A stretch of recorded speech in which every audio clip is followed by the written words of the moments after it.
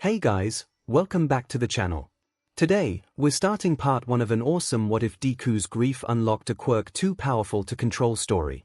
If you want to see part 2, drop a comment below and tell me what you think.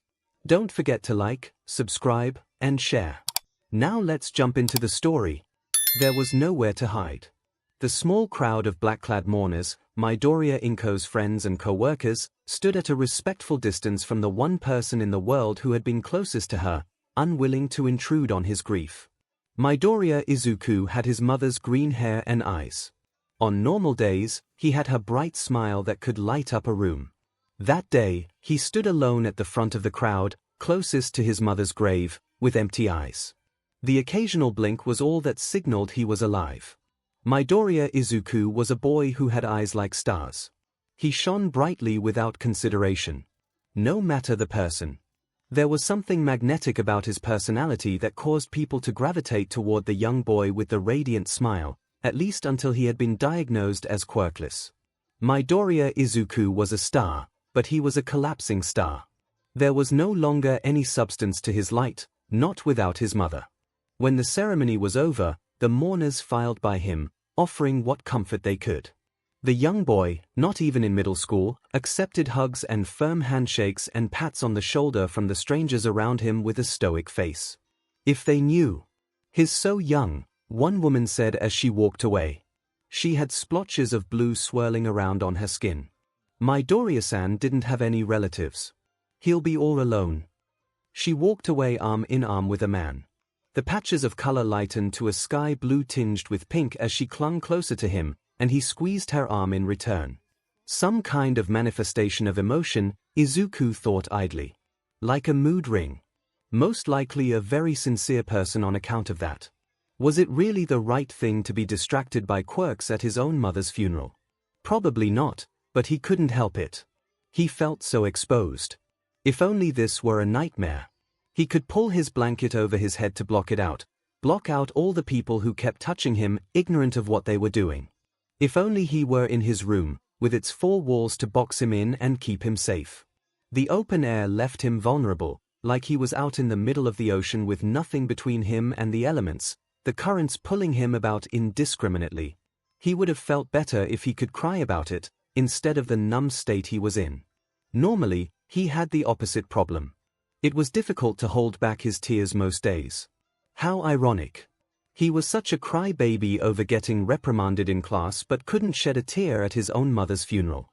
A woman with a head of blonde spiky hair approached him last of all, flanked by her husband and son. "Auntie Mitsuki," Izuku croaked, the first words he had spoken all day. Mitsuki held out her arms.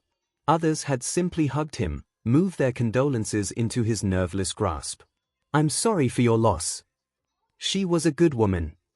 It was the discharging of a duty on their part, and it was his duty to accept. This was an offering. It was for him. Izuku stepped forward, hesitantly at first, then stumbling over his own feet.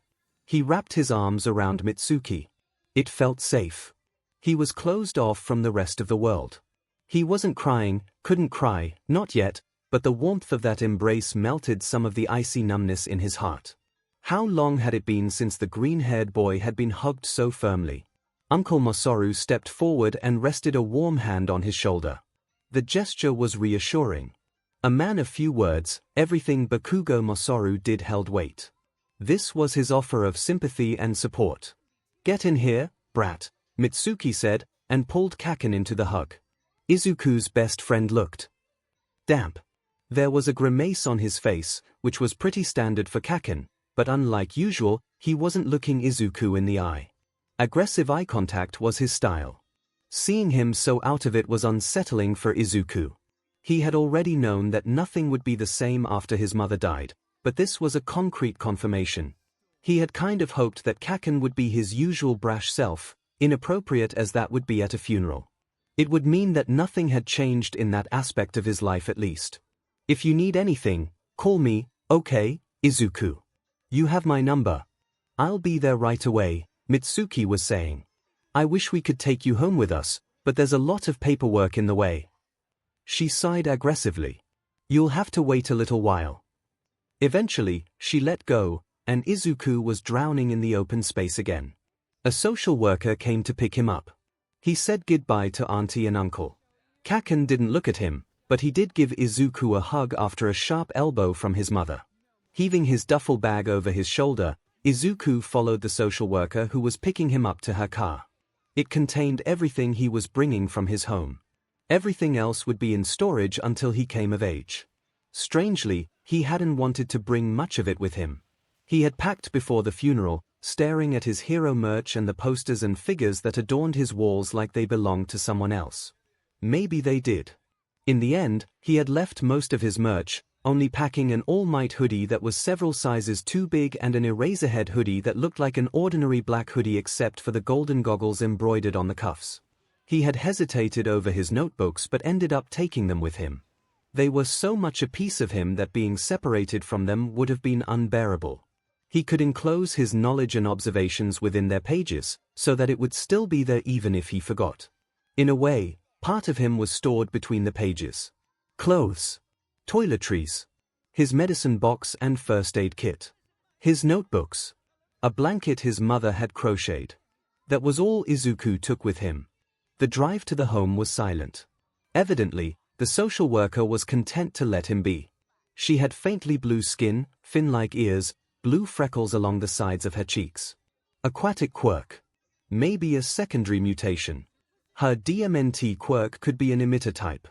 When they arrived, she took his hand and gave it a reassuring squeeze before leading him inside.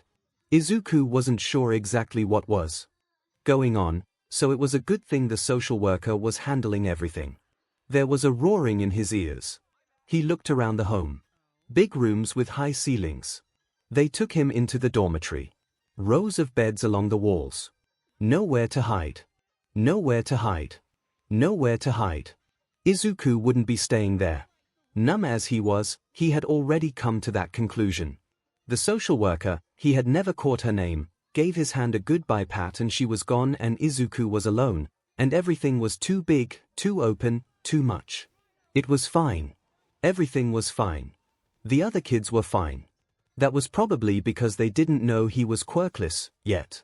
People were always different after they learned that. Everyone except everyone.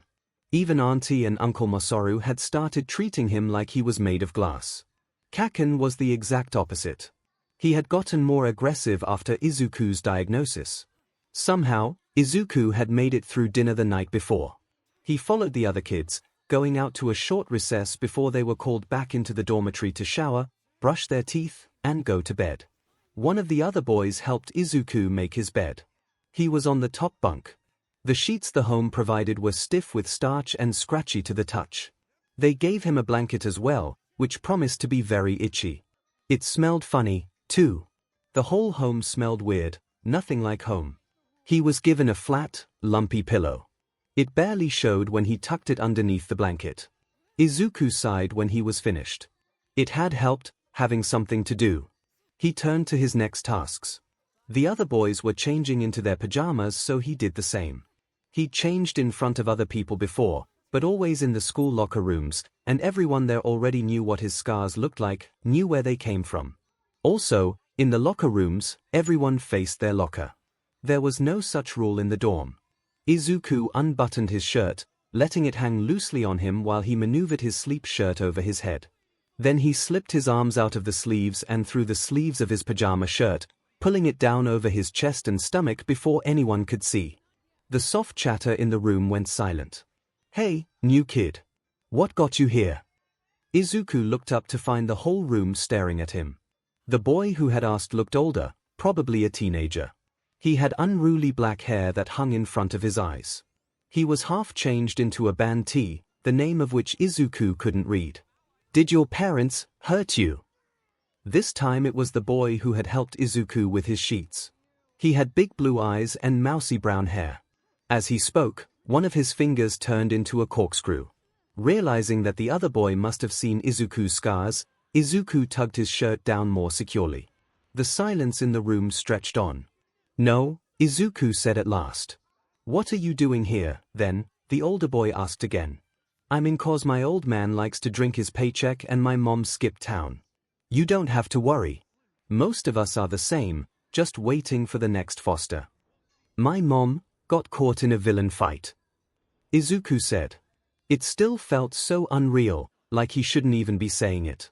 It had been days, but he couldn't shake the feeling that this was all a particularly bad dream, and he would wake up in his room with the blanket pulled over his head. His mom would be in her room down the hall, safe and alive. He could sneak into her room and curl up at the foot of her bed. Oh, the older boy said. He finished putting his shirt on and cleared his throat, clearly feeling awkward about the subject. Sorry about that. Izuku nodded numbly. He grabbed his toiletries and walked out of the dorm, down the hall to the bathrooms. Once in the shower, he turned it on and sat on the floor, letting the water trickle over him. The home's showers were small, but at least they were private. Izuku was grateful for the walls boxing him in. It didn't last very long. He hadn't been in the shower more than a few minutes when someone rapped their knuckles against the wall outside the shower. Midoriya, a man's voice said. Try to finish up. There are others waiting. Next time, keep it under 3 minutes. Izuku laid his head on his knees. He didn't want to get out, didn't want to face the others. The water drumming on his back was soothing. The man outside was clearly waiting for an answer. Midoriya. Reaching up, Izuku twisted the knob and the water shut off. Hi, he said weakly. Seemingly satisfied, the man left. Izuku sat dripping on the shower floor for a few moments longer. Although he hadn't washed it, his hair was damp. The ends dripped water down his face. The droplets ran like tears down his face. Izuku wished he could cry. Anything but this. He was still lost in his head when he returned to the dorm. The other kids gave him a wide berth, unwilling to intrude on his grief. Izuku made his way to his bed. By the looks of it, his bunkmate was already asleep, or trying to be. A shock of purple hair stuck out from the covers that had been pulled up to keep the light out. The ladder creaked beneath Izuku's feet as he climbed it, and the bed frame groaned ominously when he lay down, but it didn't collapse.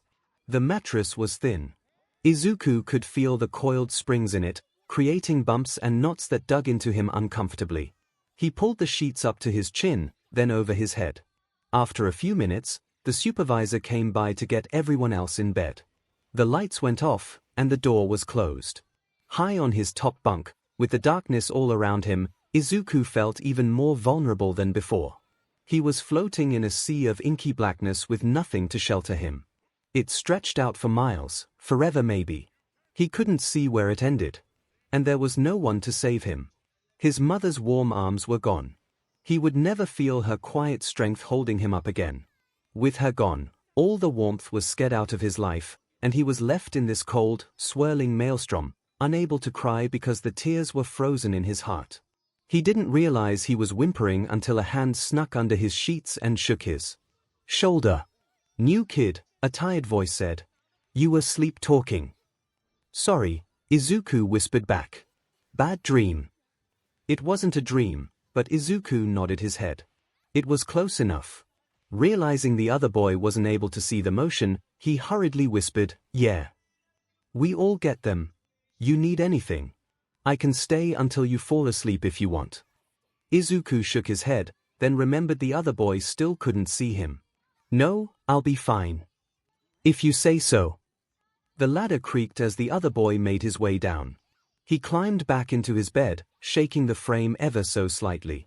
Izuku didn't know how he hadn't noticed him climbing up. He wrapped himself up in his blanket again, with the phantom sensation of his bunkmate's hands still echoing on his shoulder, grounding him. It was only a matter of time before someone asked. Asking someone's quirk was a standard icebreaker, so that time was very short. Izuku had been talking to the boy with brown hair and fingers that could shift into the standard attachments of a pocketknife, whose name he had discovered was Mori. They were dusting the main hallway of the home, which left them plenty of time to talk while they worked, and Mori was very talkative.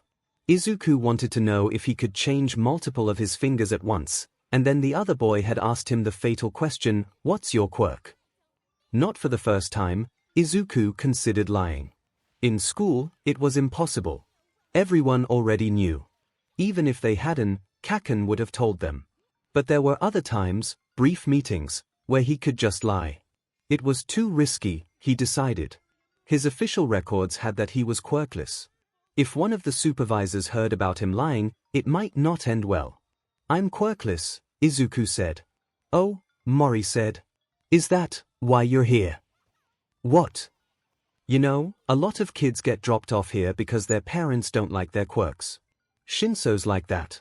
He's the one who sleeps in the bunk below you. Don't talk to him. He can control you if you do. If he tries to talk to you, you can tell one of the supervisors." Izuku decided not to comment on that. He and Shinso had spoken the night before and nothing had happened. In fact, the other boy had been nice. Nicer than anyone else at least. He decided to address what Mori had said before that. Like I said yesterday, my mother was caught in a villain attack. She never would have abandoned me.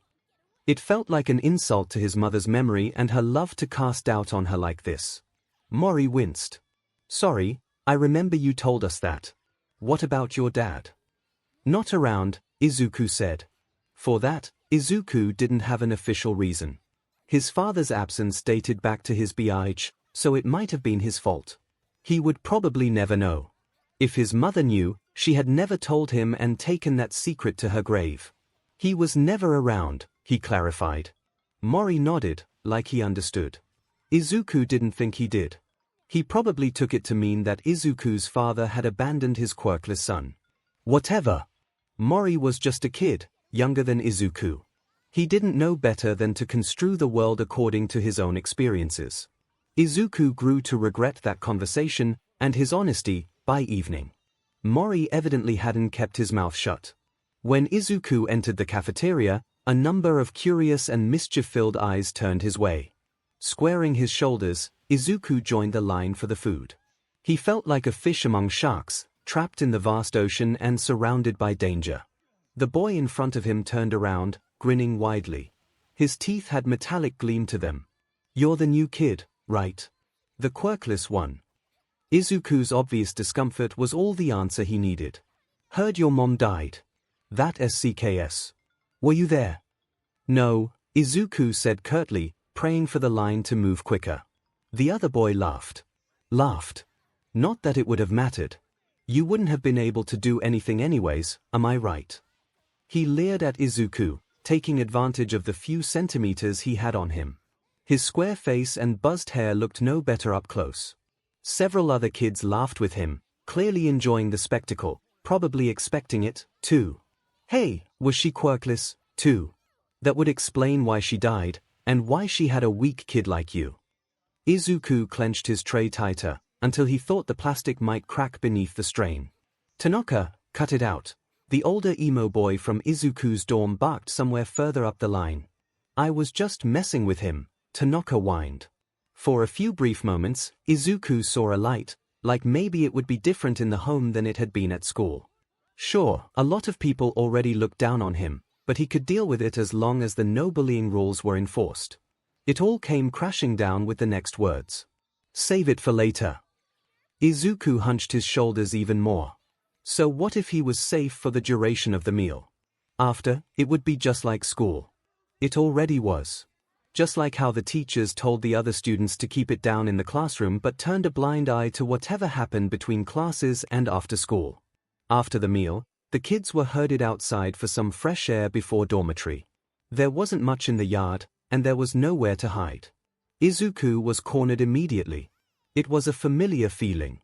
So, Tanaka crossed his arms, trying to look menacing. "You were telling us all about your weak, quirkless mama," he prompted. "She wasn't quirkless," Izuku said through gritted teeth. His head was already in a fog. The headache of dealing with bullies was too much.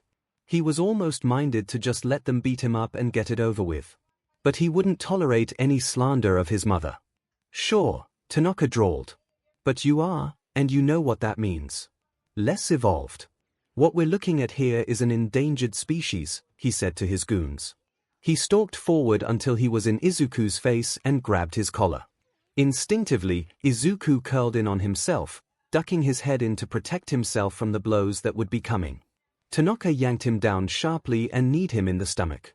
Izuku started coughing and Tanaka released him. "See, I told you he was a real weakling." Izuku's eyes were watering, but somehow he couldn't bring himself to care. He was still in a daze, and this was nothing he wasn't used to. Think he'll try to fight back? One of the goons asked. Do you think he know how to? Tanaka laughed sharply. What do you think, Quirkless? Want to fight one of us? Izuku held his tongue. Too good to answer us, here. Tanaka slapped him across the face. Izuku sank to the ground on one knee, NSNG his stinging cheek with one hand. Tanaka loomed over him, and Izuku prepared himself to get kicked. If he could just position himself right, he could prevent the worst injuries. What do you think you're doing? A tired voice drawled. Tanaka halted. Izuku didn't dare look up and expose himself, but there was something familiar about the voice. Careful, don't answer him, one of the goons hissed. What are you doing, Tanaka? The newcomer repeated. After a few tense seconds, Tanaka growled out, you wouldn't do anything.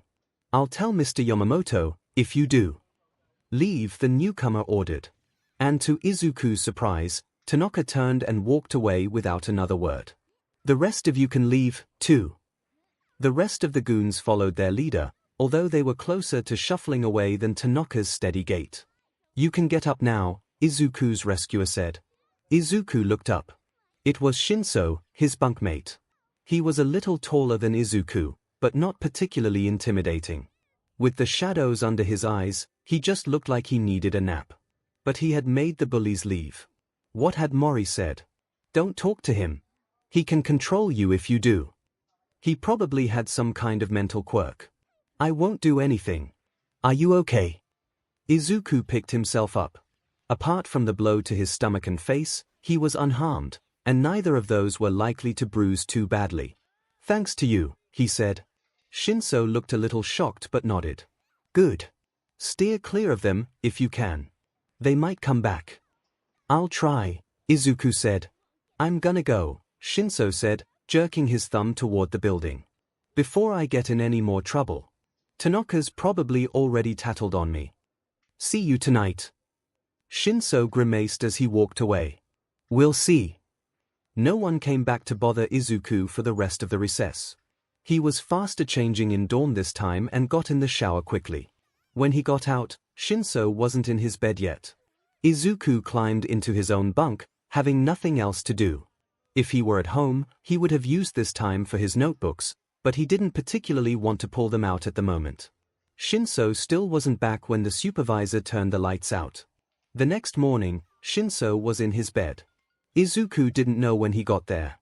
He didn't have a chance to talk to him, since mornings were a rush of trying to get all the kids ready for school. It would be Izuku's first day back at school since. He was not looking forward to it. With his school uniform on again, he looked normal. Like nothing had happened. Like his mother hadn't died and he was going to school like it was any other day. He walked slowly. The home was farther from Aldera Elementary than his mom's apartment had been, but he had left so early that he wasn't in any danger of being late. He also didn't want to be early, hence why he was dragging his steps, praying for a fight to break out so that he would have an excuse to be late. He had no such luck. He slipped into his classroom just as the bell was ringing, earning a disappointed glare from his teacher, but no reprimand as he wasn't technically late. He slid into his seat with a sigh of relief. No one had noticed him. It didn't last very long. After the lesson, their teacher passed out worksheets for them to work on quietly in pairs, and she paired him with Kaken. Kaken scooted his desk over to Izuku's with a scowl. He snatched the worksheet out of Izuku's hands and began to work on it. We're supposed to work together, Izuku began. Shut up, Kaken snapped, turning red eyes toward Izuku. I don't need help from you, nerd. Izuku tucked his hands into his lap and kept his head down, not daring to say anything else. The old hag is worried about you, Kaken said, after they had sat in silence for several minutes. Keeps telling me to take care of you. It's dumb. Sorry. Shouldn't be my job to look after a weakling like you, Kaken grumbled. I got better things to do. Sorry. You should be. It's your fault. Kaken carried on with his work, thinking nothing of his words, but Izuku froze. Your fault. Your fault. Your fault. His mind had been screaming those words for days now, till the sound blended into a white noise muffling everything else. He had been able to tune them out. He hadn't been there. There was no way his mom would have been able to make it out no matter what. It wasn't his fault. It wasn't. It was. Hearing the words out loud cemented it. 𝐭𝐿 might have as well have punched him in the gut. All the air had been forcefully pressed out of Izuku's lungs.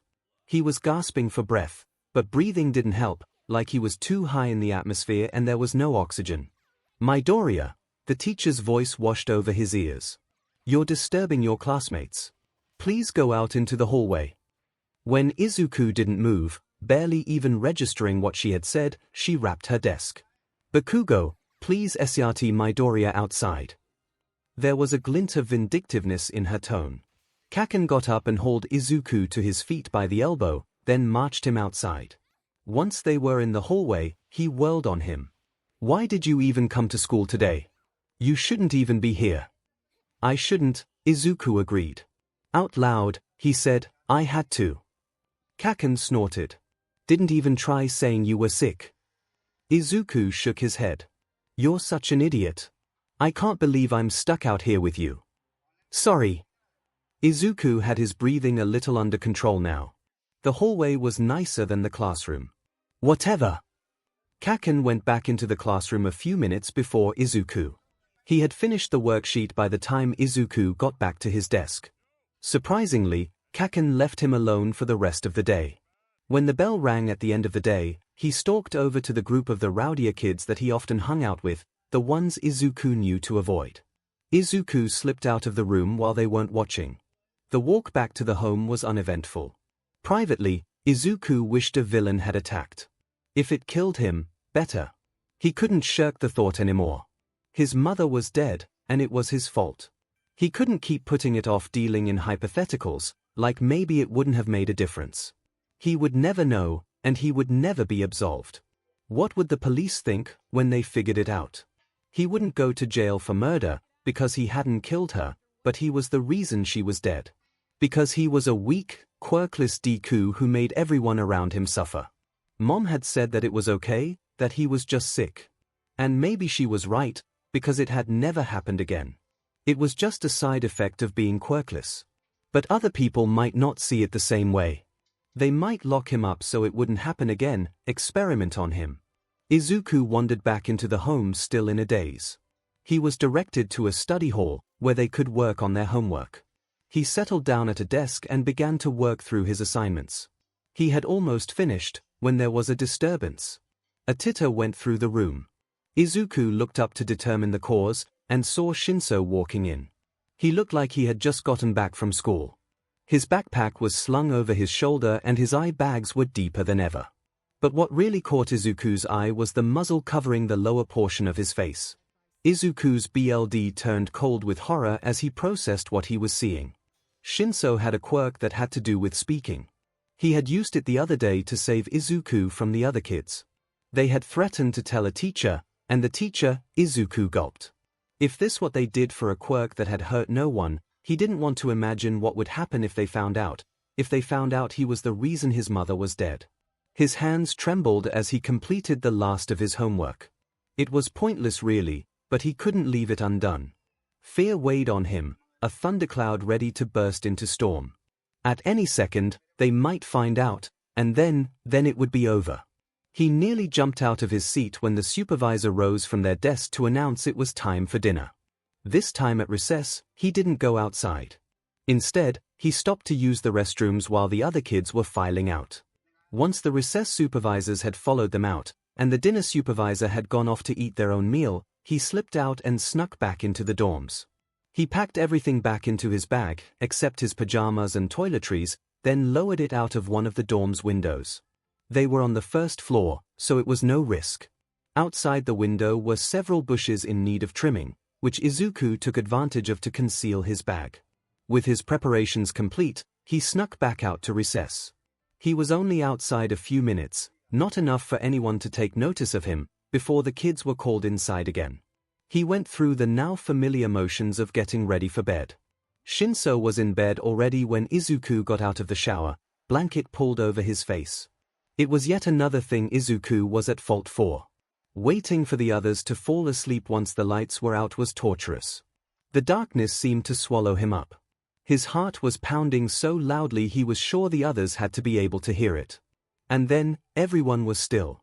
Izuku crept out of his bed, grabbed his clothes, and climbed out the window. He turned his back on the home and ran. Izuku briefly considered going to Auntie Mitsuki, but just as quickly threw that idea away. If she knew what he had done, she was Mom's friend, she had every right to be angry at him. There were some problems with being on his own. For one, he was 8 and had almost no money. Actually, that was pretty much it. Izuku remembered his mother had a savings account for him, but he had no way to access it. That left him with just the small stash of cash he had saved up from his allowance. It was quickly dwindling. He stumbled into the train station and bought a ticket. He had done it before with his mom. The lady at the desk, bright red irises, wore color-correcting lenses, smiled at him and helped him count out the change. Izuku didn't really need help with the counting. He was good at math. It was just a lot for his small hands to hold. She told him to hurry home. He gave her a tiny, scared smile and hurried onto his train. The car was mostly empty. A few passengers dozed in their seats or browsed their phones. No one noticed the tiny boy who curled up in a corner until he was practically out of sight. He liked being on the train. It was compact without being cramped. Izuku could scrunch himself into a corner and still see the open section of the car. Trains were nice. When he stumbled onto an unfamiliar platform, it was very late. If anyone thought it was odd for an 8-year-old to be out so long after his bedtime, they didn't mention it. He wandered the darkened streets, shivering at the wide expanse of the sky overhead. Eventually, he turned down an alley and tucked himself into the crack between the wall and a dumpster. He briefly considered climbing into the dumpster itself, but one sniff dissuaded him.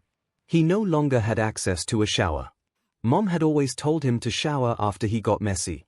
Hugging his bag to his chest, Izuku pulled the hood of his hoodie over his head. He closed his eyes, and exhaustion washed over him. The thing about sleeping soundly was that waking up from it was the absolute worst.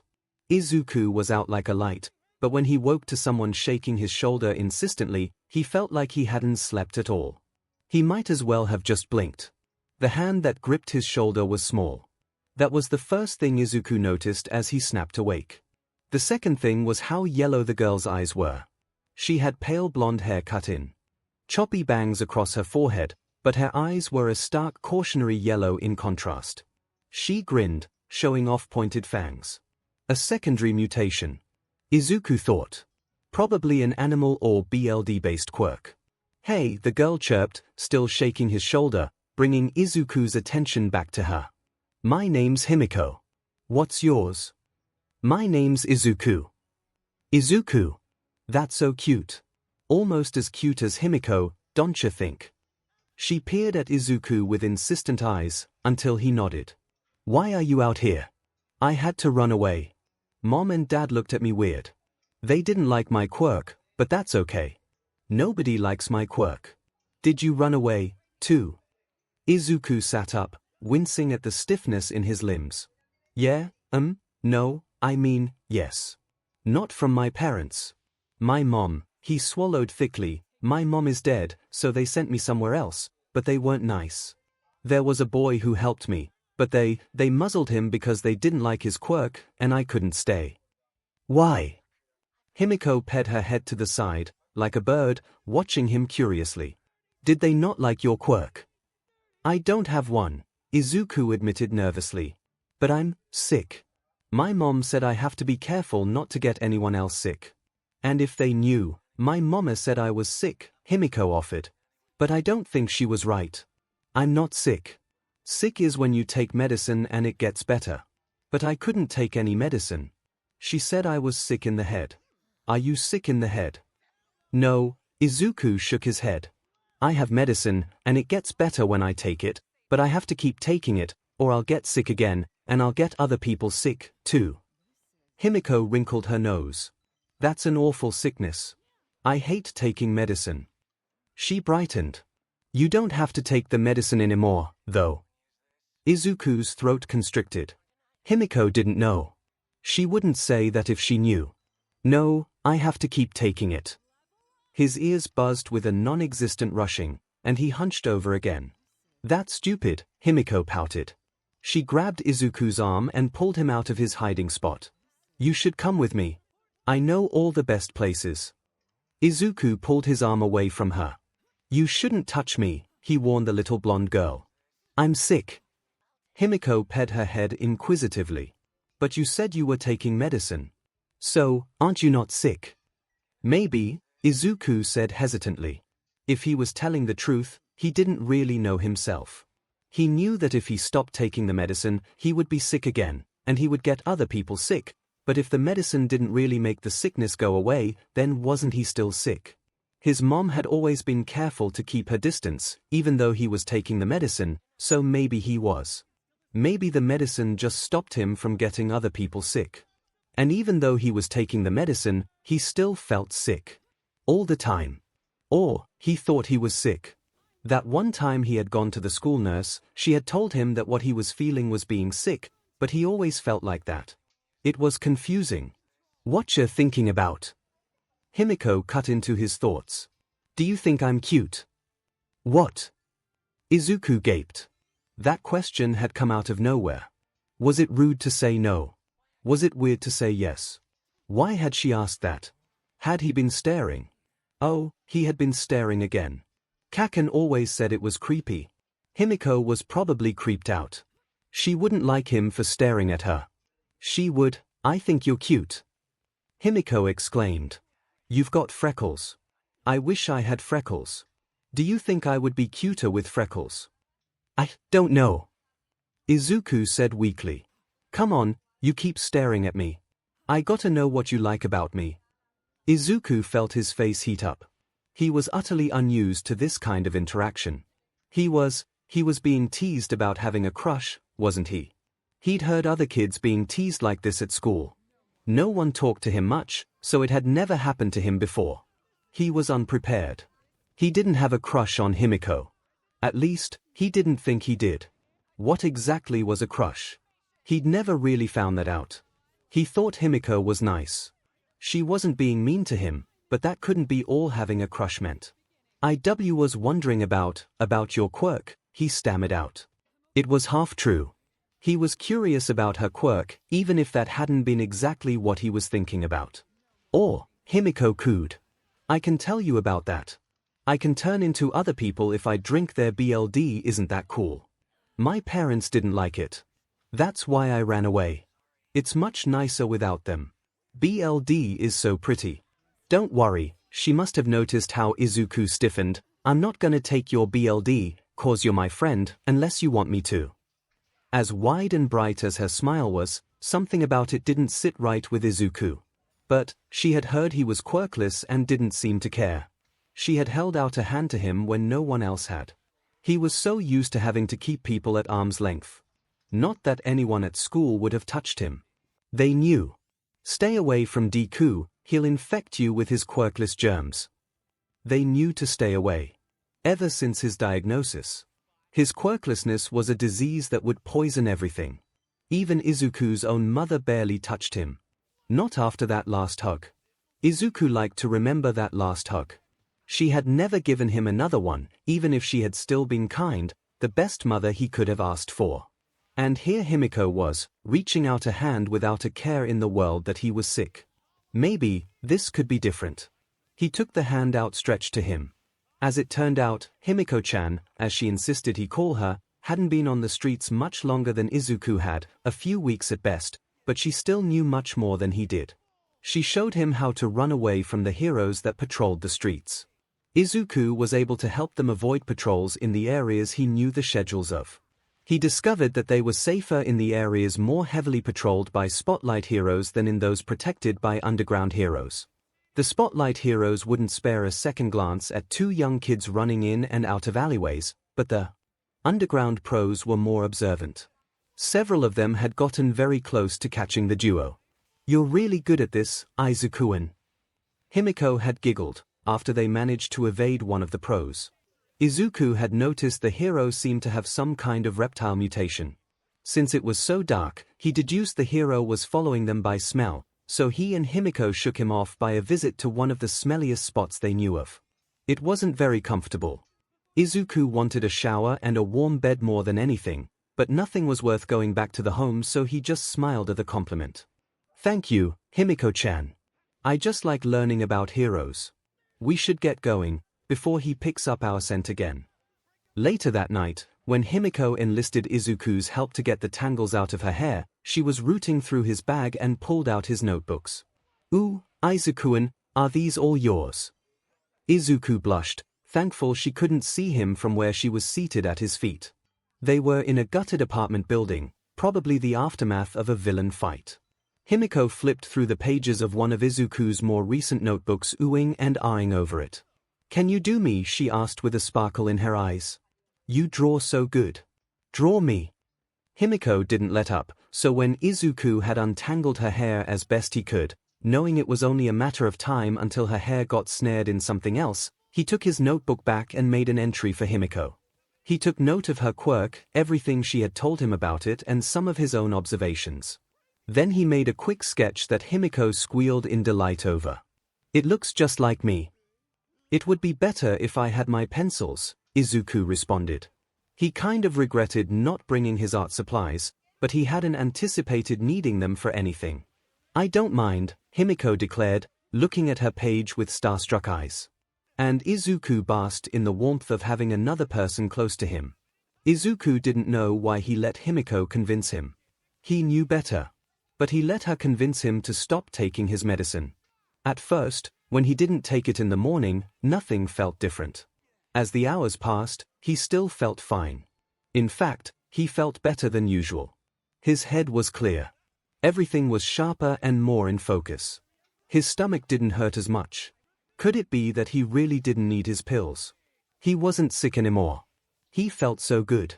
That evening, Himiko had gone into one of the empty rooms in the apartment to eat. She liked eating by herself. That was something Izuku had noticed. He figured it was because of her quirk. He wasn't expecting her to burst back in, blood dribbling from her mouth and a stunned expression on her face. Panic surged in his chest, closing around his heart with a tight grip. Someone had hurt her. They must have been found. They had to run. "It doesn't taste good. Why doesn't it taste good?" she wailed. "Himiko-chan, what is it?" Izuku demanded. Himiko turned teary eyes toward him.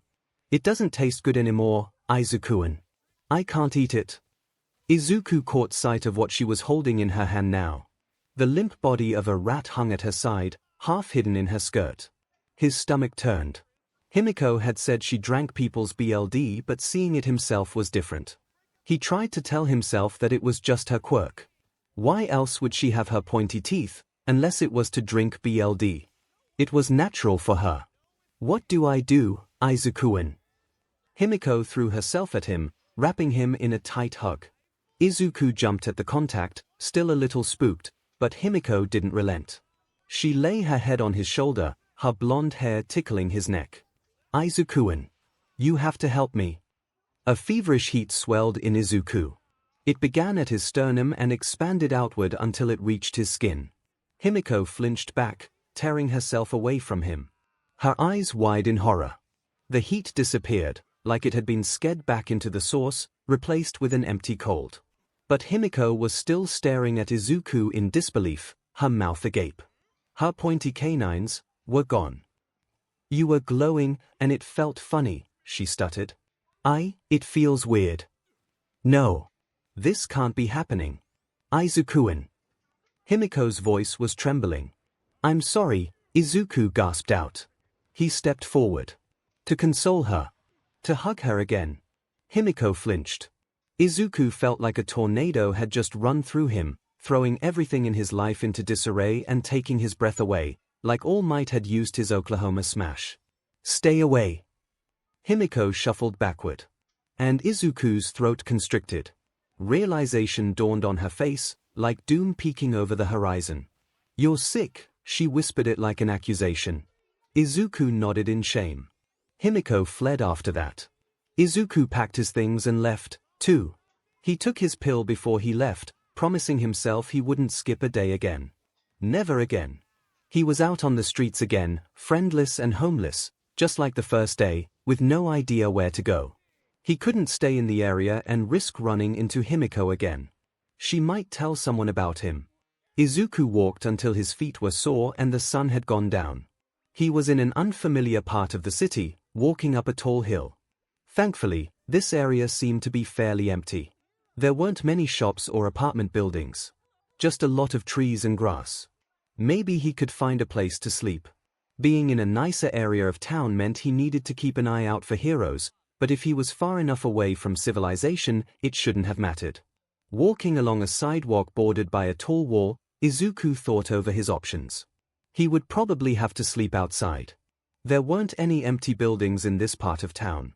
If there was a park on the other side of the wall, that would be a good spot. If it had a public restroom, even better. Izuku rounded a corner and approached the entrance. He reached the gates and stood stock still in shock. The logo on the gates was UA. He raised his eyes to look at the tower rising in front of him through the bars. It hadn't been visible before due to the angle of the wall obscuring Izuku's vision. This was UA, the best hero school in the country, All-Might's alma mater. If Izuku had to pick a dream high school, no matter how many years away from that he was, it would have been UA. And he was right outside the gates now. He hadn't intended to come here. It had been an accident, but it felt like fate, like he was a stray comet pulled into the hero school's orbit. The pull tugged him closer, beckoned him inside. He wanted to go inside. In the time he had spent with Himiko, the school year had come to a close. Izuku couldn't bring himself to care at the time. Now, the fact came back to his mind with a jolt. School was out. If there was no school, no one would be in the school building. He could stay there. It was too perfect. Izuku hesitated in front of the gates. UA was a hero school. It probably had really good security. The gates would be locked, but maybe he could climb over the walls. They had spikes on top of them, there might be a spot with a tree he could use to drop over. No, the security couldn't be that lax. Before he could get too caught up in his thoughts, the gates beeped and opened in front of him. Izuku jumped back and gaped in astonishment. He quickly looked up and down the road to see if there was someone coming, but no one was in sight. When the gates stayed open, he took a hesitant step forward, then another. Before the gates could close, or he could lose his courage, Izuku dashed through. He was inside UA. The school All Might had gone to. The top hero school in Japan. If he wasn't so scared of being caught, Izuku would have squealed for joy. He put as much distance as possible between him and the gates, moving toward the main building through the bushes instead of the path. His heart was beating furiously. What would they do to him if he was caught? Would he go to jail? They might make him go back to the home. Even with the adrenaline, Izuku was getting tired. He thought about curling up on the ground in the bushes but dismissed it. He would be found too easily. He needed a good hiding spot. The best spot would be one of the exterior buildings. He dragged himself toward the nearest one. To his surprise, the nearest one was unlocked. Breaking into buildings with Himiko had never been this easy. Maybe UA was so confident in its exterior security that the buildings inside the compound were considered protected. He slipped inside, noting the open layout. The walls and floor were padded. An entire wall was covered in mirrors. There were punching bags hanging in one corner. Izuku explored for a few minutes. There were a few other rooms, a weight room, a room full of treadmills, the showers, and a small room with some vending machines. A drink must have fallen off the shelf, because it was already in the dispenser. Izuku seized it happily. There was a protein bar in one of the other machines. He was getting really lucky tonight. Himiko had showed him how to shake vending machines to get stuff to fall, but it didn't always work, and he felt bad doing it. A clock on the wall with glow-in-the-dark hands showed that it was now past 10. As sleepy as he was, Izuku didn't want to go to bed yet. He desperately needed a shower, but if someone came in, it would be difficult to hide. They would hear the water running immediately. No one would be coming in so late, right? Izuku gave in after a great deal of deliberation. He really was feeling gross. While he was with Himiko, they had only occasionally been able to shower, and it had been days since his last. Feeling much better after a quick wash, Izuku re-entered the main body of the gym. He still wasn't comfortable sleeping out in the open. If someone came in early in the morning, they might find him. He was almost ready to give up and just hide beneath some spare mats in the cleaning closet, when he noticed the building's emergency escape map posted near the door. He looked it over closely, in case he had missed a room. It was just a simple outline, but something about it wasn't right. The rooms were all in the wrong places, like the map was flipped backward. Izuku tugged the plastic sheet down. It was fastened to the wall with a magnet, so it came down easily and he would be able to put it back. He turned it over to see if the map was different on the back. On the back was a string of letters and numbers, 1000 AU5. Izuku turned the paper over. The code was in the same spot as the weight room on the map, which was where the vending machines were in the actual building. He put the map back in its spot and trudged over to the vending machines. None of the snacks' codes matched the one on the map. Out of curiosity, Izuku inputted it anyways. Maybe it was a super secret snack. He jumped back when the machine began to rattle. His eyes grew wide as the machine slid to the side, revealing a passage in the wall. Izuku caught his breath. A secret passage. He looked around, fearful that he might have set off an alarm, but nothing happened. After 15 seconds, the machine slid back into place. Izuku retreated the entrance and retrieved his bag. Taking a deep breath to quiet his fears, he entered the code again. When the passage opened, he delved into the darkness and let it close behind him. To his surprise, the passage, if a little dusty, was actually quite well maintained. It was smooth concrete with RBB padding on the floor. There was a STRP of lights along the ceiling, just enough to see where he was going. The tunnel only went on for a few feet before Izuku reached the end. Thick metal steps were fixed into the wall, forming a ladder going down. Izuku climbed down to find himself in a tunnel identical to the one above, except longer. He walked down it, admiring how the flooring dampened any sound he made. He wondered if these tunnels ran underneath the entire school. Maybe they were just to connect this one gym. He didn't even know where this particular tunnel led. It might have been a secret tunnel out of UA, which would be nice if he ever wanted to sneak back onto the campus. The tunnel looked like it had been used before, but not like it had seen very much use, so it was likely not many people knew about it.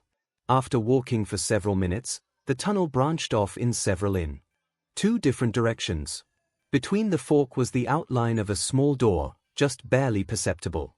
Izuku pressed on it, and it swung open, revealing a room only about 2 by 3 meters. The door closed softly behind him. There was a handle and a latch on his side, so he could open it or lock it as he pleased. He locked it immediately. Letting out a breath he didn't know he had been holding, Izuku set down his bag and sprawled out on the floor using it as a pillow. He was so tired. And lonely. Ever since that night that Himiko had found him, he hadn't been alone. He had liked her. She knew he was quirkless, but she had still been nice to him. And she had a cool quirk. But he had gotten her sick. He should have known better. Now she was sick because of him. The little boy curled in on himself, burying his face in the side of his bag. The world was a big, big place, and he was very small. People assumed many things about Principal Nezu. They assumed that because he was an animal, he hated humans. They assumed that he was logical above all else, with no regard for emotions. They assumed that he cared only for himself. In many ways, they were not wrong. Nezu was an animal, and he did dislike humans. He had observed over the years that people had greater sympathy for their own species than any other. He had very little experience with that. Those he considered to be of a similar species to himself were few and far between. Quirked animals were rare, and animals with sentience were even more rare. Humans could not understand his experiences. They were fundamentally different.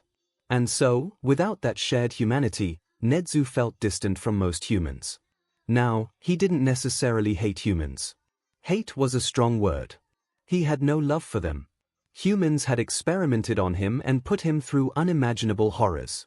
However, he understood that not all humans were like that. Many would have opposed the actions of their fellow humans had they known. Still, Nezu could not tame the animosity he felt toward the entire race. Nezu was very proud of the fact that he was logical, but he had to disagree with the statement that he had no regard for emotions. He had some emotions, although he was not so affected as most humans seem to be. and emotions were simply an additional factor to take into account when dealing with humans. It would be illogical to ignore them. And 𝐻𝐻𝐻 did not care only for himself. He was selfish, that much was right. He cared fiercely for his school. That care extended to the students and the teachers as well. UA was his school. He cared about it as an extension of himself. There was one more thing that people did not know about the principal.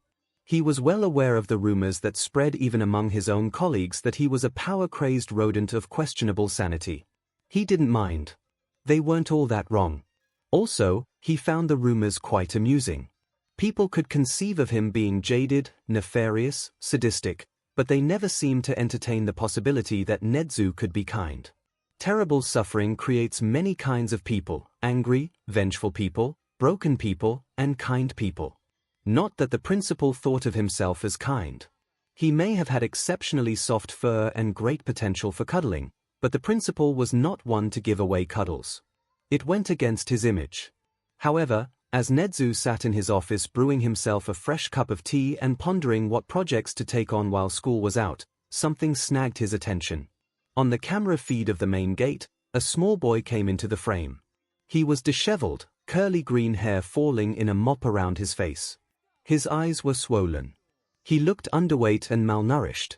A grimy yellow backpack was slung over one shoulder.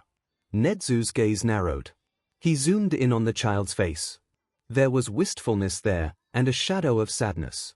Curious to see what would happen, 𝐻𝐻𝐻 opened the gate, and after staring for several seconds, the boy went in. When the boy stopped at the nearest building instead of the main building, 𝐻𝐻𝐻's suspicions were confirmed. The boy wasn't there to sneak into the hero school or vandalize. He was a little young for that anyways. No, he was seeking shelter. 𝐻𝐻𝐻 unlocked the door and triggered the vending machines to dispense some food. He observed how the boy, investigating his surroundings, disappeared into the bathrooms and emerged with dripping hair, then paused in front of the building plan. Oh, 𝐻𝐻𝐻 thought. He sipped his tea in anticipation. His ears twitched in delight when the boy took the map down and looked at the back. A manic grin spread over his face when the boy approached the vending machines, revealing the tunnels. In all his years at UA, none of the students or staff had ever solved the secret and found any of the entrances to 𝐻𝐻𝐻's network of secret passages, with the exception of 𝐿, but that was because 𝐿 accidentally dug into one of them. He had technically found the entrance, but it didn't count. 𝐻𝐻𝐻 swayed his camera feed to show the tunnels. The boy didn't go far, stopping when he came to the first crossroads and popping into one of the secret rooms. He lay down to sleep and 𝐻𝐻𝐻 leaned back in his chair, humming to himself. His tea had long since grown cold. He had time while the child slept to consider his next move. A lesser being might have called Child Protective Services. 𝐻𝐻𝐻, from his dealings with the Hero Public Safety Commission, had a healthy dislike of bureaucracy. Finding and exploiting loopholes and laying down the law to criminals were some of his favorite pastimes, but systems like that were the bane of his existence. They reminded him too much of a past he would rather have forgotten. No, 𝐻𝐻𝐻 had no plans of sending the green-haired boy away. This vacation would prove to be more interesting than he had anticipated. Izuku awoke many hours later with an ache in his neck. He sat up and looked around the room, remembering the events of the day before. There was an echoing ache in his heart when he remembered leaving Himiko. First of all, he rummaged through his bag, bringing out his medication. And swallowing the pill. He wouldn't be making that mistake again. He had no phone and there was no clock in the room, so he couldn't be sure what time it was. There were some dim lights on in the room that hadn't been on the night before. Perhaps they were on a day-night cycle. His stomach growled, interrupting his thoughts. If he wanted food, Izuku would have to explore. He had gotten lucky last night when he found the food in the vending machines. That wasn't a steady source of food. He could scavenge other vending machines. There were probably several across the school, but without people using them, he was unlikely to find anything. Searching for spare change so he could buy food himself was an option, too, but again, he was unlikely to find enough to make it sustainable. He wanted to keep the few coins he had hoarded in case of an emergency. Even more worrisome, going out during the day put him at risk of being caught and being sent back to the home. Izuku made a quick trip back to the gym to check the time. It was light outside, so he retreated back into the tunnels. Back in his room, he huddled himself in a corner to while away the hours until it was dark again and safer for him to come out. He took out his notebooks and began updating some of his entries. Unfortunately, Izuku didn't have a phone, and there was obviously no TV or computer, so he didn't have access to a newsfeed to reference. He had only occasionally been able to catch snippets of news broadcasts when he was with Himiko, but he had gotten opportunities to watch heroes up close, which was even better. He had a lot of notes to take. The task engrossed him for several hours, so long, in fact, that Nezu, who was watching in fascination at his desk, grew a little concerned. The boy hadn't eaten in hours or had anything to drink. The principal considered his dilemma for a moment. The boy would be spooked if it appeared someone was watching him. Nezu couldn't do anything obvious or show up in person. But perhaps, if he left the right clues, he could lead the child in the right direction. The first step was to get the child out of the room. Nezu wanted him to feel safe, so scaring him wasn't an option. Slowly, so as not to abruptly cast darkness upon the room, Nezu dimmed the lights. Eventually, the boy had to squint as he wrote. He looked up from his notebooks, noting how the lights were getting dimmer. He left the room again and went to the gym. It was still light outside, which seemed to perplex the boy. The boy crept out to check the front door. Nezu had decided to lock it, to keep anyone else out. Now, he wondered if it would make the boy feel trapped. However, it actually seemed to reassure him. He stood up straighter, stopped by the bathroom, and examined the vending machines again. Nezu had dispensed more snacks. It wasn't a good long-term solution. A growing boy needed a better diet, especially one as small as that. He needed fresh fruits and vegetables, things Nezu couldn't provide through a vending machine. Perhaps he could make some modifications to the boy's room. That might arouse suspicion if the additions were too obvious. But a hidden cabinet with food and clothing, some bedding too, if it appeared to be for emergencies, yes, that might work. He would have to wait until the boy was out to install it. It would be easy to lure the boy to the main campus. He was an ardent hero fan, if his notebooks were to be believed. He would probably venture there on his own soon enough. In reference to his notebooks, Nezu was absolutely delighted. They were undoubtedly childish, but they held a great deal of promise. 4 simple observations, they were very thorough. The boy was asking all the right questions about the quirks he saw and the uses the heroes put them to. It had been some time since Nezu had been so interested in a student. He had no expectations of this when he allowed the boy onto campus. He had merely hoped to help a lost child likely in desperate circumstances. But this, well, to put it lightly, Nezu was invested. He watched as the boy returned to his room and curled up with his notebooks, the lights being back to their normal brightness now. Nezu kept an eye on the boy for the rest of the day, although the child didn't move much. While he watched, the principal continued the search he had begun the night before to discover who the boy was. He had an estimation of an age, a physical description, no idea of his quirk, and no clues as to his name. Nezu relished the challenge. He had begun with missing persons reports, and when he found no match, he expanded his search. It was possible the child had run from an abusive situation and his guardians hadn't bothered to report him missing. Nezu ground his teeth at the thought. He despised humans for what they had done to him, of course, but to see them act so callously toward their own young made his blood boil. He cast a wider net, hacking into medical registries in hospitals and school databases. Thanks to high specs, the principal was able to sift through the files quickly, cup of tea in hand, occasionally taking a sip. When he pulled up a new page, finally finding a match, he abruptly set his cup down and shifted forward in his seat. He read the file several times over to be sure. Midoriya Izuku. That was the boy's name. He was older on paper than the principal had suspected. He would have guessed 6 or 7 from the boy's size, but he was 8. Nezu had both his medical history and his school file open on his computer, regarding them through narrowed eyes. He came across the name in a police report and pulled that up as well. They painted a tragic portrait. Midoriya's mother had died as a result of a villain attack, and his father was nowhere to be found. He had been placed in a home while a foster situation was figured out. He was a student at Aldera Elementary, where he had been marked absent for nearly 2 weeks now. And no missing persons report had been filed. 𝐻𝐻𝐻 had a feeling he knew why. In the boy's medical file, and in his school profile as well, was the word in bold, like they wanted to draw attention to it, quirkless. It was vile. 𝐻𝐻𝐻 was sputtering in rage. He could only guess what the boy had experienced for him to have run from the only shelter he had in the world. No matter. Those days were past. He was 𝐻𝐻𝐻's now.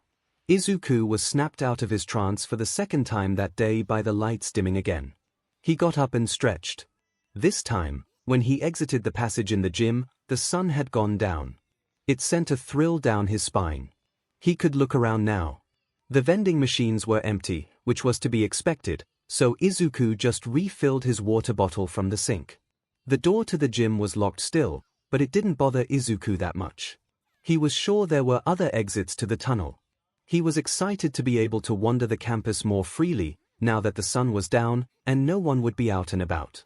He was still scared of getting caught, but he felt a little more confident. Making his way back into the tunnels, 𝐒𝐿 tripped back to his room. He turned to the path on the left first, remembering something he had read about always turning to the left in a maze. He liked the tunnels a lot.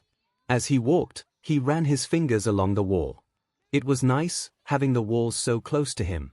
The next door was several minutes of walking away, and then 𝐒𝐿 discovered a whole network of tunnels. He climbed a ladder up, and the tunnel turned from concrete to paneled wood. There was a door with a tiny peephole in a knot in the wood. It was just at 𝐒𝐿's eye level. He peered out and saw a hallway with tiled floors. He guessed that he was in the main building now. 𝐒𝐿 moved on, navigating twisting passages, climbing up, trying out a fireman's pole, and discovering the entrance to the vent system. That was easier to navigate. While the secret passages in the school's walls were a veritable maze with innumerable dead ends and loops, the layout of the vents made more sense. The downside was that he had to crawl, although it did make him feel like a spy in one of those pre-Quirk action movies. He could see into all the different classrooms, the cafeteria, the teacher's lounge, the nurse's office. It was a lot of fun. Crawling on his stomach was a little uncomfortable. He was probably making a racket, so it was a good thing there wasn't anything else around. He kept banging his head on the ceiling or kicking the walls so that the sound echoed down the air. He was in the cafeteria, crawling down a vent leading out of the room. His stomach growled quietly at the reminder. The cafeteria still smelled of food, all kinds of savory dishes. 𝐒𝐿 thought he could detect the aroma of katsudon mixed into the bouquet that had seeped into the woodwork. He hurried down the new route to get away from the smell before his stomach could start digesting itself. He ended up in the kitchen. It was a huge, industrial-size kitchen with many work tables, ovens, stoves, and even a huge walk-in freezer in the back. The refrigerators lining the back wall were what caught 𝐒𝐿's eye. A second later, he was fiddling with the grate keeping him from the room. It was bolted shut, and while his fingers could fit through, he couldn't reach the bolts to unscrew them. 𝐒𝐿 sank back defeated. He would have to go back to the passages and wander around until he found the kitchen, if there was even a tunnel there. There probably was, but it wouldn't do to get his hopes up. Or, he could just use the hallways. It wasn't like there was anyone there anyways. 𝐒𝐿 scrambled back to the entrance into the secret passage, not caring how much noise he was making. He fell face first onto the floor in his haste to wriggle out of the enclosed space, but picked himself up quickly. He threw himself against the secret entrance to the hallway, about to sprint to the kitchen, when he had an idea. Instead, he turned in the direction of the support department. 𝐒𝐿 had seen the room from the vents, but walking in on the floor, it was much more impressive. There was a forge in the pack, and piles of scrap all along the walls. Blueprints hung from the ceiling or papered the walls, stuck in corkboards or taped with electrical tape. The biggest workstation in the front, and the messiest one, had to be power loaders. 𝐒𝐿 knew about him. He had a page in his notebook about him and the cool machines he built. Actually, he had several pages, because Power Loader was always upgrading his suit, and every upgrade merited a new sketch. He briefly considered rooting around in the papers littering the Pro Hero's desk to see if he could get a sneak peek of the newest version, but decided against it. After rummaging through one of the common toolboxes for a screwdriver, 𝐒𝐿 left with a longing glance behind him. He wanted to look around more. There was so much cool stuff in there, but he had to get to the kitchen. The first thing Izuku did when he got to the kitchen was to locate a stepping ladder in one corner. He set it up underneath the vents and climbed up. He unscrewed the vent cover. Careful not to lose the screws, he set it inside the vent. He had chosen one that was off in a corner that didn't have a lot of appliances. It was on the same wall as the door, but on the opposite side of the wall, so it wouldn't be seen by anyone entering. He just had to hope no one noticed. The next order of business was food. Izuku was ravenous. He wandered into the pantry. There were bags of rice, flour, noodles, and all manner of ingredients he couldn't eat. At last, he found a crate of apples in the corner, next to a crate of potatoes. The green-haired boy left the pantry munching on the fruit and moved on to the refrigerator. Like the pantry, there was no ready-made food, but there was milk and juice. He found a measuring cup in a drawer to drink from and used that. There were eggs in the fridge, but he wasn't sure if he could make anything with them. He had watched his mom make eggs before. Maybe another day. Poking around the kitchen a little more, Izuku found several boxes of packaged goods, meat buns and other snacks like that. He hesitated, wondering if this was stealing. He had done a lot of similar stuff with Himiko, and she had assured him it was fine. And he was hungry. He didn't like it, but he had no other way of getting food. He wasn't taking very much. It shouldn't make that much of a difference. He didn't take enough for it to be noticeable. When he returned to his hiding place, his pockets bulged with apples and packaged pastries. By the time he had been living in the tunnels a week, Izuku had gotten much more comfortable in his new home. He was even able to go out during the day. Over the course of the week, he had explored most of the main tunnels. He was still discovering more tunnels. There were secret passages within the secret passages. There weren't many people in the school. He had caught sight of 𝐿, Lunch Rush, and Nezu. Other pros came and went for meetings, but it wasn't very busy. Izuku took to watching from the vents. It made him feel a little less lonely. Also, these were heroes. They were the people in his notebooks come to life. No one had noticed him yet. Well, if they hadn't done anything about it. Izuku had his suspicions. After his first visit to the kitchen, he had returned to find the vent cover back in place. However, instead of being screwed in, there had been hinges installed and a magnet to keep it closed. It was still a jarring drop to the floor below, and Izuku had to move a table so he could climb back up, but it was nice not to have to take a detour. He hadn't found the secret entrance in the kitchen yet. There were some other suspicious things. Like how the doors were always unlocked when he needed them to be. He had watched 𝐿 unlock the door to the support lab in the morning several times, but when he had gone there, it had been unlocked. The lights in his room continued to wake him up at strange times. He had discovered a cabinet in the room that he couldn't remember seeing before. It should have been obvious, but he hadn't found it until the third day. It smelled of sawdust when he opened it. Inside was a futon, pillows, several sets of clothes in varying sizes, including his own, and a supply of notebooks and pens. There was a flashlight, too, and a radio that Izuku made sure to keep off during the day when anyone might have been around to hear it. In the evenings, he listened to present MIC's radio show, just like he used to before everything. Yes, someone knew he was there, but they hadn't done anything. They were okay with him being there. For now. What do you mean Izuku isn't here? Mitsuki yelled. She regretted it when she saw how the woman behind the desk flinched. I'm sorry, Bakugo-san, but he was removed from our custody. Then where is he? The woman cowered, timid as a mouse. I can't tell you that. It's against our policy and the law to hand out personal information like that. You'll have to get in touch with his social worker if you want more information. Mitsuki huffed but recognized the logic. Thank you for your time, she said brusquely. She turned on her heel and left the home, dragging a surly Katsuki with her. She had dropped by for a visit with her son. The home was some distance from their apartment, the opposite direction from Aldera Elementary School, so she had to make time to come over, only to find out that Izuku had been moved. It had been more than 2 weeks, closer to 3, since the funeral. Truthfully, Mitsuki felt bad about waiting so long. The kid was all alone now that Inko was gone. She was trying to get the foster paperwork taken care of. The last time she had spoken to Izuku's social worker, She had said it would take time for the paperwork to go through. The least she could do was be there for Izuku so he wouldn't be among complete strangers in the meantime. He had Katsuki at school, but school was out now. She should have come sooner. Speaking of Katsuki and school, once they were back in the car, she turned to her son.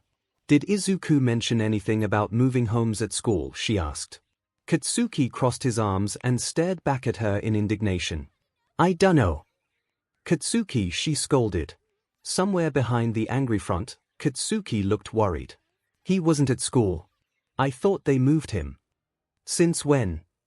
"He came in for one day, and then he didn't show up anymore." "What did your teacher say? Was he transferred?" "He didn't say anything." Katsuki was getting more and more surly. Talking to him was like pulling teeth. "Why didn't you say anything?" Mitsuki demanded next.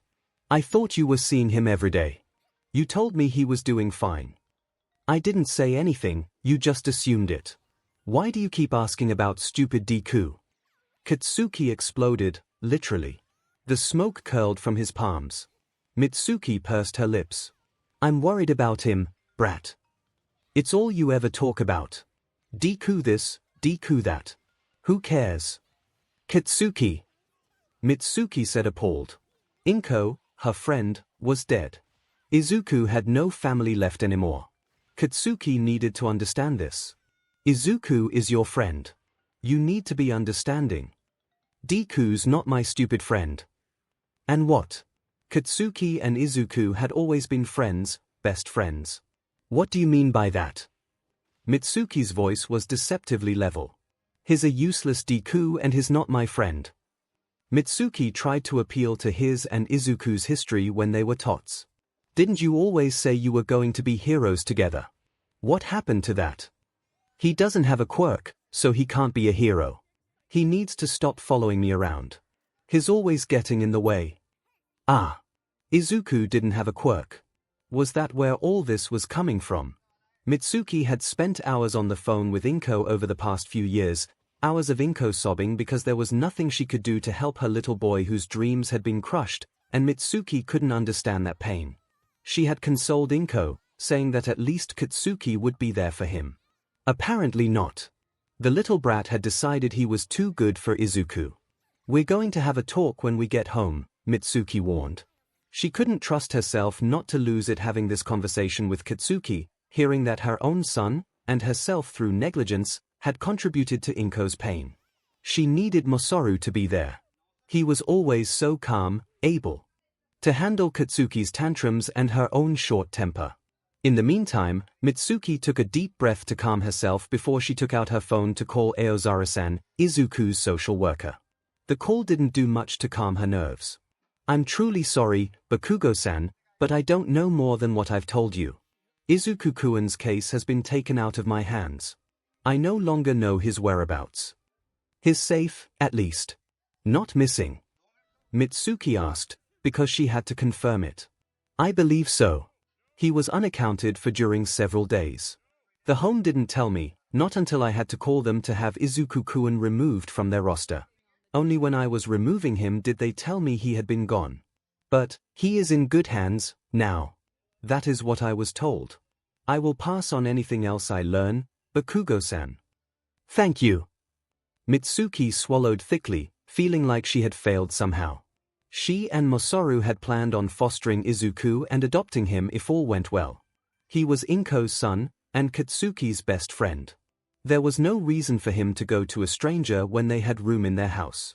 Perhaps it was for the best that Izuku was elsewhere. After all, Mitsuki hadn't noticed the deteriorating relationship between Izuku and her son. She couldn't be trusted to look after him after that. She only hoped that wherever he was being cared for. Izuku had been in the vents 3 weeks before he encountered anyone else. It was evident he wasn't the only one to know about the tunnels, and the other person knew about him. Signs had been appearing in the passages, labels on doors telling Izuku which room they opened onto. The signs appeared gradually, helping him find the more hidden doors he hadn't been able to find himself. Of course, once he was on the other side, he had to solve the puzzles to open them again. The note lever didn't give him any hints about them. They were different for every door. The passage in the staff room was behind an artist's rendition of the school in the back corner of the room. To get it open, Izuku had to press a series of buttons in the painting's frame. The kitchen's entrance was in the pantry, disguised as a shelf full of rice bags. The door would open when someone twisted the cat statue next to the shelf clockwise twice. That had taken him some time to figure out. The last place to be marked by the notes was Principal Nedzu's office. In all honesty, without the sign that appeared, decorated with paw prints, Izuku wasn't sure he would have been able to find it. Unlike the other entrances, the entrance to Nedzu's office had a puzzle locking it in the tunnel, too. It was the hardest one to date. Izuku sat on the floor and examined the puzzle before him. He had walked by this section of the wall many times before, thinking nothing of the wooden panels, until the note had appeared. Now that he knew something was there, he saw the strange pattern of knotholes in the wood. That had to be part of the locking mechanism. He stared so long that his mind began to wander, as it often did. He had spent too long by himself with no one to play with, not to be able to entertain himself with nothing. He could stare at clouds for hours, find pictures in the way the paint swirled on the wall, discover patterns in carpets. If he could make something out of nothing, he should have had an easy time finding something that was already there. And the longer he stared, the more he thought that the knotholes and the shadowy lines bore a remarkable resemblance to Principal Nedzu. He was raising a paw, and in the center of his paw was a knothole. Izuku raised his hand and pressed the knot. The door sprang open and Izuku was face to face with the real Principal Nedzu. He fell back on his butt, scrambling backward in shock. The principal blinked his beady eyes once, twice, and Izuku's heart thumped in sync. He was terrified of what would happen next, his mind blank from the sheer terror. He had been found. He would be in so much trouble. And then, the principal looked away. He shuffled away from the panel, like he hadn't seen anything, and went back to work at his desk. The panel closed. Izuku scrambled away, making a racket as he went. All he could think of was to run now that he had been discovered. He was back in his room before he realized, trying to get his things together. While he debated whether to bring any of the things that he had gathered during his time at UA with him, he stopped short. He didn't know much about Principal Nedzu. He wasn't one of the heroes that Izuku had in his notebooks. As an intelligence hero, his fights didn't show up on TV, although, as an animal with a quirk granting him superhuman intelligence, he did get some media attention. But Izuku knew Nedzu was smart. He was very smart. He probably knew about the tunnels, and that meant he knew about Izuku. Maybe he had been the one leaving the notes. So, he didn't mind that Izuku was there. It was a little difficult for Izuku to get his head around. The principal was an animal. He could have different ideas about property. Like the school was the forest he lived in and Izuku was just another animal living there. That didn't seem right. In any case, he didn't know how sick Izuku was. He might make Izuku go away when he realized. And it wouldn't be long. Izuku might have to leave soon anyways, although he had no idea where he would go. His bottle of medicine wouldn't last forever, and when it ran out. Thinking about his inevitable departure, Izuku realized that he didn't want to leave. He liked being here at UA. If he just stayed out of sight, if he stayed away from everyone like he was already, then it would be okay, right? He could stay. Principal's log April XX, 2xxx Midoriya solved the puzzle to my office 2 days ago. I carefully did not react to his presence in any way. Although he retreated back to his room, he did not attempt to leave the campus, which is fortunate as I would have had to retrieve him, and that may have reinforced his mistrust of me. He has taken to wandering the vents during the day. He has stopped by my office several times, albeit without opening the door. I believe he suspects it is I who have been leaving the notes and directions for him. Although I am confident the child would have discovered all the secrets of this school on his own in time, I will admit that I was impatient. I wished him to see me as soon as possible. I wish for him to become comfortable around me. He is a young child who requires care and education. The humans in his life have proved unworthy of the task. I lay claim to it now. Midoriya seems to enjoy spending time writing in his notebooks. They show a great deal of promise. The scope of his observations is limited, but I believe with the proper education he may be able to see past the surface. That he has taken the time to look and try to theorize about quirks is already much better than most. I must be patient with him. There is no use in rushing the process of getting my Doria to open up to me. However, since he is in my care now, I will do my utmost to care for him. Aizawa Shota entered UA's gates one spring day. The school year had ended only a month before, his first year of teaching at UA. It had been a little strange to return to the school he had graduated from. His own homeroom teacher was the principal, and old schoolmates had taken teaching positions alongside him. So much had changed, and yet so much was the same. Like Nedzu's obsession with observation, Aizawa was used to the security cameras. He was confident he had located all of them. Still, as he entered the building, he had the distinct feeling of being watched. He could feel the eyes on him, different than the awareness of the cameras. Whoever it was, they weren't very good. Aizawa zeroed in on their location quickly. The rustling sounds from the vent were a dead giveaway. Paranoid as he was, Aizawa wasn't particularly worried about it being an intruder. Nedzu was too obsessed with his security system to let that happen. No, it was probably one of the rat schemes. He wandered down empty halls, followed by the watcher in the vents. They must have been small. Maybe Nedzu had found an animal friend to keep him company. Aizawa shuddered at the thought of a second Nedzu. The second coming of Nedzu would herald the end of the world. It was the closest thing Aizawa had to a religion. As always, the rat's office was unlocked, like he was expecting Aizawa, which he obviously was. The door fell open when he knocked.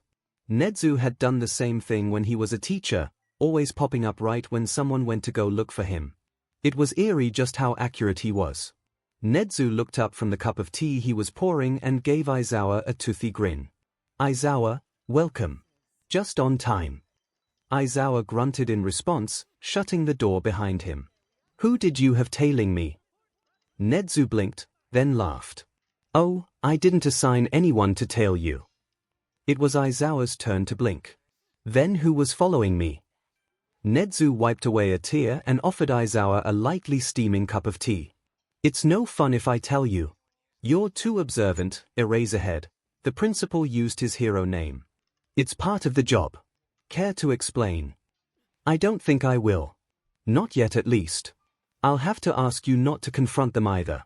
I'll tell you in due time. Trust me on this." Nedzu looked pensive. "As long as they don't interfere with my work, I won't complain," Aizawa said. He took a sip of the tea. Black, with just a hint of sweetener. Perfect, as Nedzu's tea always was. "Then we have an agreement. Now then, I have the files for your students. What do you think of them?" From there, it was a standard discussion of the new students UA would be welcoming into its halls. Aizawa left the room more than an hour later, already concocting plans for how to deal with his newest class of hero brats. And all the way out of the building, he could feel the eyes on him, like a bumblebee that refused to leave him alone, harmless but perplexing. It was the day of the annual teachers' conference, the night before the first day of school. Yamada liked the day. There was always a sense of anticipation in the air, both when he was student and now that he was a teacher. Shota hated it, but he hated everything, so that wasn't unusual. They wrapped up the business end of things quickly, and Yamada was about to get up to talk with his fellow teachers for a little and enjoy lunch rush food before heading home, when Nedzu cleared his throat. "There is one more item on the agenda for today."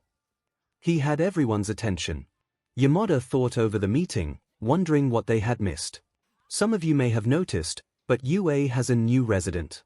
I will have to ask you not to seek him out or try to lure him out in any way. I will not tolerate anyone interfering with him." "Excuse me, Principal, but what are you talking about?" Yamada asked, a healthy dose of respect in his voice. He knew better than most what the principal was capable of when he was crossed. Nedzu fixed his beady eyes on Yamada, and the pro-hero felt a chill go down his spine. "Exactly what I said. You will not interfere with this person or attempt to take them away from UA. Am I understood?" The teachers all murmured their assent, clearly curious as to what Nedzu was talking about. Once he had their agreement, Nedzu clicked and the slide on the projector changed to show a school photo of a young boy with messy green hair, vibrant green eyes, and freckles across his cheeks. "Who's this cutie?" Nemurai cooed. This is Midoriya Izuku, the principal said. For the past 3 weeks, he has been living here at UA. Before anyone asks, he has no living relatives and I have good reason to believe he was being mistreated in the home he was living in. You will not attempt to remove him from the premises, nor report him to the police. He is to remain here if you value your sanity. He is not to be mentioned outside of this circle. His teeth were bared in a smile, but no one mistook it as genial. I knew it, Shota said quietly, and Yamada resolved to ask him what he knew about this later. Majima frowned. He's been here for 3 weeks. Yes, Nezu confirmed. And you never noticed him. The glee in his voice was unmistakable. I was wondering why things were out of place in the kitchen, Lunch Rush said. Now, you are free to speak with him if he approaches you, Nezu continued, but I will have to ask you to exercise caution. Allow him to make contact at his own pace and do not push. That will be all. Any questions? How old is this kid? Shota asked. He looks like he's barely out of preschool. Midoriya is 8 years old, Nezu informed them, and Yamada scared in a breath. That was way too young for someone to be homeless. The poor tyke. Shouldn't someone be looking out for him, he suggested.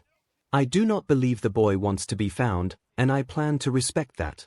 We will let him approach us at his own time. But rest assured, I will be keeping an eye on him. He will be safe and cared for. That answer did not particularly reassure Yamada. While he respected Nezu as a pro-hero and an educator, he wasn't exactly a parental figure. He wouldn't be Yamada's first choice to take care of a young child. I will take charge of his meals, Lunch Rush offered. We cannot allow a young child to go hungry. That would be excellent, Nezu said. What's his quirk? Vlad King spoke up. We should know, in case something happens with it. Is it a stealth quirk? Nezu stared at them all for several tense seconds before the words fell softly from his mouth. Midoriya Izuku is quirkless. And it all made sense. No wonder the kid ran. No wonder Nezu was being so fiercely protective. In a generation where the chances of being quirkless were astronomically low, especially compared to other generations, being born quirkless was social death. Yamada knew that Nezu had very strong opinions about discrimination of any kind, particularly quirk discrimination. Himself an animal with a quirk, the principal had suffered greatly because of it. The result was that he firmly believed in judging people based on their merits, not their quirks, or their lack thereof. Yamada almost felt sorry for the bestiades who had hurt this kid. Almost. There probably wasn't much left of them to pity. Any other questions, the principal asked, but his tone was clipped. The teachers remained silent. Very well. You are all dismissed. I shall see you all tomorrow. I wish all of you a very productive school year. And with that, the principal left the room, leaving the teachers to chat about the bombshell that had been dropped on them. Yamada sidled up to Shota. So, what do you know about the green bean?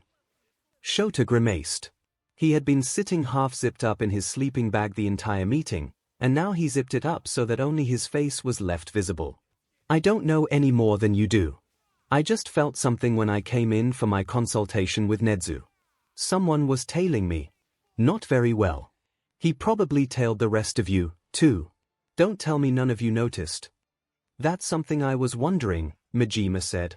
Nezu said he's been staying here, but where has he been staying if none of us have seen him? Shota grunted. He's in the vents. Yamada had to hold back a snort. It was funny, and at the same time it was sad. The fact that the kid was here at all meant that he had nowhere else to go. That's no place for a child, 13 said worriedly. Do you think he has somewhere to sleep? Is he eating well? She fiddled with her gloves that she wore to help keep her quirk in check. Lunch Rush, still in full hero costume. Seriously, Yamada had never seen the guy out of his costume, coughed gently. I have noticed some, missing foodstuffs from my kitchen. I had assumed it was Nezu, as he has been spending a great deal of time at the school. It seems the child is eating. I will do my best to get him some more nutritious meals. Are we sure we should just leave him alone? Yamada said hesitantly, and all the teachers fixed him with pitying glances. What? I know Nezu said to leave him alone, but he's just a kid. I agree with your sentiment, But I think we should trust Nezu on this, Shota said, the traitor. If the kid is running from an abusive situation, he may not trust authority figures. We should find a way to make him trust us, let him come out on his own. Once he feels safe with us, we can do something. Maybe we can leave things out for him, to make sure he has clothes, snacks, 13 suggested. What about schooling? Ectoplasm joined the conversation. The boy will be behind when he rejoins his peers. Perhaps we could leave books for him. I have puzzle books that are meant to help children practice math. He might enjoy them. Cementos looked thoughtful. His education is important, but we must be sure not to overwhelm him. He may be distressed if he realizes we know he is there. It might be better to wait until he approaches us to broach the subject of schooling. Or, Nemurai pouted. At least let me leave out some crayons and coloring paper for the kid. He needs something to do. Leave out supplies if you want, Shota said tiredly, but make sure to leave a lot, so that he can take things and it won't be noticeable. Remember, the kid is probably terrified of being found. He won't leave traces. Same goes for food. Leave food out that won't make it immediately obvious that something has been taken. And with that sage advice, the teachers dispersed. For himself, Yamada wondered when he would get to meet the mysterious green bean Midoriya. Aizawa Shota was a unique man, in that he knew more about cats than people, and thus he applied his knowledge of cats liberally when dealing with people. Midoriya Izuku was no different than the stray cats he had befriended on his patrols, and he would use the same methods to get him to come out of his shell. He would spend time around the boy without paying attention to him. He would leave food for him. He would let Midoriya get used to the sight of him, until the boy was comfortable enough to approach him. Aizawa was still in the beginning stages of his plan, but so far nothing had gone wrong. Tracking Midoriya's movements through the vents was easy. The boy didn't come out during the school day, or if he did, it wasn't around Aizawa. More often, he would follow the staff around after hours. The teachers had devised a schedule already, even though it was still the first week. They would all separate to do their grading, in case Midoriya was nervous seeing them all together, until the last hour of the day, which they would spend together in the faculty lounge, in case he liked being around all of them at once. Aizawa was proud that Midoriya spent a lot of his solo time in the vents above Aizawa's classroom. On this day, the last of the week, he was headed back to the staff room, absently noting that Midoriya was in the vents trailing him. He opened the door, making a quick sign to the other staff that Midoriya was there. Nemurai grinned impishly immediately. "Oh dear," she exclaimed theatrically, draping herself over her desk. "I was out shopping, and they gave me this sticker book. I don't have any room for it in my house and I can't seem to get rid of it. Do you think someone will take it off my hands if I just leave it on my desk?" Aizawa rolled his eyes. Nemurai simply didn't know how it was done. He knew for a fact that the kid hadn't touched any of the stuff she left out for him. He had, however, taken one of the free sample jelly pouches that Aizawa had left in the staff fridge. That had actually been Lunch Rush's idea. He would leave leftovers in the fridge, extra food he announced to the staff when Midoriya was present, that he would have to throw out if it didn't get eaten by the next day. Of course, no one ever ate it, so it was left for Midoriya to eat. And he did eat it, which was a relief to everyone, although Aizawa was still worried over how minuscule the portions he took were. Hisashi, surprisingly, had also had some success with the little listener, as he called Midoriya, because he was always listening. He took to keeping a bowl of candies and snacks on his desk for students and was positive that Midoriya had taken from it. Chio had supplied him with candies with vitamins and nutrients that would help the kid get what he needed. Ectoplasm, far more subtle than Nemurai, had put out a box of free math puzzle books. Cementos, following his example, had put some books for younger kids on his shelf, prominently displayed. He couldn't know if Midoriya came by and read them in the middle of the night, but it was a good idea. So far, none of them had seen Midoriya. They had made a pact that any sightings would be reported in the group chat created for that purpose. They also had a scoreboard, created by Nemurai, that looked like something you would make for kindergartners. There were tacky green vines plastered around the edge, and the idea was that they would all have vines that would grow for every green bin interaction they had. Evidence had to be submitted, of course. Lunch Rush was banned because he would have won by default. Surprisingly, for all the interest that the principal had shown, he had excused himself from the competition as well. He also refused to give them access to the cameras. Hypocrite. Aizawa knew the rat was totally stalking the kid through the cameras. There was another new addition to the staff room. A swear jar, courtesy of Nemuri. Ironic, considering she was the R-rated hero. Not exactly kid-friendly. Still, Aizawa agreed with the institution. They couldn't be setting a bad example for the kid. The proceeds would go toward getting the kid something nice, once they found out what he liked. They just had to get him to come out first. Nedzu silently poured a second cup of tea and slid it toward the panel behind his desk that opened into the secret passages. He then went back to his work. It was not without satisfaction that he heard the panel slide open and the teacup clink against the saucer as it was lifted. He waited a few moments more, until he was confident that Midoriya was not going to run, before he spoke. "Would you like cream or sugar?" he asked, without looking at Midoriya. A few seconds passed. "Yes," came a very small voice.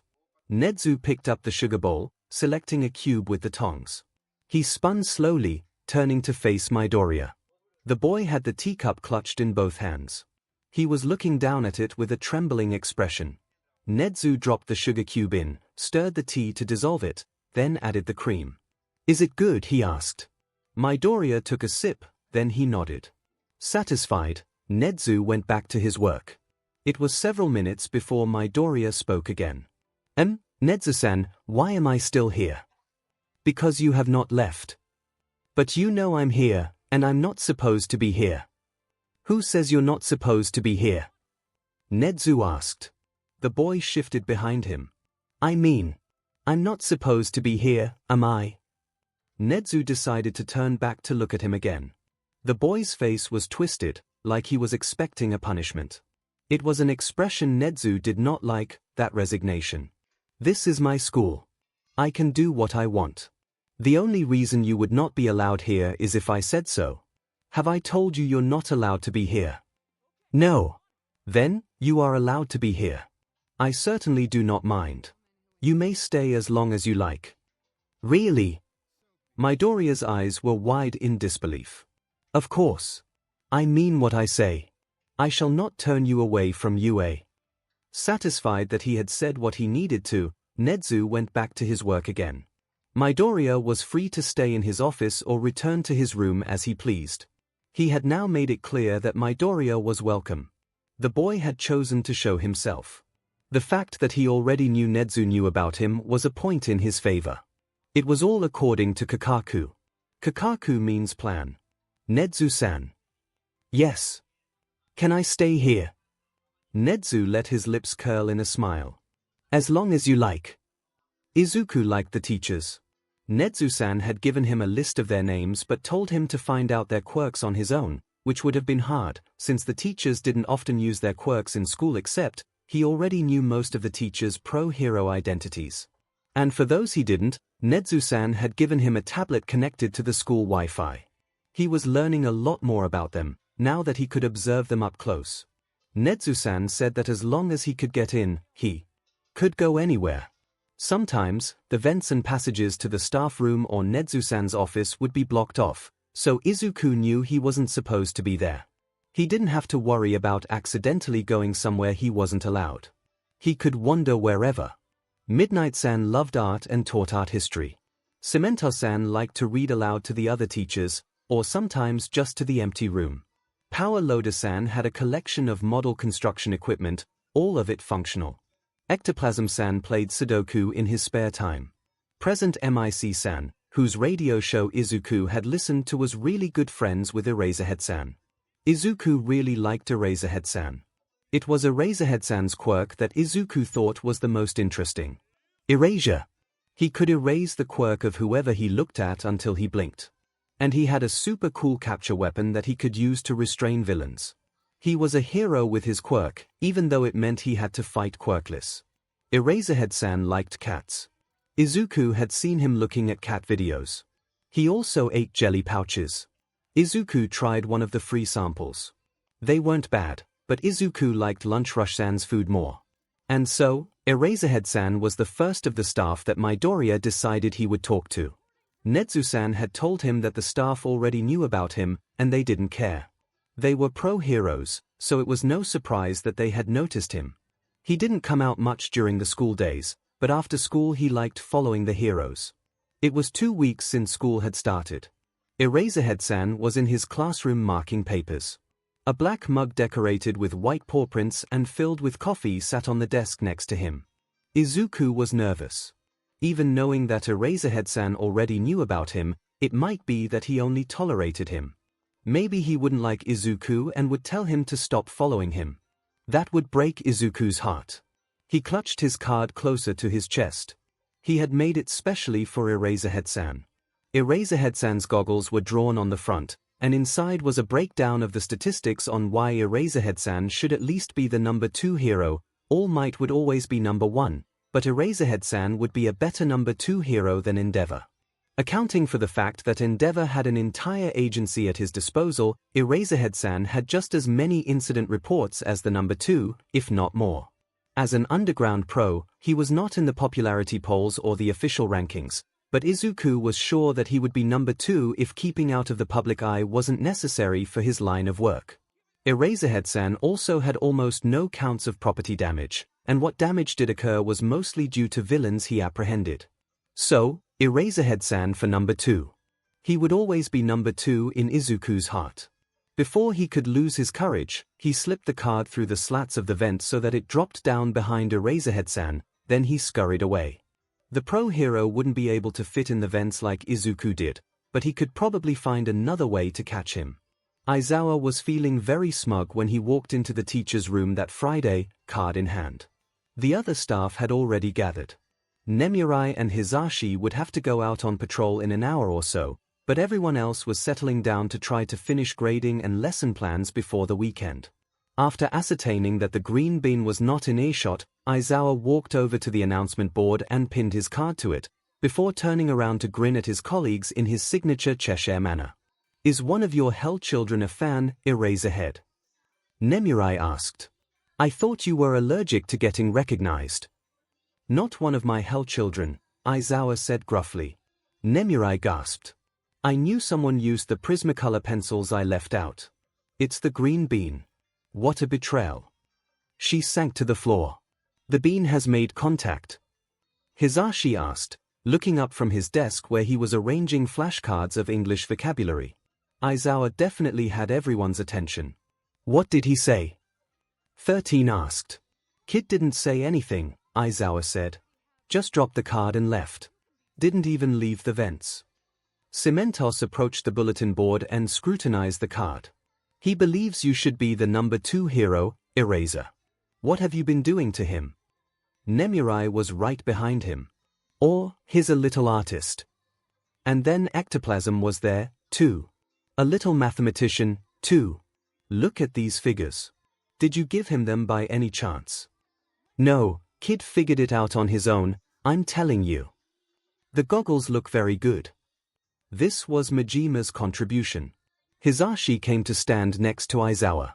"Looks like you have a fan." "I have fans," Aizawa countered. Hisashi leveled a disbelieving look at him. "No one in the police department counts as a fan." "They love me," Aizawa argued. "No, I love you. They love how good you are at your job." Aizawa snorted. Nemurai updated the green bean scoreboard, and Aizawa was pleased to see that he was in the lead, although Nemurai also gave herself a point since the bean used her colored pencils. He was so going to win this. Nezu was very pleased with the progress of his plan. Midoriya had taken to dropping into his office for hours at a time, just watching him work, or scribbling in his notebooks. He hadn't allowed Nezu to touch him, but small steps. He had also refused to leave the refuge of the vents, but Nezu hoped this too would change with time. It was time, Nezu thought, to deal with the matter of his education. The child seemed to have a thirst for knowledge, if the amount of time he spent searching things up on his tablet was to be believed. Teaching was unfortunately tedious in most cases, but Nezu had high hopes. If he began young and was able to concentrate on a single student instead of an entire class, the results might be better. Midoriya would have no time to learn the wrong habits. 𝐻𝐻𝐿 would see to it personally that his curriculum was tailored to his needs. The boy was bright, 𝐻𝐻𝐿 was sure of that. He had solved all of 𝐻𝐻𝐿's puzzles. It wouldn't be too much of a challenge for him to do his schoolwork on his own, without the assistance of peers in understanding subjects. The next time Midoriya dropped by, 𝐻𝐻𝐿 brought up the subject. "Would you like to go back to school?" he asked, once they were settled with their cups of tea. Midoriya immediately shrank back. 𝐻𝐻𝐿 amended his statement. "I mean, would you like to continue your education here at UA? I can give you the materials you will need to complete elementary school. I will personally oversee your schooling, so you will not have to leave." Midoriya relaxed at that. "I can do school?" he asked timidly. 𝐻𝐻𝐿 nodded. "Yes. Here. Of course. UA does not have an elementary or a middle school, so I will undertake your education myself. Think of it as a personal project. I have all the necessary qualifications." Midoriya giggled. "But you're not a koala." 𝐻𝐻𝐿 pet his head. "And how do you know that?" "Well, you're not a marsupial. If you were, you'd have a lower body temperature, and the temperature in your office is always normal, and you don't lie in the sun very often. And the shape of your skull isn't right. I don't know about your teeth, but they could be different, too." "You're correct. I am not a marsupial." "Excellent deductions. However, I do have all the necessary qualifications to teach you, and I would be more than happy to do so. Do you accept?" Midoriya nodded. 𝐻𝐻𝐿 quickly discovered that all his lesson plans would have to be revised. The child's previous records on his education were simply inaccurate. As one of his first assessments, 𝐻𝐻𝐿 had given the child an IQ test. He had an IQ of over 140, and that would only increase as he grew. Further assessments revealed that while Midoriya knew a great deal, it was scattered over a variety of subjects, likely the result of research for niche quirk analysis. So, while he knew a great deal about the evolution of quirks, he knew almost no pre-quirk history, except for comics and other media that he really liked. He knew a frightening amount about human anatomy, could recite all 50 United States, and had the entire periodic table memorized, but knew almost nothing about the subjects children normally learned in school, like the water cycle, although he had nodded sagely and said that it made sense when 𝐻𝐻𝐿 explained it to him. He didn't know the order of classification for animals, although he could name the species of several pro-heroes with mutation quirks. It was a strange conglomeration of knowledge and a surprising amount of deduction. He struggled with calculus and advanced algebra, which was to be expected, but when 𝐻𝐻𝐿 provided him with a template for how to do proofs, and some references, Midoriya had no problem with geometry.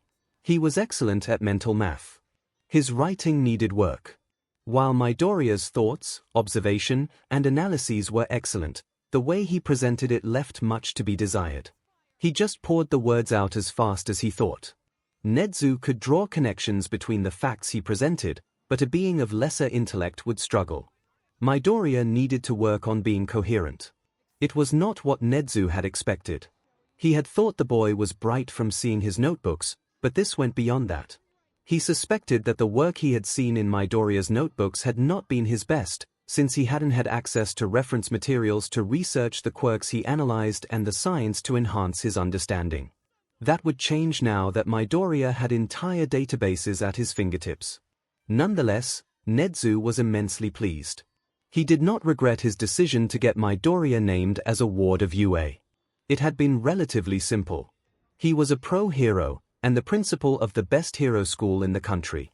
He also had a substantial amount of blackmail in his arsenal. Midoriya would never be sent back to that horrible home. For one, that home no longer existed. The children in it had been sent elsewhere, and the staff eviscerated, legally. 𝐒𝐻𝐿 Elementary School also found themselves out of business on counts of discrimination and child endangerment. For the time being, 𝐻𝐻𝐿 had not told Midoriya. The child had not even revealed his name, and 𝐻𝐻𝐿 was willing to be patient and wait for the boy to open up. He would tell him in due time. In the meantime, 𝐻𝐻𝐿 had Midoriya completing the necessary coursework to complete his elementary education. The boy would probably be finished and ready for middle school before the end of the school year. In addition, 𝐻𝐻𝐻 was giving him more challenging assignments, since the official schoolwork was nothing more than busy work to Midoriya.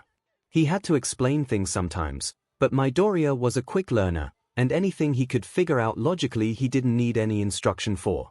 𝐻𝐻𝐻 seriously wondered what the child had been doing in school this whole time. Surely, he was bored out of his mind in class. It was strange how much his mind was occupied with his new charge. Perhaps, this was what it was like to be a new parent. 𝐻𝐻𝐻 had been reading books on child development and parenting to ensure he was fitted for his new role, and he was aware that new parents often had to spend a great deal of their time looking after the children. He supposed he had a certain fondness for the boy, but that was also normal for new parents. This of course implied that he was a parent, something he was not entirely averse to. The boy reminded him of himself, newly free from the lab, possessed of a great intellect and no trust for human beings. He had learned how to live in this unforgiving world, and with his help, Midoriya would, too. He looked over at where the boy was watching videos of hero fights on his tablet while he ate from the bento that Lunch Rush had prepared for him. He was doing well so far. The boy must have noticed his gaze on him because he looked up. 𝐻𝐻𝐻-san, is something wrong? 𝐻𝐻𝐻 smiled brightly. No. And they went back to their occupations. Izuku had known 3 classifications of people in his short life. First, his mother, who knew everything about him, knew that he was sick, and still took care of him. Even if she had to keep her distance, she had not abandoned him. She was very sad a lot of the time, and Izuku knew it was because of him. She looked scared sometimes, too, never when Izuku could see her, but Izuku knew it had been because of him. These were the people that his sickness made sad. Second, his teachers, who didn't like him. He tuned out a lot of his classes in school after he got in trouble for asking questions, and for answering questions, too. These people knew he was sick, but it didn't make them sad like it did his mother. They didn't like his sickness. They didn't want him around because he was sick. Kaken was like that. These were the people that his sickness made angry. And then, there were the people who were indifferent. Passers-by.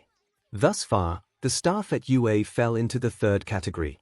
They didn't know anything about his sickness, but once they knew, they would fall into one of the other categories. In all honesty, Izuku didn't like either of those options, but it was an inevitable occurrence. Still, while it lasted, and these people knew nothing and allowed him to stay, he would enjoy his time with them.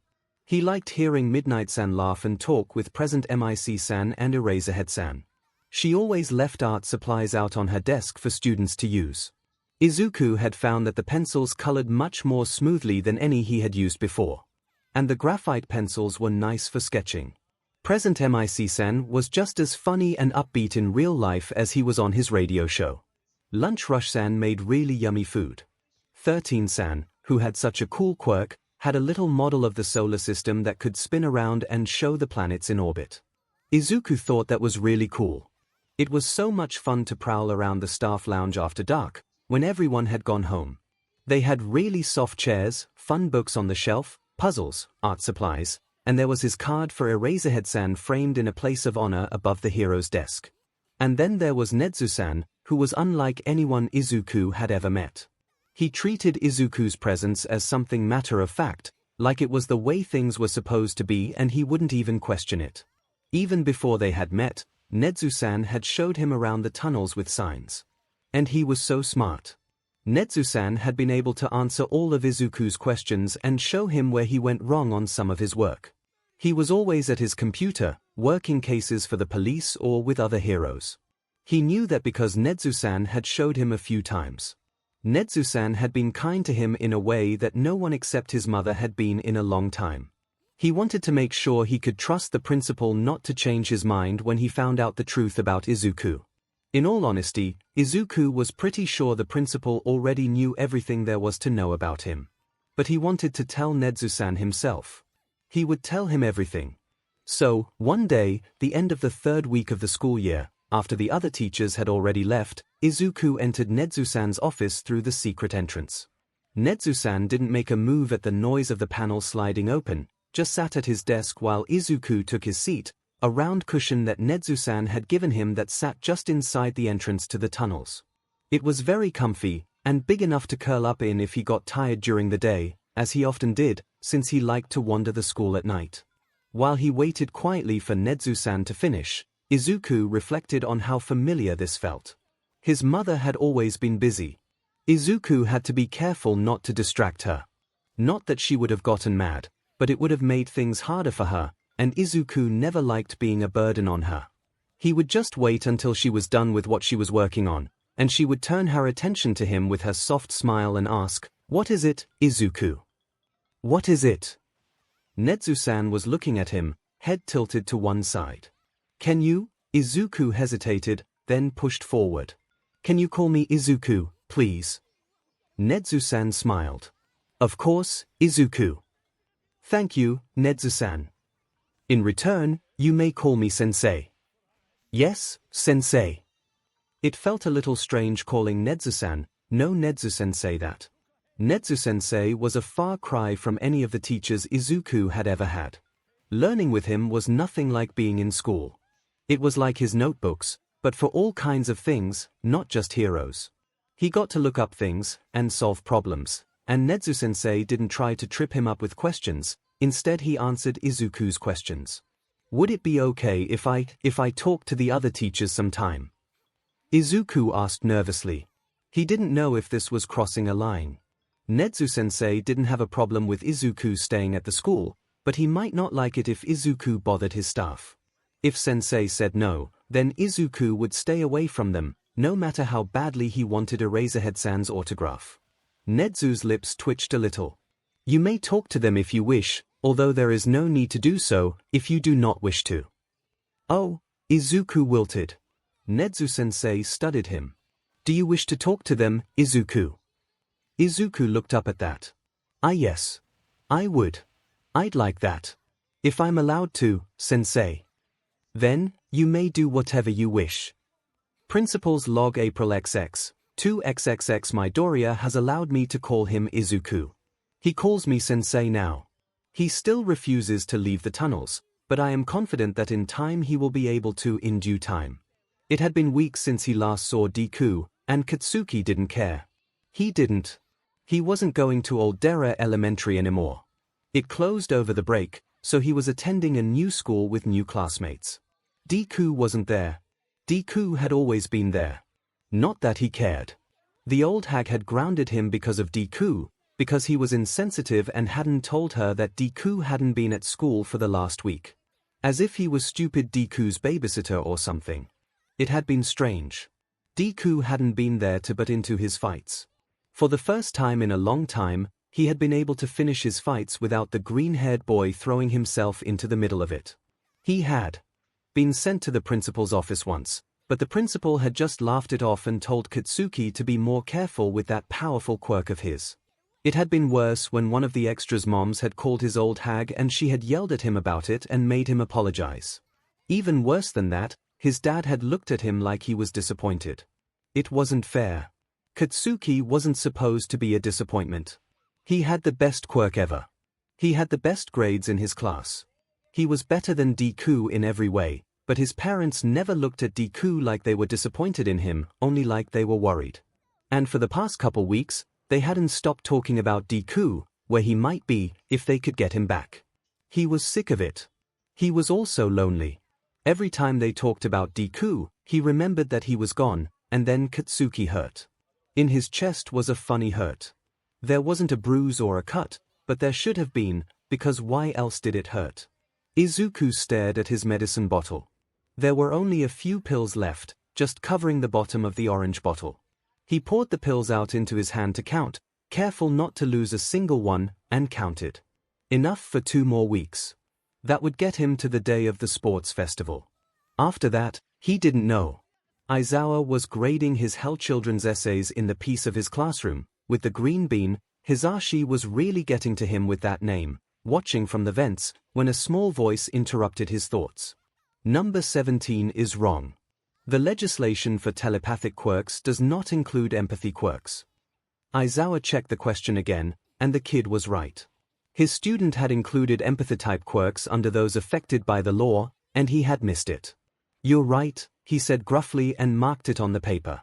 How the kid knew, he didn't know, but he was right. He weighed the options of asking the kid. He seemed used to Aizawa's presence. The time to take the next step was nigh, and the kid had started the conversation himself. If he didn't want to be noticed, he wouldn't have said anything. "How'd you know?" he asked.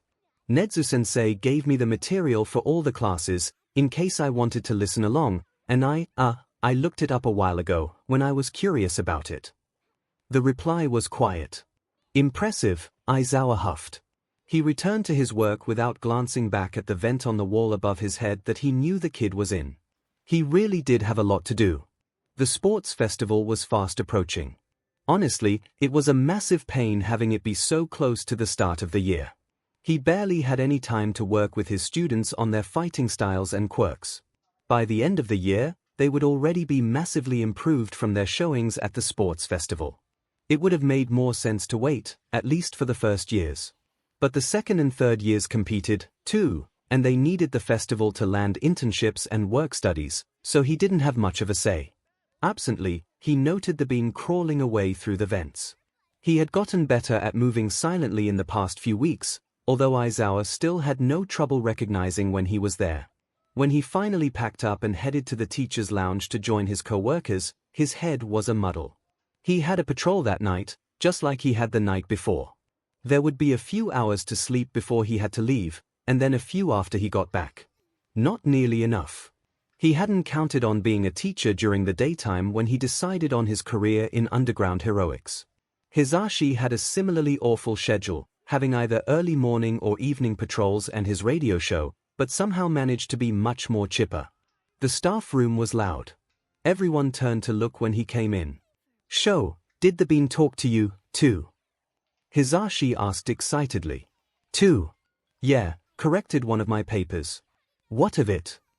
Nemurai squealed. "I knew it. He talked to all of us. The green bean is finally opening up." "At this rate, you're going to scare him away again," Aizawa said darkly. "He said thank you for the bentos and that I make the best katsudon," Lunch Rush said in a teary voice. Majima laughed. "He apologized for taking my screwdriver without asking, even though he brought it back. I'll have to get him some tools of his own one of these days." The other teachers took their turn sharing their interactions with the kid. Aizawa felt a smug sense of satisfaction when Vlad admitted that Midoriya caught several mistakes in the papers he was grading. Biology papers of all things. Vlad was supposed to be good at that. Hisashi was practically vibrating with excitement as he shared his experience. The little listener said hello in English. It was adorable. And he said he loved my radio show. It was adorable, Aizawa had to agree, but he also wondered why the kid was doing it. Why all of them at once, all of a sudden? Perhaps it was Nezu's doing. The kid definitely needed more socialization than the rat could provide. He wondered. "Nezu-sensei," a cheery voice piped from the secret entrance, followed by a pattern of swift knocks. Nezu turned around, a wide smile on his face. "Izuku, it's good to see you." Of course, this was their usual meeting time, but Nezu had made a habit of always giving Izuku an enthusiastic greeting. He detected nervousness in the child's bearing, so it was best to reassure him that he was welcome. He could never take a sense of belonging for granted. "Nezu-sensei, I spoke to the other teachers today." Nezu raised an eyebrow. "You did you? And how did they react?" Izuku paused to think for a moment. "They were all really nice," he said quietly. "Good. He wouldn't have to fire anyone." Nezu could admit that there was a small part of him that mourned not being the only one the child was talking to. It had felt special. But the rational side of him recognized that this meant Izuku was doing better and rejoiced at it. Power Loader-san said he could teach me how to use his tools, if I wanted. He said not to use them, at least the big ones until then. He doesn't mind if I borrow his screwdriver, though. And Lunch Rush-san said he'll make me katsudon whenever I ask for it. Midnight-san was setting out art supplies, and I asked her what they were going to do and she said they were going to be making paintings but they weren't allowed to use paintbrushes. That sounds like a lot of fun. Eraserhead-san was really nice when I noticed he missed something a student got wrong. Should I not have told him? Vlad King-san missed some, too. He almost didn't believe me, but then he checked, and he told me I was really smart. 𝐻𝐻𝐻 didn't think he had ever heard Izuku speak this much, even during their learning sessions. It was strange. Was this how the boy normally was? Perhaps it was a sign he had finally warmed up to 𝐻𝐻𝐻, and that warmed the principal's heart. He let the chatter flow over him. And then I asked 13-san if she used her quirk to vacuum, and she said yes. That means she must have super good control over her quirk, right? She could destroy the whole school if she wasn't careful. Although, if that happened, Eraserhead-san could stop her. Cemento-san is going to let the class put on a play. He said I could see it. I don't know when it is, though. Izuku trailed off unexpectedly. Sensing something bothering his charge, 𝐻𝐻𝐻 decided to introduce another subject that would cheer him up. The sports festival is coming up soon. He watched as the gleam returned to Izuku's eyes. His student loved all things hero-related and quirk-related, and the sports festival was a combination of both of those. I will be watching it from my office, so as to be able to monitor multiple camera angles at once. You are welcome to join me, of course. I can have lunch rush prepare us some snacks, and we can make a day of it, he offered. I'd like that, 𝐻𝐻𝐻-sensei. Izuku's smile was blindingly wide, astonishingly like All Might's. Knowing that the boy idolized the #1 hero, it likely wasn't a coincidence. Very well. I'll be looking forward to it. Midoriya continued to drop in on the staff while they were working, much to Kiyoma's delight. Shota had been hogging the green bean all to himself, and now he was visiting the rest of them. He didn't make contact with everyone every day like he had the first of that week, but not a day went by without one or more of the staff reporting a visit. Kiyoma had even been able to convince him to accept a small art set, complete with pencils, markers, paints, and a notebook. He hadn't wanted to take it, but Kiyoma had hit the nail on the head when she guessed that 𝐻𝐻𝐻 wasn't doing art with him. That was out of the rat's area of expertise. He needed to practice his art, Kiyoma insisted. Kids had art class in school, so he should, too. He sat in the vent working while she graded students' projects. He had insisted that, if it was going to be for school, he had to be graded. As if Kiyoma would give him anything but an A. Midnightson, the small voice interrupted her work. I finished. The paper slid out of the vent. He was faster than she had anticipated. Kiyoma couldn't wait to see what he drew. It would be so adorable. She could pin it up on the bulletin board in the staff room, and Shota would no longer have exclusive bragging rights about having got a drawing from the kid. She was surprised when she looked at the page. She had expected something childish, with bright colors and anatomical inaccuracies. The drawing she held in her hands was undoubtedly the work of an amateur, but it was also far better than she would have expected from an 8-year-old. Actually, it was better than she would have expected from some of her students. It was a drawing of her in her hero costume in pencil, with clouds of her quirk's mist surrounding her. The lines were clean. It was well shaded and accurate. Midoriya had captured her pose and expression quite well. It wasn't an awkward pose at all. Do you like it? Midoriya asked from the vent, and Kiyoma realized that she had been silent and staring at the piece of artwork in her hands. I love it, she said sincerely. I'm giving you an A. You'll have to show me what else you can do, sometime. Oh, I'm not really good with much else. I mean, I use colored pencils and markers for the colors sometimes, but I'm not good with paint or anything. And I'm still working on my sketching anyways. Kiyoma said, detecting the nervousness in the kid's tone, like he was uncomfortable with the praise. If you want to improve, I can get you some books that have exercises. You might like learning how to use charcoal, or if you like action poses, you could look into books on drawing manga. There's lots to learn, little tyke. Okay, he sounded cheered up. Good. I'd like that. He didn't ask for his picture back before he crawled away, so Kiyoma kept it. The other staff members were suitably impressed with Midoriya's artistic skill when it appeared framed behind her desk the next day. 𝐻𝐻𝐻 was more than a little concerned about his students' living conditions. He had done a lot of work on his secret passageways, but they were meant to be traveled in, not lived in. Using the time that Izuku spent out of his room and in 𝐻𝐻𝐻's office, 𝐻𝐻𝐻 was able to have some modifications made to Izuku's room by Majima. For starters, a bathroom. There was also added insulation for the colder months, and soundproofing, as Izuku's room was underneath the support department's workrooms, and they could get quite loud. Thankfully, with lunch rush preparing his meals now, there was no need to worry about nutritional deficiencies. What sparked this sudden interest in Izuku's welfare? Well, Nezu had recently found some more of Midoriya's records. They were older, which was why they hadn't been caught by his previous searches. They were buried deeply, like they had been lost in a file transfer, but Nezu could find anything when he put his mind to it. Along with the records of a visit to a quirk specialist was a diagnosis and a prescription.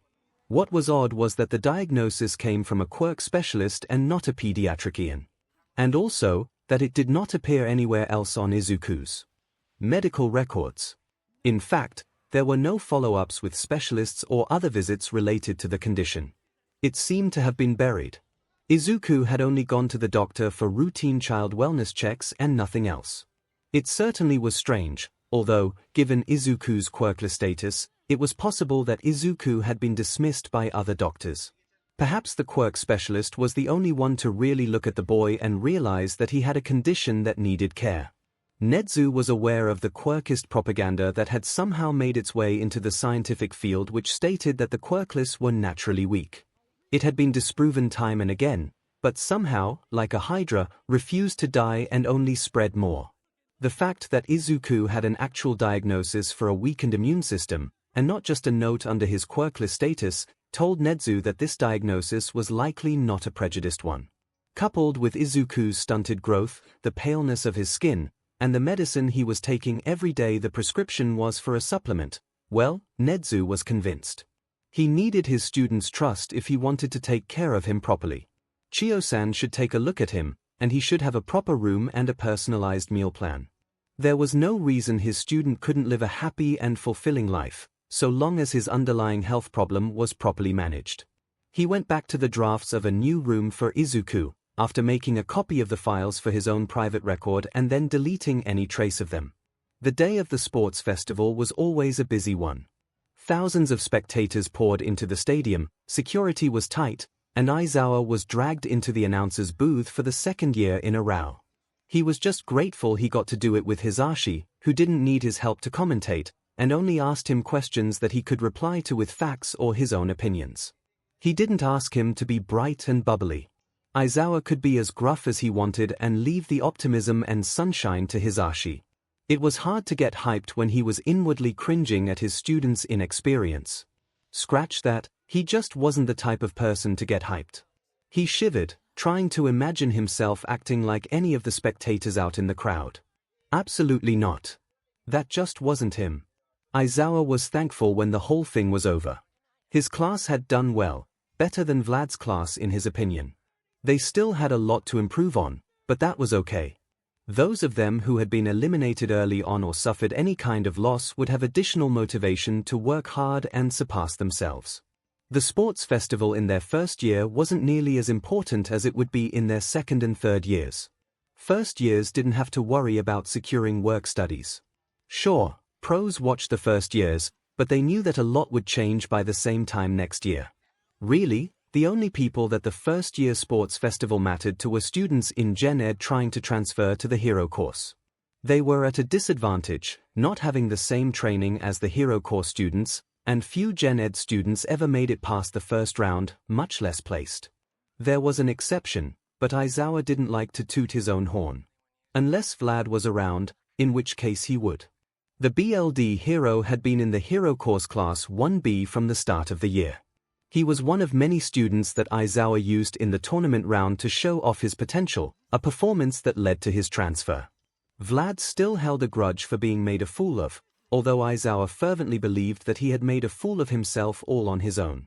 They would have an extended weekend off after the sports festival to let the students rest and recover from any injuries they may have incurred. Aizawa thought this was an excellent idea as it gave the brats 3 days to get over their performance. He didn't like dealing with his students being emotional. Before he left for the day, the pro hero dropped by the staff room, his sleeping bag slung over his shoulder. As much as he hated doing the commentary, it was better than being stuck refereeing. There would be no chance of zipping himself up in his sleeping bag if he had to be down there to make sure the kids didn't accidentally hurt themselves or the other kids. Nemurai was better at that, and she had the stage presence to announce events and give instructions. He paused at his desk. There was a small square of paper with neat kanji on it, and his hero name at the top, Eraserhead. He quickly recognized it as the kid's work. Midoriya was getting more friendly with the staff. This was yet another of his admittedly adorable antics. It was just a little thank you note, telling Eraserhead how much the kid liked him and how glad he was to have a place at UA. It was sweet. As an underground pro, Eraserhead didn't get fan mail, didn't even have fans.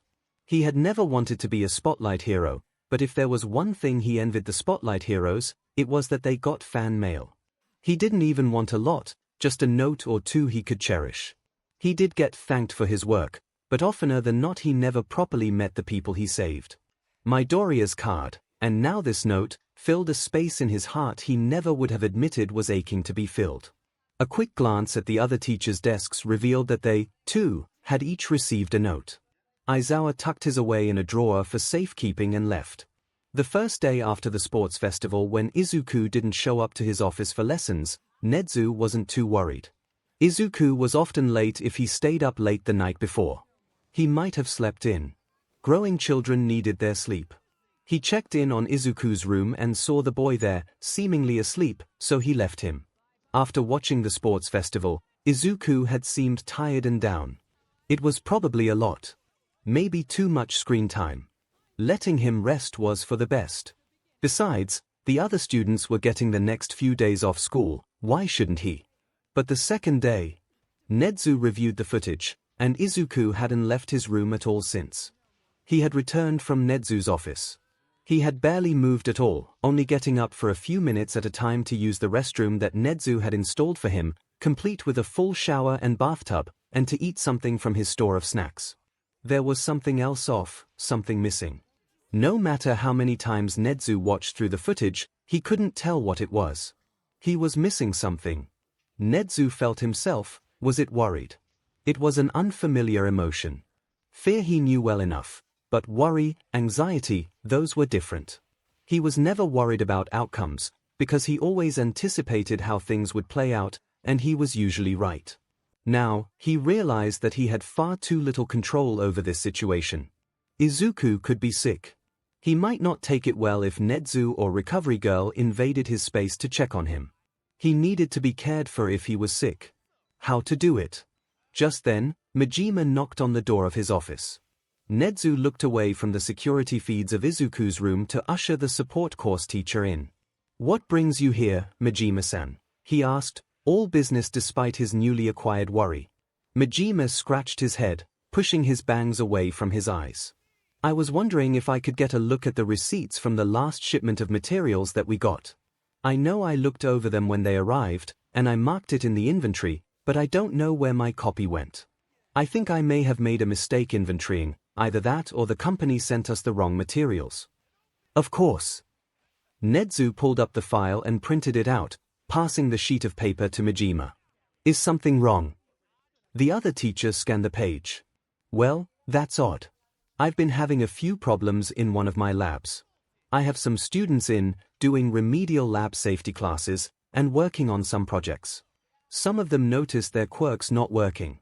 I don't normally keep the quirk suppressing materials in that classroom, since we don't cover that kind of tech until second year, so I checked what was supposed to be in there. There weren't any quirk suppressants in the inventory, so I wanted to check if I could have mistaken something when I was distributing the shipment, but I didn't order any new materials, and all the ones I had before are accounted for. I thought maybe one of the kids had brought something, so I sent them off to Recovery Girl. They were all fine by the time they got to her office, which means it must be something in the lab, and I don't know what it is. None of the projects they're working on could have caused this." As Majima spoke, Nezu's brows became increasingly furrowed. "And you're sure there are no quirk-suppressing materials there now?" Majima waited until he had finished reading over the paper in his hands. "I checked, and everything matches up here. I don't know what it is. I'll have to check it over again in case I missed something." "Yes, do so, please, and let me know if you find anything," Nezu said. He was thoughtful as Majima promised he would and left. The principal leaned back in his chair, sensing the pieces of a puzzle laid out before him. Just what picture they would form, he had no idea as of yet, but they were there, the rough edges promising that they would fit together, if he could only find where they belonged. He glanced at the inventory sheet, at the camera feed of the support classrooms, and the feed of Izuku's room below it. He reached for his office phone and made a call. It wasn't often that 𝐻𝐻𝐻 left UA. Most of his work could be done remotely, so there was little reason to. Today was an exception. His car dropped him off at the door to a small quirk clinic in Musutafu. He had to climb up on one of the chairs in the waiting area to get the attention of the receptionist, but she was very helpful when he informed her he had an appointment with Dr. Toshihito. Toshihito Hiruko was an elderly man with thinning gray hair, a mustache and wire-rimmed glasses perched on his nose, who wore a comfortable sweater beneath his lab coat. He had a comforting air about him. He smiled at 𝐻𝐻𝐻 when the principal entered the consultation room. 𝐻𝐻𝐻-san, it is a pleasure to meet you. I admit, I was a little surprised when someone so distinguished as yourself requested a meeting. What can I do to help you? 𝐻𝐻𝐻 took in the man's relaxed posture, hands clasped on the desk in front of him. He didn't seem to be hiding anything or look anxious as a guilty person would, but 𝐻𝐻𝐻 would wait to see what this meeting uncovered. The pleasure is all mine, he said smoothly, and climbed onto the chair opposite the doctor. I am aware that I asked to meet on very short notice. Thank you for making time to meet me. The matter I wish to speak to you about is rather sensitive, both in the nature of the issue and in regards to time. He pulled out an envelope and removed Izuku's file from it, sliding it across the desk to the doctor. 4 years ago, you had a quirk consultation for Midoriya Izuku, and he was diagnosed as quirkless, and also with some underlying health conditions.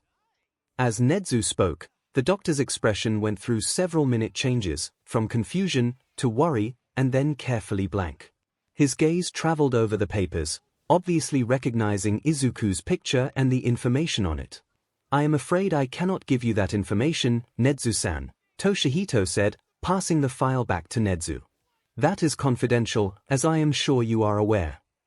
𝐻𝐻𝐻 nodded. I am aware of the law, and you are right not to disclose the information. However, I do not know if you are aware, but Midoriya 𝐼nko recently passed away in a villain attack. Toshihito's face morphed into shock. I am Midoriya Izuku's current guardian. 𝐻𝐻𝐻 showed the doctor the documents making Izuku a ward of UA. So, I must ask to continue our discussion. The doctor nodded thoughtfully. I will assume that Midoriya 𝐼nko was not able to tell you anything due to the sudden nature of her passing. He passed a hand through his thinning gray hair. What would you like to know? Everything preferably, 𝐻𝐻𝐻 hummed. If I am to care for the boy properly, I should know everything. Toshihito eyed him, not without distrust. He spoke hesitantly. What I am about to tell you is very sensitive information. I do not wish to presume, but there are some who would treat him differently if this were to become known. I can only hope you are not one of those. 4 years ago, Midoriya 𝐼nko came to this clinic. Her son was almost 5, and had not manifested his quirk yet, so she wanted to have some genetic testing done, to see if we could figure out why. Some quirks have activation requirements that are not easily guessed, or simply manifest late due to taking more time to develop. I was the one to do the testing. I will admit, I was perplexed by the results. Midoriya Izuku had a quirk factor, and it showed some similarities to his mother's. However, the quirk factor, from what I could decipher, was contradictory. It was coded to destroy quirks. You are probably familiar with quirk singularity theory. At the time, either eyes that this could be a result of that, a quirk too powerful for his body to handle that was automatically suppressed. The mutation affected his immune system, too, so either eyes that it was an immune response where his body targeted his own quirk.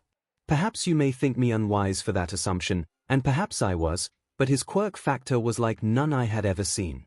I resolved to do more research and sent Midoriya 𝐼nko home with promises to get back to her. Toshihito raised a hand to cover his eyes, wilting in his chair. I made a mistake. Midoriya-san called me that night. I had given her my personal cell in case there were any sudden developments, but I hadn't expected her to use it so soon. She was very obviously distraught. As it turned out, due to the emotional distress of hearing his diagnosis, Midoriya Izuku's quirk manifested. Midoriya-san was no longer able to use her quirk. 𝐻𝐻𝐿 stiffened when he heard this, mind racing. I was able to calm her down, and she explained what happened. The quirk appeared to be contact-based, so I advised her to be careful about touching her son and to come in the next day for testing. What I found, Toshihito took a deep breath. Her quirk factor was damaged. I can't explain how exactly. It healed, but it took time. She told me how when she had hugged her son, she had felt pain and broken away. I suspect that, had she not pulled away, her quirk would have been destroyed entirely. This was not what 𝐻𝐻𝐿 had been expecting, but it fit perfectly.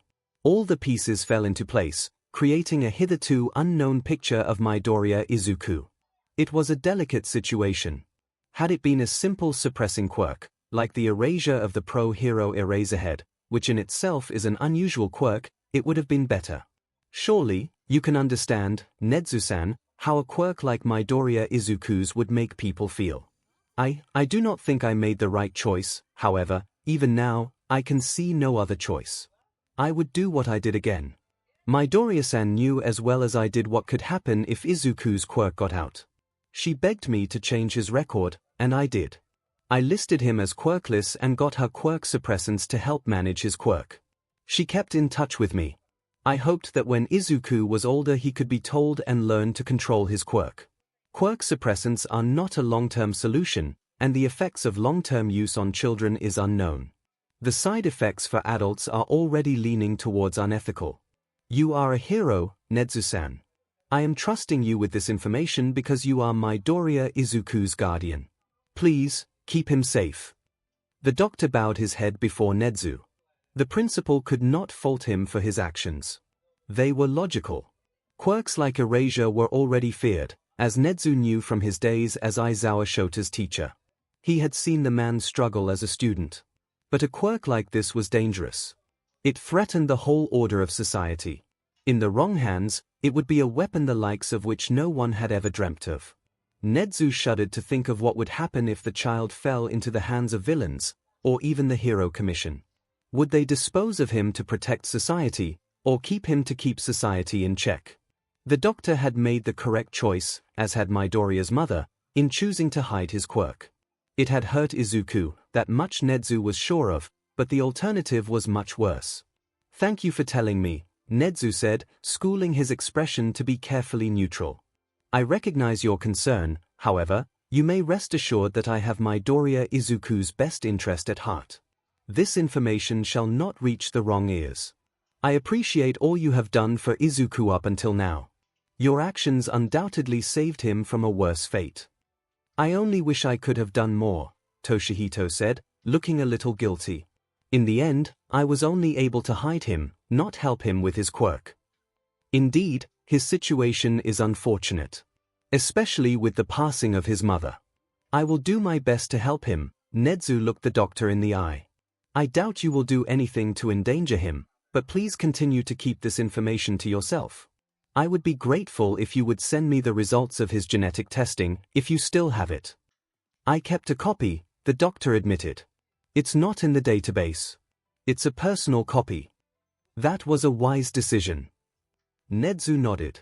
I would like to have it for future reference. I'll send it to you, then. I would appreciate it if you delivered it in person. Either that or I can have it picked up. I would rather there be no trace of an email containing such sensitive information. Ah, the doctor looked sheepish. Right. Precautions. Thank you for your help, doctor. 𝐻𝐻𝐿 began to pack up, taking back Izuku's file. I am very grateful for what you shared. It has been enlightening. He took his leave after that and was lost in thought the entire ride back to UA. And then he remembered. Izuku had not taken his medication for 2 days. Do you know what this is about? Nemurai murmured behind Aizawa as they filed into the staff room.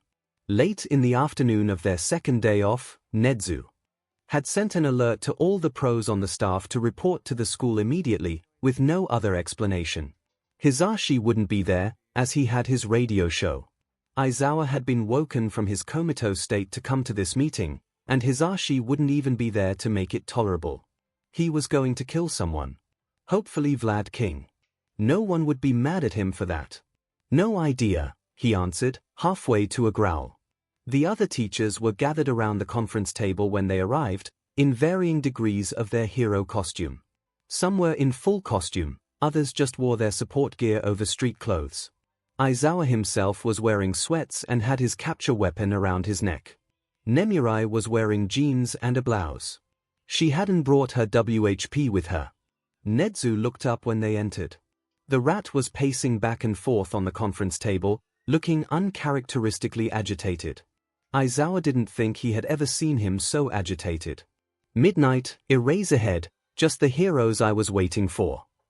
The twitch of his whiskers didn't escape Aizawa, nor the way he rang his paws.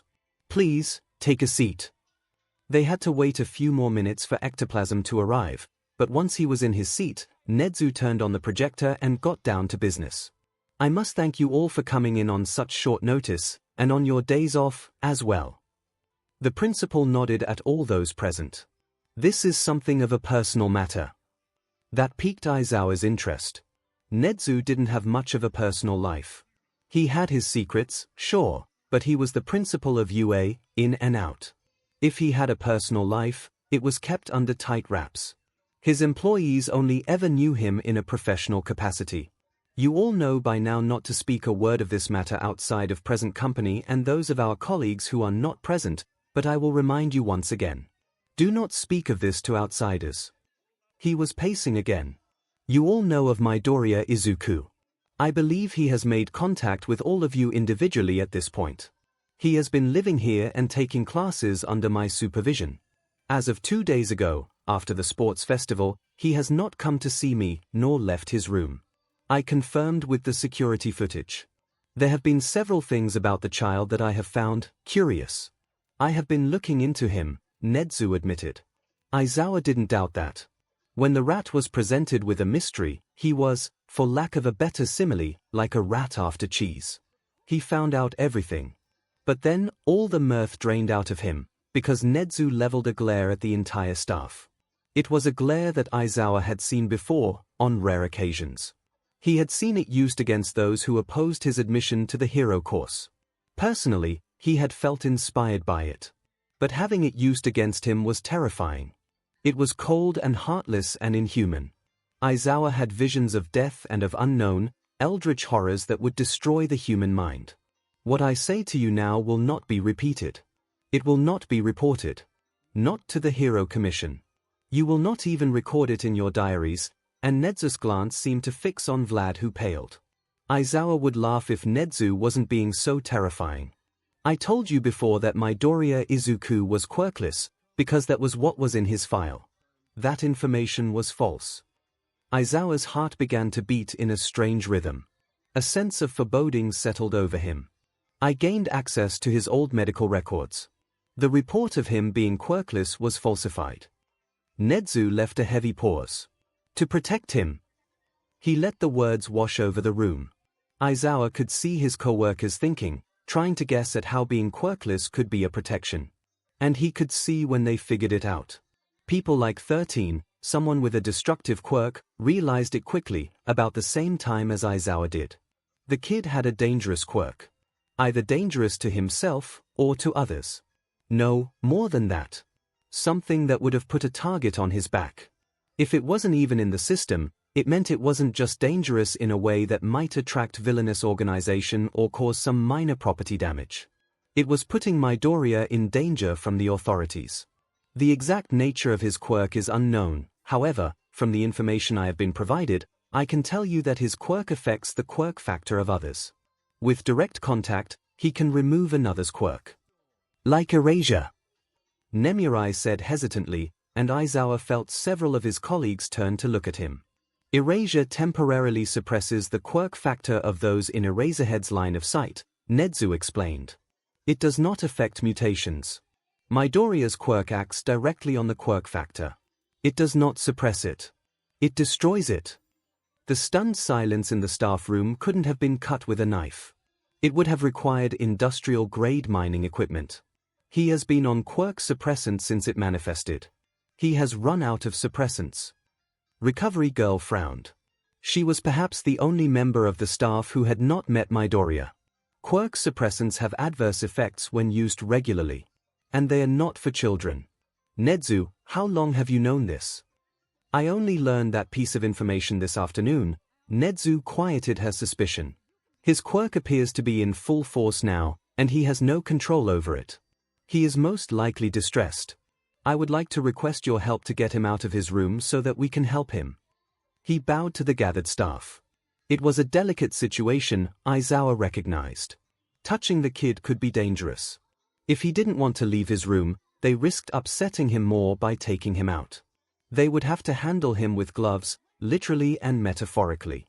At the same time, he didn't know why Nezu had called all of them in like this.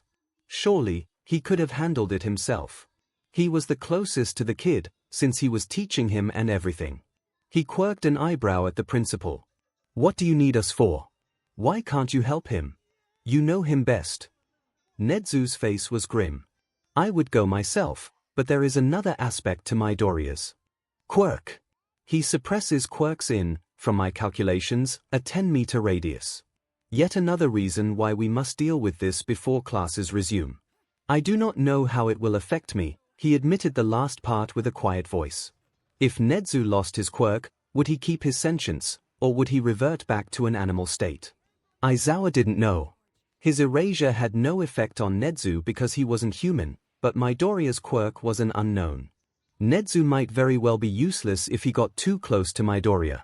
The newest aspect made the teachers shift uncomfortably. Midoriya's quirk was already powerful, but it just got even more so. I have tried to reach him over the comms, but he unplugged them. He is isolating himself. I am asking you to try to talk to him. And something clicked in Aizawa's mind. The kid knew. He knew what was happening, and so he was cutting everyone off. He had left them all notes. He had left them all notes as a goodbye. Aizawa knew those signs, but in a kid. He hadn't expected to see them in a kid. Do you think Eraserhead could erase his quirk? Nemurai asked. It would make it easier to extract him, or I could use my quirk from a distance. This is not a raid, Midnight, Nezu reprimanded. I would prefer not to cause Midoriya unnecessary stress. Besides, by the time Eraserhead got him in his line of sight, he would be under the effect of Midoriya's quirk. It really was a difficult situation. They would have to go in without their quirks, and the pro-hero in him screamed that it was a bad idea, that they would be vulnerable. The teacher in him said it was a child, and he didn't need his quirk, that there was no threat. I'll go, he volunteered. I can try to talk to the kid. Nezu brightened. Thank you, Eraserhead. I can guide you to where he is. As for the rest of you, please remain on standby, in case we need to call on you. Majima, I'd like you to start work on something. All the information you need should be in this folder. The principal plopped a thick yellow folder in front of Majima, and then jumped off the table, headed for the exit. Aizawa followed Nezu out of the conference room, into the rat's office. Nemurai caught his sleeve as he passed by her and whispered, "Get him out of there, okay?" Nezu settled himself in his chair and Aizawa sat across from him. Nezu turned a monitor around to face him. It displayed the security footage of Midoriya in his room. Aizawa didn't recognize the location. Midoriya was curled up on a futon, a blanket wrapped around his shoulders. His head was between his knees. There were doubtless microphones in the room, if Aizawa knew Nezu, but there was no sound, so perhaps the kid muffled them. It's a wonder he didn't get the cameras, too. He was obviously distressed, and Aizawa's heart hurt. Nezu passed him an earpiece, and a mic to carry on him. We'll all be listening in, and I'll be in your ear, in case you need anything. Aizawa took the equipment, and while he put it on, Nezu turned around and opened a panel behind his desk. I'll guide you to where Midoriya is. Please, keep this between us. Aizawa nodded. He wasn't surprised. Of course, the rat had secret tunnels. He entered the tunnel and heard the panel slide closed behind him. Luckily, the passage was illuminated. It was a slightly tight fit. He had to stoop, but it was manageable. Keep going, Eraserhead. Straight ahead. He continued down the passage, turning when Nezu directed. Periodically, he tried activating his quirk. He stopped being able to after a few minutes. He came to a stop at a crossroads. The door is between the fork. Not wanting to spook the kid, 𝐒𝐻𝐽 knocked gently. Kid, he asked. Midoriya didn't answer. 𝐒𝐻𝐽 had no idea how to do this. So, he sat down with his back to the wall. I'm gonna stay right here, kid, okay? He felt strangely bare without his quirk. Was this how others felt when he erased their quirks? Hopefully, this wouldn't have any adverse effects. Even if it did, 𝐒𝐻𝐽 couldn't bring himself to think it was a bad idea. There was a child in need of help. This was what heroes were for. Eventually, a wobbly voice said, please, go away. It was quiet and faint and teary, and it broke 𝐒𝐻𝐽's heart. He wondered if 𝐻𝐻𝐽 and the others heard it, too. He focused, trying his hardest to hear what was going on the other side of the door. He picked up a faint noise like music and radio static. Was the kid using a radio to drown out any sounds he made? He could have broken down the door and carried Midoriya out of there. He could have, but at the same time, there was no way he could. The kid needed to come out on his own. He had just been starting to come out of his shell. If he did that, the kid would never trust them again. You should go away, Midoriya said again. Why? 𝐒𝐻𝐽 asked. And wasn't this a reversal of roles? Kids were the ones who were supposed to be asking why incessantly. Midoriya didn't answer for a while, and 𝐒𝐻𝐽 found himself listening to the song on the radio unconsciously, trying to recognize it. You'll get sick, Midoriya said, like he didn't quite believe that last word. Like I'm sick. I won't, 𝐒𝐻𝐽 assured him.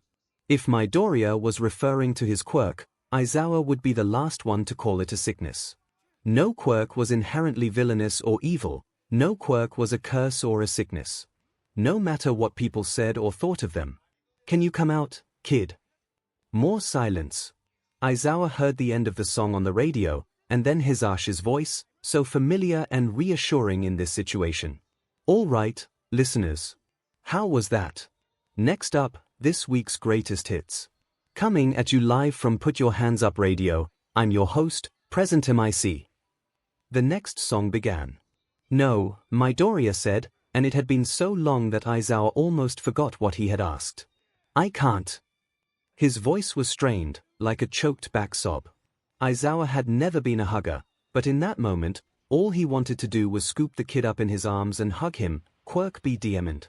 The silence from the other end of the line was deafening. No one knew what to do. This was a situation that pulled at heartstrings and defied logic. And then, the song cut off abruptly. Sorry, listeners, but we have an urgent announcement for a special little listener out there. We'll be back in a moment. Hisashi's voice swayed from DJ to the comforting tone he used on civilians he was evacuating. Hey, little listener, you're listening, aren't you? I need you to pay attention. You're my favorite little listener, you know that. So, please, keep listening. For me. You're scared, little one. That's okay. But there are people trying to help you. Please, let them help you. You are in danger, just as much as they are. The best way to help them is to let them help you.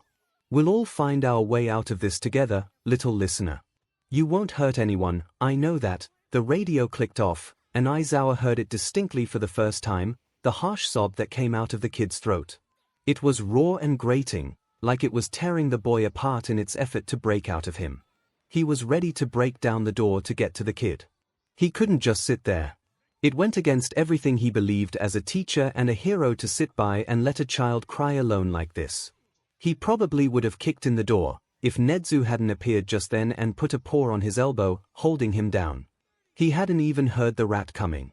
You've done enough, Eraserhead. I will handle this from here. 𝐒𝐻𝐽 stared at the principal.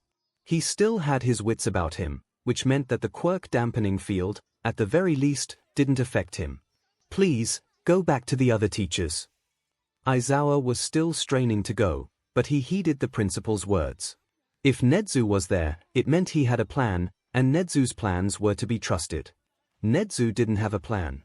He had watched Izuku slowly crumbling on the camera with the staff, until he could no longer bear to watch.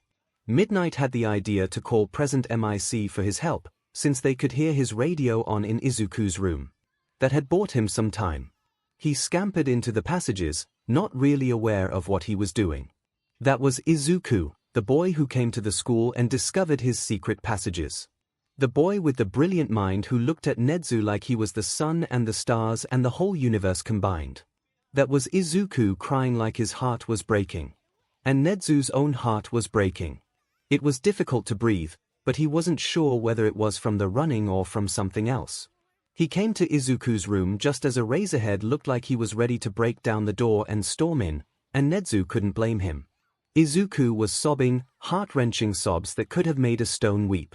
He sent Eraserhead away. When he was alone, just him and Izuku, with the door between them, he knocked politely, in the pattern the two of them used. "Izuku, may I come in?" He tried to keep his voice light and cheery, like this was just another day of school, like he was just paying his student a visit. "Sensei." Izuku croaked. "You can't come in. You can't." His voice took on a frantic pitch. "I'm sick. I'll get you sick," and then, the words dropped away, choked by the sobs that welled up. Quirk, Between heaving gasps, the end of the sentence came out. "Izuku, I'm not human. Any sickness that humans have will not affect me. You know that, right?" Perhaps it wasn't entirely true, but the appeal to facts and logic was what he was counting on now. "I'm going to come in, now," he announced. He pushed the door open. If he thought he was prepared for what he would see by the cameras, he was wrong. Izuku's eyes were red and swollen from crying, and his face was pale, far too pale. The tears streamed down his face. There were damp patches on the blanket wrapped around him. He was hugging his knees, trying to get his sobs under control. Nezu stripped off the gloves he had put on in preparation, before he lost his head and ran to his student. He did not need them. He would not use them. He would not handle him with cold, impersonal gloves, like he was a specimen. In a moment, he had crossed the room. Izuku was shrinking back from him, but he took one of the boy's hands in his paws and held it. "Izuku," he stared into the boy's eyes, "you cannot hurt me." In all truthfulness, he did not know that for sure. He did not know that he was not in danger until he had thrown himself into danger, did not know if Izuku's quirk would destroy his quirk, and himself along with it, until he had taken his hand, taken the risk, and nothing had happened. He did not even hesitate to calculate probabilities. When he held Izuku's hand for a few seconds and nothing happened, the boy's eyes widened. Although it shouldn't have been humanly possible, he should have exhausted his store of tears long ago, the tears began to flow faster than ever. Izuku threw himself at Nezu and wrapped his arms around him. Nezu was still, unsure what to do. Tentatively, he wrapped his arms around his student's shaking form. Izuku buried his face in Nezu's fur and grabbed handfuls of it, like a baby koala holding onto its parent. They stayed like that, until Nezu's feet hurt from standing, and Izuku was faint from crying. He allowed Nezu to guide him out of his room and down the passageway. Nezu exited at the first opportunity, and the rest of the staff came running to greet them. Aizawa wrapped Izuku up in a blanket to take him to the infirmary, but he had to carry Nezu, too, because Nezu couldn't let go of Izuku's hand, not when it was gripping his paw like a lifeline. There were no dry eyes that day, and all of the tissue boxes in the staff room had to be replaced. Izuku had an old memory, so old it felt more like a dream than something that had happened. It was worn with many, many revisitings, like a photograph carried around in someone's back pocket. He was 4. His mother had just taken him to see a quirk specialist who had done some testing, genetic sequencing, he knew now, and told her that the results were inconclusive. Although he does not have the usual markers of quirklessness, such as the pinky toe joint, we are unable to say for sure he does have a quirk. The genome responsible for encoding a quirk is present, but it appears he may have a contradictory quirk that has cancelled itself out.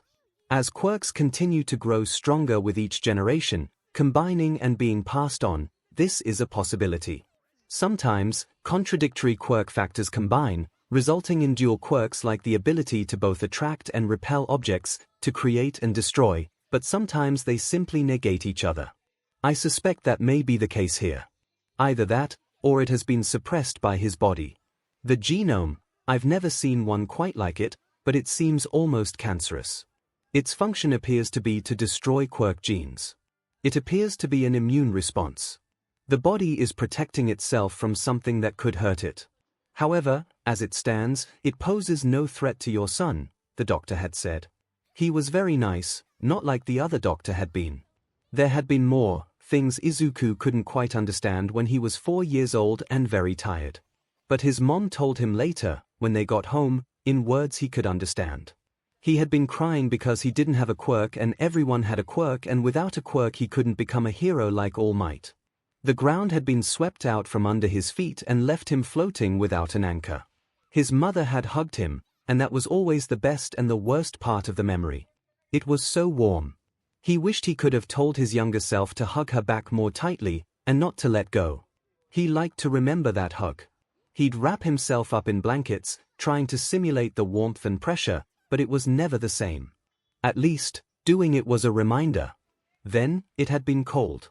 So cold. And his mother had let go of him and pushed him away in horror.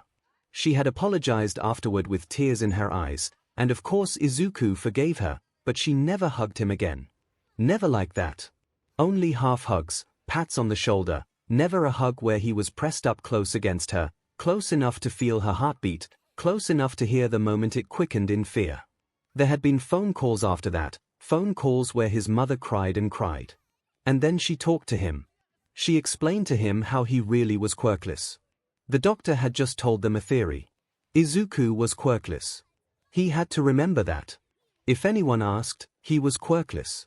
And he needed to take the medicine, because he was sick. He was sick. He was quirkless. The two were intertwined. His mom thought he didn't notice, but she didn't use her quirk after that for a long time. It was too long ago to remember how long. He knew a few things about being sick. You could get other people sick. He was quirkless. He was sick. He could get other people sick. The kids at school would run away from him sometimes because of quirkless germs. It made sense. So, he had to make sure not to get his mother sick again. He wasn't very good about it, even though he knew. And neither was his mother. Sometimes she forgot her gloves and shied away like she was burnt when she touched him. Sometimes he snuck into her room and curled up at the foot of her bed. His mom loved him, and he loved her. It made it so much harder to stay away. There were days when her quirk was weaker than others, days when she didn't use it at all, and Izuku was afraid that she really was getting sick like him. When he got older, he tried to find out more, but it was difficult. All the study about diseases and quirklessness were about certain diseases that effectively nullified certain incredibly specific types of quirks. Then there were papers about appendicitis, which he didn't think was the problem. There were disproved theories about quirkless people being immunocompromised. Again, not what he was looking for. There were studies of genetics, and how quirkless genes were slowly disappearing from the population, papers about how quirkless genes could be passed down by quirked people for generations. None of it was what he needed. Izuku couldn't ask anyone either. He had tried to ask his mother what the name of the disease was, but she had just looked sad, and told him never to talk about it to anyone but her. Not that he would have. His teachers at school would have just laughed at him. There were so few quirkless people nowadays. It was difficult to find information from unbiased and accurate sources, although Izuku was sure that something would have been done if all quirkless people were sick like he was. It was too much of a liability to the population. Quirkless people would be hated and feared, instead of ridiculed. They might have been gotten rid of entirely. But nothing had happened to him. His doctor, his teachers, everyone knew he was quirkless, and they weren't afraid of him. For all that the bullies squealed about quirkless germs, if they ever had to sit next to him, they also weren't afraid to rough him up. His sickness and the sickness they thought he had were different. And no one except his mother ever showed signs of catching his illness. He was sick. He was quirkless. The two were tied together somehow. Maybe he had one of those diseases that in rare cases counteracted people's quirks, although those usually affected people with more of a mutation aspect, and if he was like his mom, he would have had weak telekinesis. If that were so, it would explain why his mother was affected by his sickness and others weren't. It was also entirely possible that he really was quirkless, but he was a carrier of the disease, and thus a danger to his mother. And yet, no matter how much he theorized, he could never really find an answer. None of it made sense. Himiko-chan had been affected, and she had a completely different quirk. He had an answer. There was an answer. But that couldn't be the answer. He was only 8. What did he know? He was just sick. His mom had said he was sick. That was what he was. He was sick. And he was quirkless. He was quirkless. He was quirkless. His mother said he was quirkless. That last night, before the last morning, Izuku had slept at the foot of his mother's bed and woken up tangled in the blankets. His mother had patted his head goodbye. He hadn't seen her use her quirk, but she didn't always use it. That wasn't abnormal. He had been called out of class later that day, and then Auntie Mitsuki had come, and there had been conversations. They didn't talk to him, probably didn't even mean for him to hear, but he did. Midoriya Inko had died trapped under a collapsed building. A villain went on a rampage near her workplace. She had not died on impact, but the rescue workers had been unable to find her before it was too late. Izuku wondered if she had her phone on her, if there had been a phone nearby, if there was a way it could have gone differently, a world where she survived. He had wondered it many times in the weeks since the funeral. He wondered again now, trapped in a haze somewhere between waking and sleeping. He felt warm, the way he did when he was dreaming of his mother and how she had hugged him. He liked this. He could stay like this. The sensation was clearer than it had been for a very long time, missing the nightmarish heat that always seemed to get in the way in his dreams. Despite the fact that he was asleep, Izuku felt awake. A pressure he hadn't even been aware of was gone, and, like a dam bursting, it had washed away his stupor with it. The icy feeling in his heart was gone, dissolved by the warmth in his chest. He had read that sometimes, before people died, they felt better. Was this it? Was he really sick, and now it was killing him without the medicine? Or was that nightmare, or was it a dream? He couldn't tell. True. Eraserhead-san pleading with him to come out, saying he would stay. Present Mic-san talking on the radio. Nezu-sensei, there, hugging him, without heat, without cold, just warmth. It was a nice dream. Izuku woke with his mother's blanket tucked under his chin and Nezu-sensei's paw in his hand. The principal's head was on the bed next to Izuku. He reached out a hand tentatively, remembering how soft the fur had been in his dream. Was it a dream? Yes, Nezu-sensei's fur was very soft. Izuku kept his touch light. While he pet Nezu-sensei's head, he looked around him. He was in the infirmary. He had been in here before, when he was exploring, but he didn't really like it. It was white and sterile and gave him the same feeling that hospitals did, like it was an open, endless space. He knew where the secret entrance was, though. If he could get to it, he could be out before anyone came and found him. But Nezu-sensei was here. He might wake him if he moved. So, Izuku stayed. By now, he was sure that he wasn't dreaming, though he wasn't sure how much of what he remembered from before he woke up was a dream. He didn't know how he had gotten to the infirmary. There were bracelets on his wrists, and not the kind that had patient information on them. They were white and thick, but not uncomfortable, even if they hung a little loose. He played with them curiously. "Do you like them?" Nezu-sensei's soft voice asked. Izuku jumped a little. He hadn't realized the principal had woken. He nodded sheepishly. "They're interesting." "What are they?" "Power loader made them for you. They're to replace your medicine." Izuku froze and pulled himself further back in his bed and away from Nezu-sensei. Sensei knew. He knew Izuku was sick. What would he do? Nezu-sensei just looked at him sadly. "Izuku, what is it?" It wasn't a question so much as it was an invitation. Nezu-sensei knew, because he knew everything, but he wanted Izuku to tell him. "What if I get you sick?" he whispered.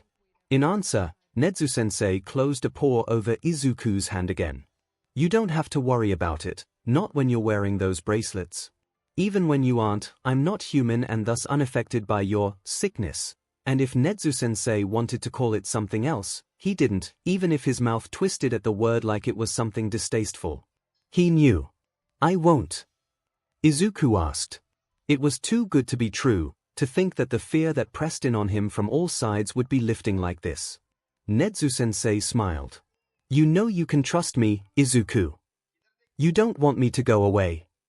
Izuku, do you take me for a liar? I told you that you could stay. I will not be going back on my word. UA is your home, just as it is mine. The words wrapped around Izuku's unsteady heart, seeped into the cracks and held it together. Warm tears welled up in his eyes. 𝐻𝐸-sensei saw it and climbed onto his bed to hug him. Izuku clung to him blindly. He really was the softest. Tears streamed down his face, but it felt freeing. Everything that had been held back, even if he didn't realize it, was flowing out now. He had been so scared. So scared. His mother was gone. The only person who knew the truth and still loved him, was gone. He was alone. He got people sick. He was alone. No one knew the truth, and if they did, they would drive him away. He was alone. He was not alone. 𝐻𝐸-sensei was right there, warm and soft. His nose was cold and wet, like a cat's, when it accidentally poked against Izuku's face, and it made him giggle through the tears. He fell asleep again, after that, worn out from crying yet again, but just like before, 𝐻𝐸-sensei was with him. Shuzenji Chiyo walked through the door of the staff room with a grim look on her face. Until that day, she had known as much as the other staff about UA's newest resident, less probably, considering she had yet to meet him in person. She knew what Nezu had told the other staff, which did little to prepare her for what she found out when Aizawa carried the child into her infirmary. There were no injuries. None in need of her help at least. He had some rather concerning scars, but they had healed long ago.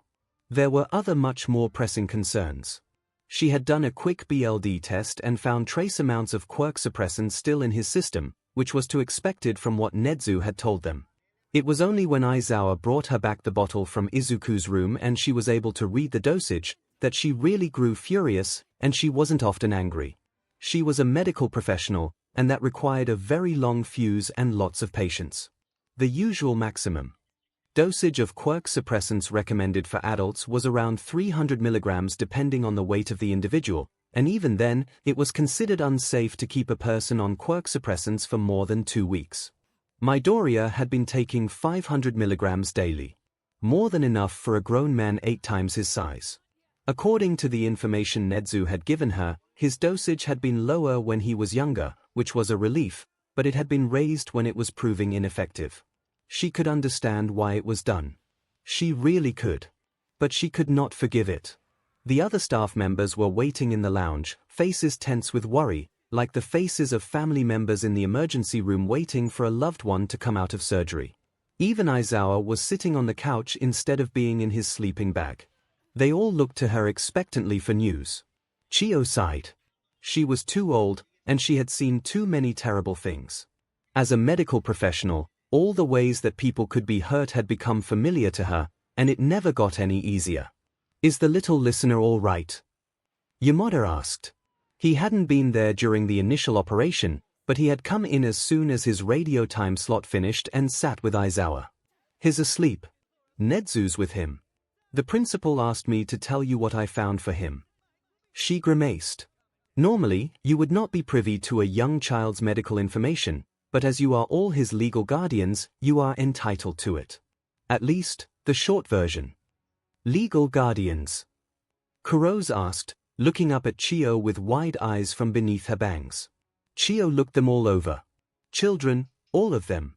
Kuro's, for all that she was a pro-hero, was barely in her 20s.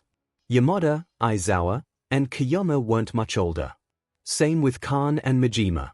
Ectoplasm, Inui, and Lunch Rush were among the oldest staff members, but none of them had families of their own. Nezu made Midoriya a ward of UA and designated all of the Hero Corps staff as guardians, so, collectively, you are all his legal guardians. Chiyo watched the confusion that spread over them as they realized what that meant. Of course, Nezu would leave her to break news like this. He probably didn't understand why it was such a big deal. It was just legal guardianship to him, another human formality. But these were kids, even if they had graduated and had jobs and were teachers, they were still kids, and now they were, in a sense, parents, when none of them had expected this. They hadn't even consented. As per the procedure at UA, were a dependent to be named a ward, the UA staff members were their guardians, and the power was all in Nezu's paws to take guardianship. The teachers didn't have a say in who became a ward of UA, but it would have been nice to have a heads up, especially since Midoriya wasn't a student, but a very young child. The protocol was set in place for teenagers, not tots. It was a mess, in short. Shota, does that mean we're dads, now?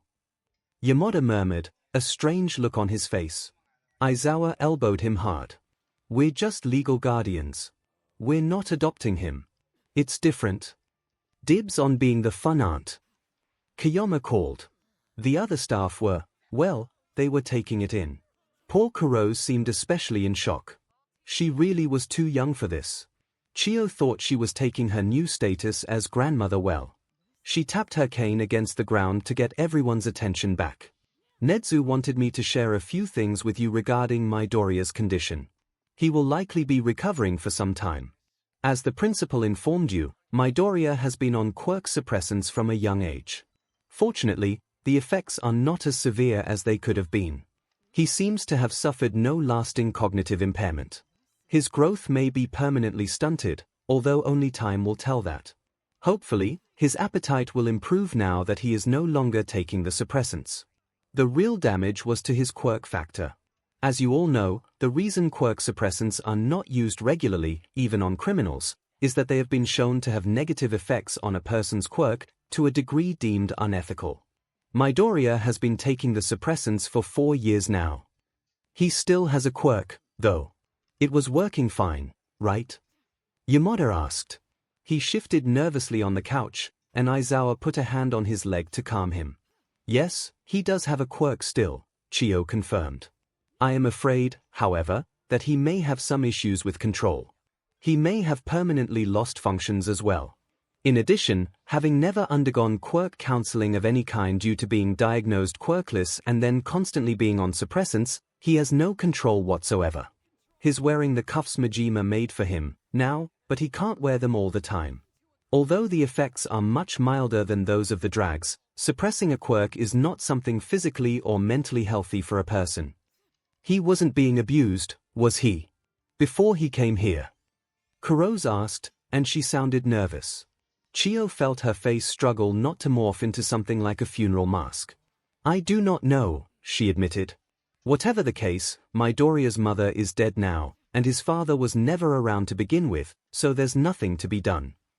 If she hurt the little listener, Yamada gripped Aizawa's hand tightly. What kind of mother does that to their child? Quirk suppressants from the age of 4. You said it might have permanently hurt his health. Remember what Nezu told us, Aizawa said. It looked like his quirk was purposefully hidden. There could be several reasons for that. Not all of them are bad. Aizawa of all people would know. He had struggled against being stereotyped as a villain and still stayed out of the media. People did not take kindly to quirks like his, and Midoriya's was exponentially more powerful. It was possible his mother had been afraid of what people would think, or what they would do, if they knew, and had thus kept it hidden. It's best not to guess about this sort of thing. Nezu will tell us more if we need to know, or Midoriya himself will tell us, Chio reminded them. Speaking of which, Nezu would like you all to be here when Midoriya wakes up again. He's going to try to get Midoriya to see you, if you don't mind waiting. And no one did. The next time Izuku woke, Nezu-sensei was still there beside him, typing with one paw while the other was clasped in Izuku's hand. You're awake, he observed brightly. Would you like something to eat? It's been 14 hours since you last ate. Ah, yes, Izuku said sheepishly. He was hungry, so hungry that the empty feeling in his stomach had woken him up. Nezu-sensei nodded like he had expected it and handed Izuku a bento. Lunch Rush made this for you. Izuku blinked down at the green fabric with white polka dots before he opened it eagerly. The smell of katsudon made his mouth water. Nezu-sensei watched with a faint smile as he picked up his chopsticks, murmured his thanks, and dug in. It was delicious. It wasn't quite as good as his mom's, because her katsudon was special. Even burnt, it was the best katsudon in the world because she made it. But Lunch Rush-san's katsudon tasted better, even if it wasn't better. Was that a weird distinction to make?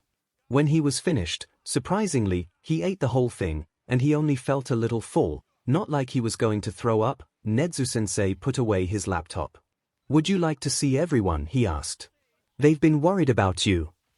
Looking into Nezu-sensei's eyes, Izuku knew that his sensei wouldn't make him do it if he said no. But, as nervous as he was, he did want to see the other teachers. He remembered Eraserhead-san and present Mic-san, and he knew it really had happened. He nodded. Yamada was lost in thought when the little listener made his grand entrance. Hand in hand with the principal, who wasn't all that much shorter than him, Midoriya walked through the doors of the staff room, and all eyes were on him. Despite having seen his school picture and caught glimpses of his bright eyes through the vents, Yamada felt like he was seeing him for the first time. Midoriya was definitely short for his age, and very thin. Despite having a steady food source at UA, he was pitifully thin. The hands that stuck out of the too big was that a custom Eraserhead hoodie. Were almost skeletal. He was very pale, but then again, the kid hadn't seen sunlight in weeks. He had the most adorable freckles across his cheeks, though, and curly green hair that matched his eyes. He bowed politely and shuffled a little nervously when he noticed the staff looking at him. Nezu took over the introductions. As I am sure you all know, this is Midoriya Izuku. Izuku, you already know everyone as well. Midoriya bowed again, gripping the cuffs of his hoodie in his fists. It's a pleasure to meet you, he said quietly, not meeting anyone's eyes. It's great to meet you, too, little listener, Yamada said, when it seemed like everyone else was too caught up in their thoughts to answer. I feel like I already know you a little bit, but it's nice to put a face to a name. We've all been looking forward to meeting you, Nemurai added brightly. You're so good at art. I wish you were in my class. Yeah, and you have such a cool quirk. Kuroz said excitedly. Midoriya shrank back into himself, hunching his shoulders and cowering behind Nezu. I'm quirkless, he said in a very small voice. Yamada looked around the room, meeting the confused glances of the other teachers. The kid had been on quirk suppressants, he was wearing quirk suppressing cuffs right now. Surely, he didn't really think he was quirkless. Nezu shook his head silently, signaling for them to move on from the topic. That's not a problem, kid, Shota said in his gruff voice, and Yamada had never been more thankful to hear it. Quirks don't make a person. They're just tools in the long run. None of us will think any less of you for not having one. But all of you have such cool quirks, Midoriya says, and then he blushed a little. I mean, quirks are really cool and useful, and he stammered as he got to the end, looking from one face to another like he was trying to gauge their reactions. Really? Yamada drawled. What's so cool about my quirk? With that encouragement, Midoriya started to talk excitedly all about voice, and the support gear he used, and the exact frequencies that could be used in specific situations. Whoa, slow down. Yamada waved his hands when Midoriya finally stopped to take a breath. He patted his pockets theatrically. I think I need to be taking notes on this. Anyone got a pen? Midoriya flushed even deeper. Have it written down, if that would be easier, if you don't like me talking. Yamada immediately backtracked. No way, little listener. Although, I'd love to see your notes sometime, too. I'll just take a turn being a listener myself. He winked. Midoriya giggled, a small sound like a bubble popping, quickly swallowed, but they're all the same. So, he said, what can you tell me about Eraserhead's quirk? After what the staff termed the incident, things with Midoriya changed. For one, he no longer kept to the vents and the passages. Although he never showed himself during the school day, or to any of the students, he did come out to see the staff. It was slow, at first. He'd just sit in the opening of the vents and stare at them while they worked or shyly chat with anyone who wasn't busy. Then, one day, he dropped down to get a jelly pouch from the fridge. He clambered back up immediately, like he was afraid of what he had just done, but Aizawa felt a smidge of pride. It escalated from there, until the kid was freely wandering the staff room and the entire school after hours. He bothered the teachers whenever he felt like it, although he was always painfully polite about it. Majima lived in terror of the kid getting into the support lab and accidentally blowing himself up after he walked in one day to find Midoriya building some kind of reactor that he had just read about. Nemirai was still trying to coax him into dropping the honorifics and calling her Auntie Nem. Aizawa wished her luck with that. For his own part, he didn't much mind being called by his hero name.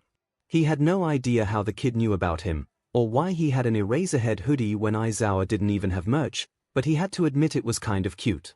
Ever since that day, the subject of Midoriya's quirk had not come up again, at least, not when the boy was around. Nezu held another meeting for them to discuss it when Midoriya was occupied. I will admit, I do not entirely understand his situation, the rat said. Unless Midoriya himself tells us, we cannot truly understand the whole story, so until he chooses to do so, we should not assume. He doesn't really think he's quirkless, does he? Majima asked. Nezu swirled his tea thoughtfully. Midoriya is a very intelligent child, he said at last. I believe that he knows his quirk is there, however, his perception of it appears to be warped. Aizawa remembered what the kid had said when he approached him in the tunnels. Sick. The kid had said he was sick. Warped how? He asked, with a bitter taste in his mouth. With a decided clink, Nezu put down his teacup. From what I learned from his doctor, the first manifestation of his quirk was traumatic. He temporarily erased his mother's quirk. The damage was reversible, but after that, he was always on quirk suppressants. Midoriya-san may not have intended it, but the message she sent to her son was that his quirk was a bad thing, and he seems to have held on to that belief. It isn't, Aizawa wanted to say. Surely, the kid knew that. He wore Eraserhead's merch and looked at him with starstruck eyes. He didn't think Aizawa's quirk was villainous. So, why was his quirk different? Aizawa knew why. His quirk temporarily erased. Midoriya's could destroy. Aizawa may have been bullied for his quirk, but he had never had it taken away from him like that. His quirk had never been a threat like Midoriya's quirk was. He could see the logic in how events had played out, and he hated that. It made sense, in a twisted way, to hide a quirk like that, because it was a terrifying quirk. It was the kind of quirk that could topple society like a house of cards. As I have said before, Nezu continued. I will not be pressuring Midoriya into sharing, and I ask you to do the same. Wait for him. He will tell us when he is ready. And that was that. Still, Aizawa had the nagging longing to sit down and have a heart-to-heart with the kid, let him know that he was okay, that there was nothing wrong with him or his power. It was just another quirk, like any other quirk. After the whole incident with his sickness getting out of control and Nezu-sensei helping him, Izuku felt different. He wasn't sure how to describe it. He felt like he was seeing in color for the first time or breathing after drowning for a long time. Like he had been taken out of the cold void of space and back to Earth. He had more energy. He was hungry. He got restless and started wandering farther, until he left the vents, left the buildings, and wandered the campus. Nezu-sensei didn't mind and warned him to stay on campus. He still preferred to sleep during the day, and come out in the afternoon and evening, and he didn't want the students to see him, but he reveled in the way he could just pop into the staff room, which was full of heroes, at any time. And he could touch people without worrying. That was probably the best part. He had been a little skeptical at first, but Power Loader-san's bracelets really did work well. Nezu-sensei said he had to take them off when he slept or he would have side effects, so he did. But he wore them when he was awake, and they worked. Nezu-sensei, of course, was safe. It was such a relief. He had tried it with some of the staff next. It started with taps on the shoulder, grabbing hands to take them places, and then one day Midnight-san picked him up in a hug. He tensed, waiting for it to happen. But it didn't.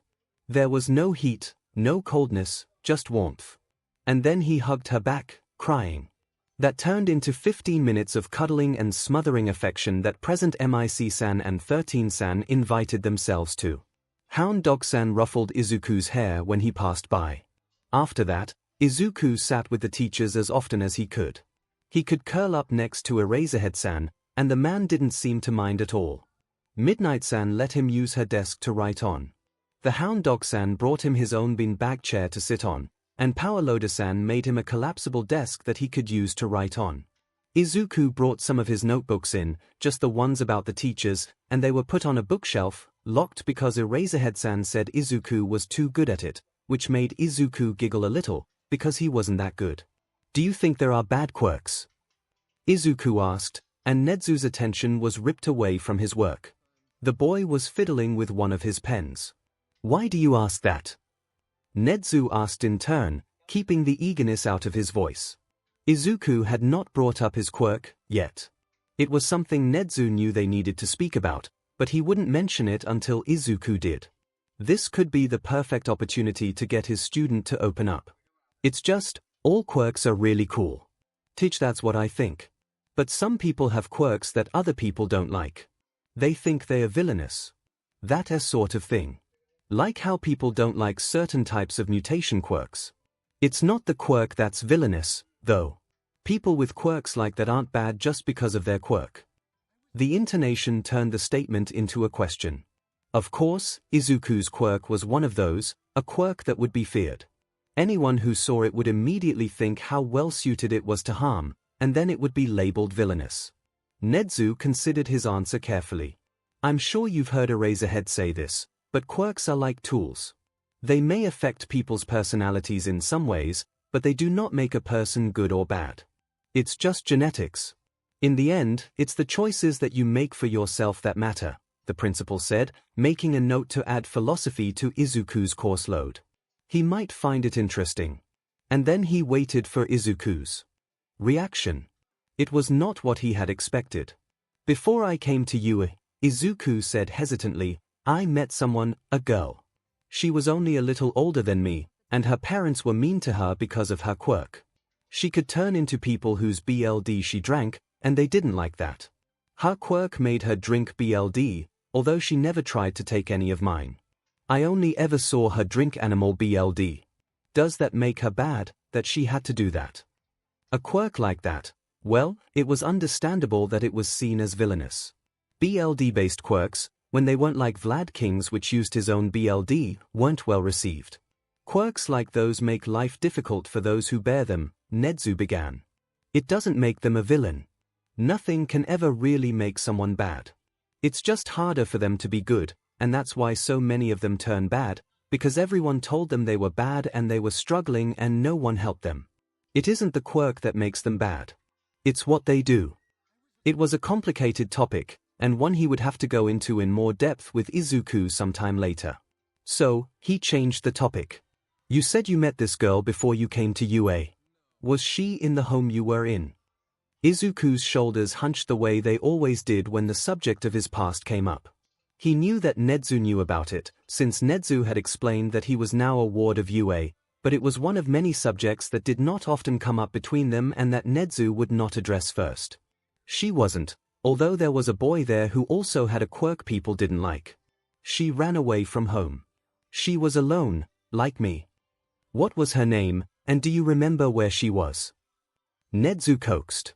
Toga Himiko, Izuku answered, and gave Nedzu the address of an abandoned building. But, she ran away, so I don't know if she's still there. Nedzu nodded in understanding. I will see if I can find her and find her a home that will not judge her. No child should have to fend for themselves, no matter their quirk. Nedzu reached out a paw and ruffled Izuku's hair. No child at all, no matter what.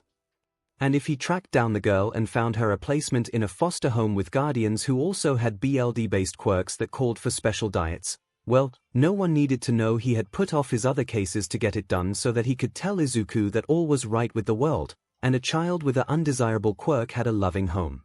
13-san was the one to show him the roof. Izuku had never liked open spaces, they were too empty, he could get lost in them, but she was so excited because of the meteor shower, that when she invited him, he had to say yes. She made them a picnic, spread out a blanket, and set up a telescope.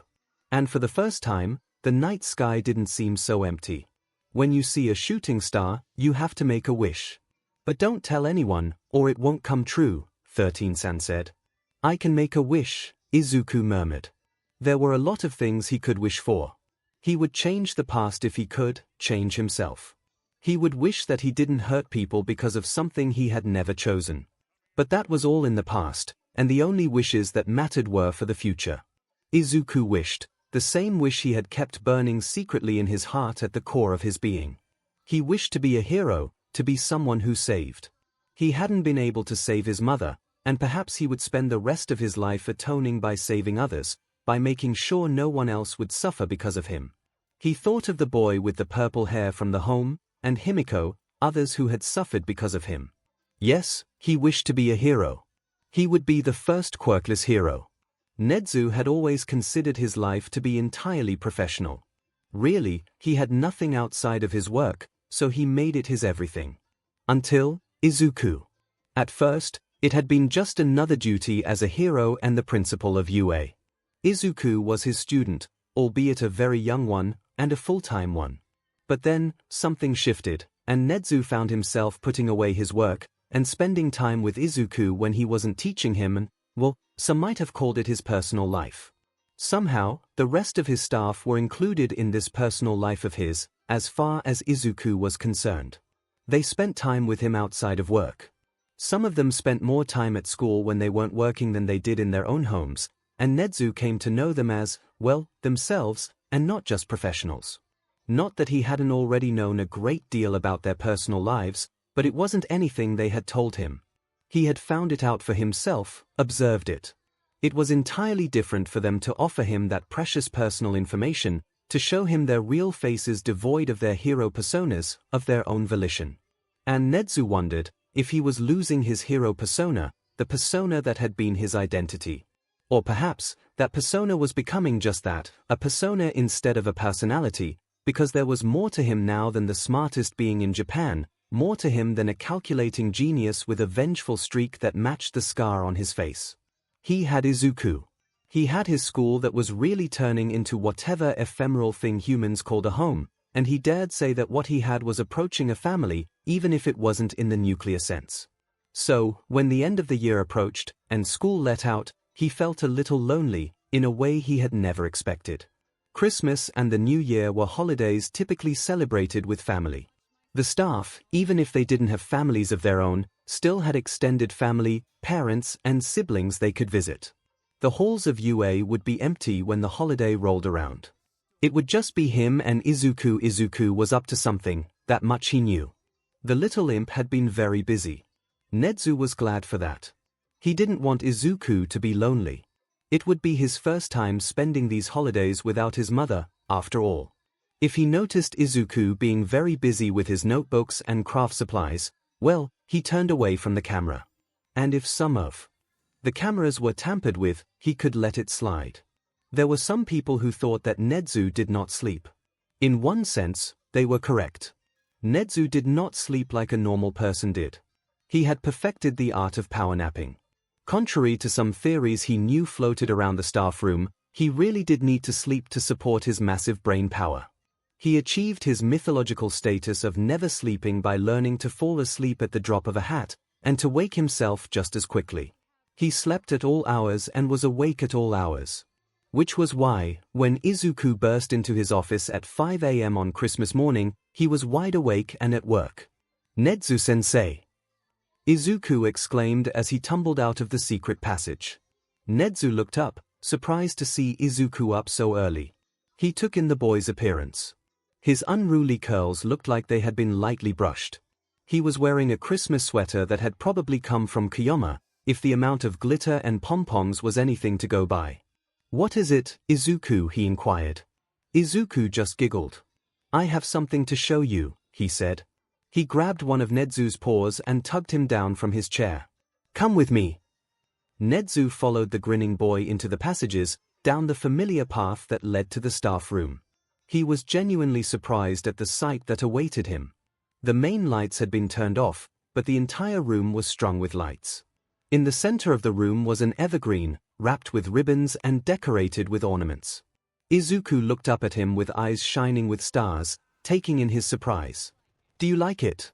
I asked Eraserhead-san to help me loop the camera footage so you wouldn't notice, and Present MIC-san and Midnight-san helped me decorate. Lunch Rush-san helped me make stuff, too. Oh, and 13-san let me borrow her projector so I could do this."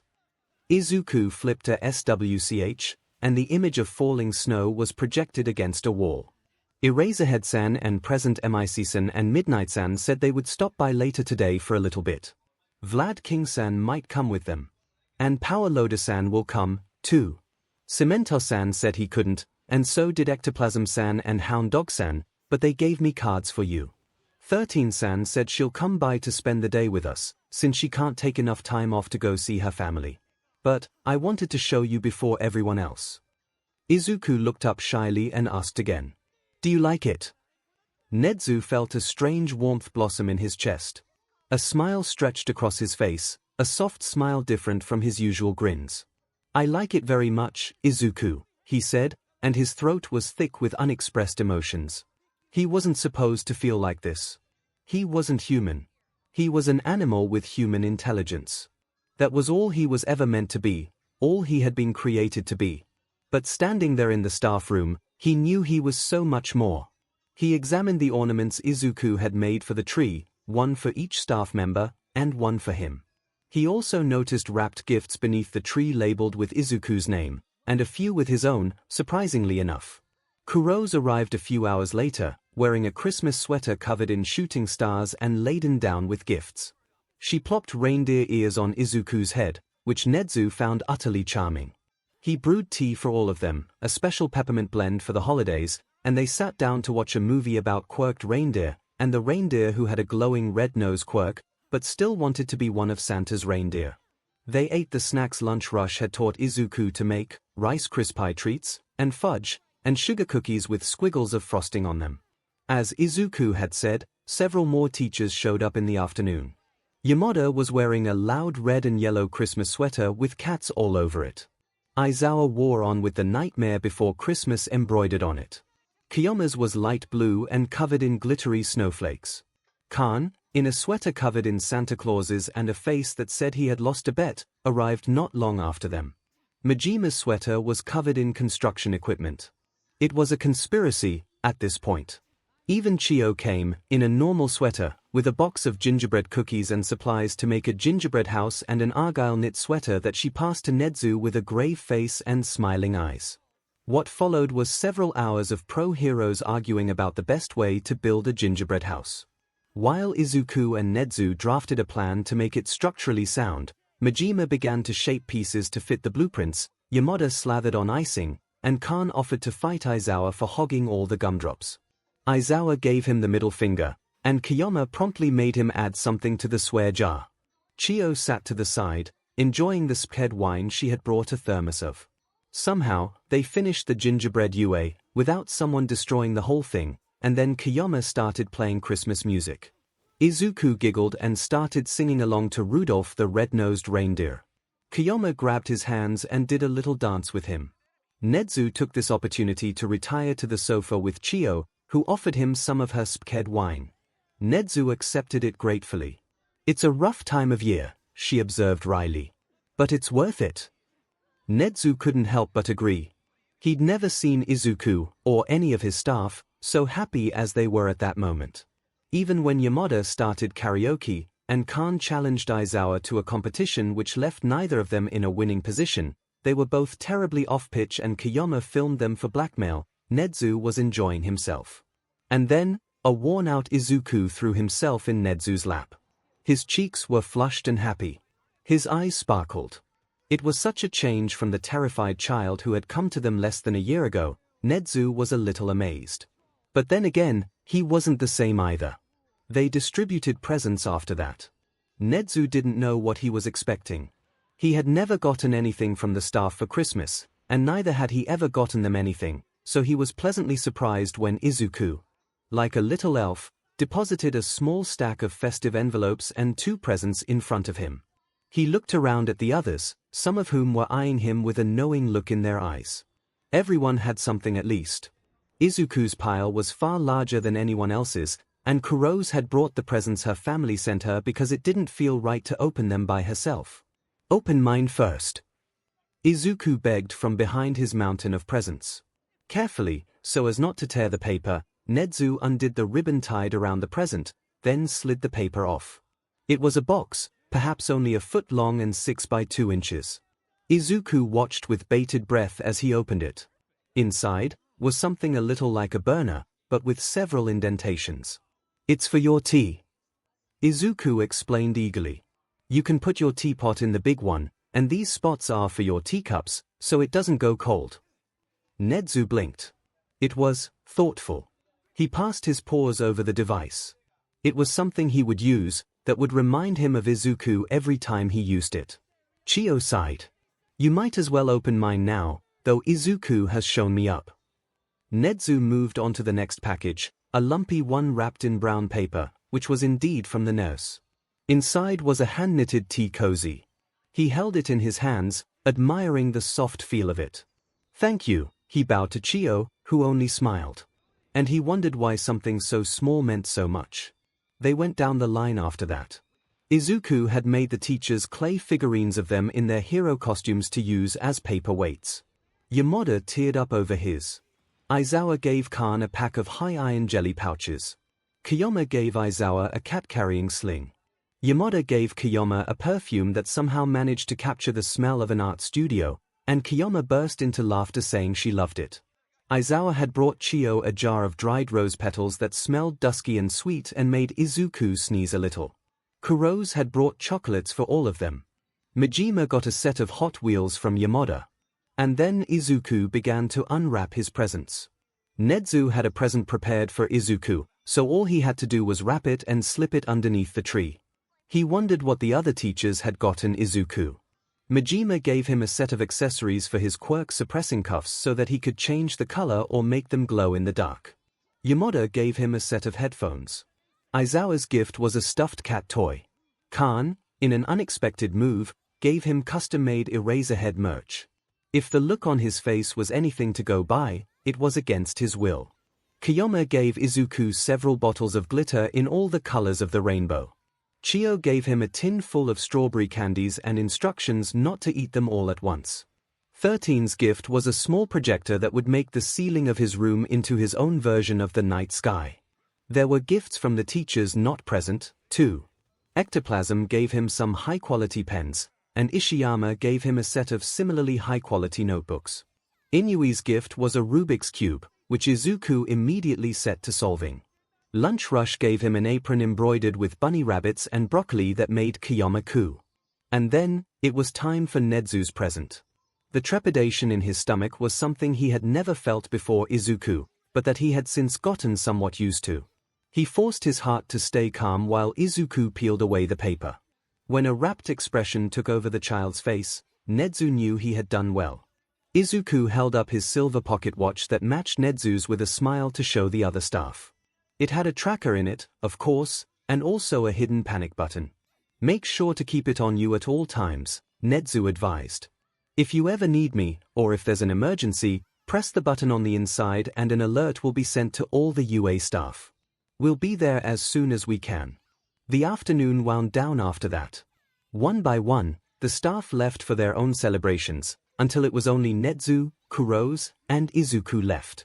Izuku was starting to get tired, but he hadn't yet come down from his sugar high, so he enlisted Kurose's help to transport his presents back to his room.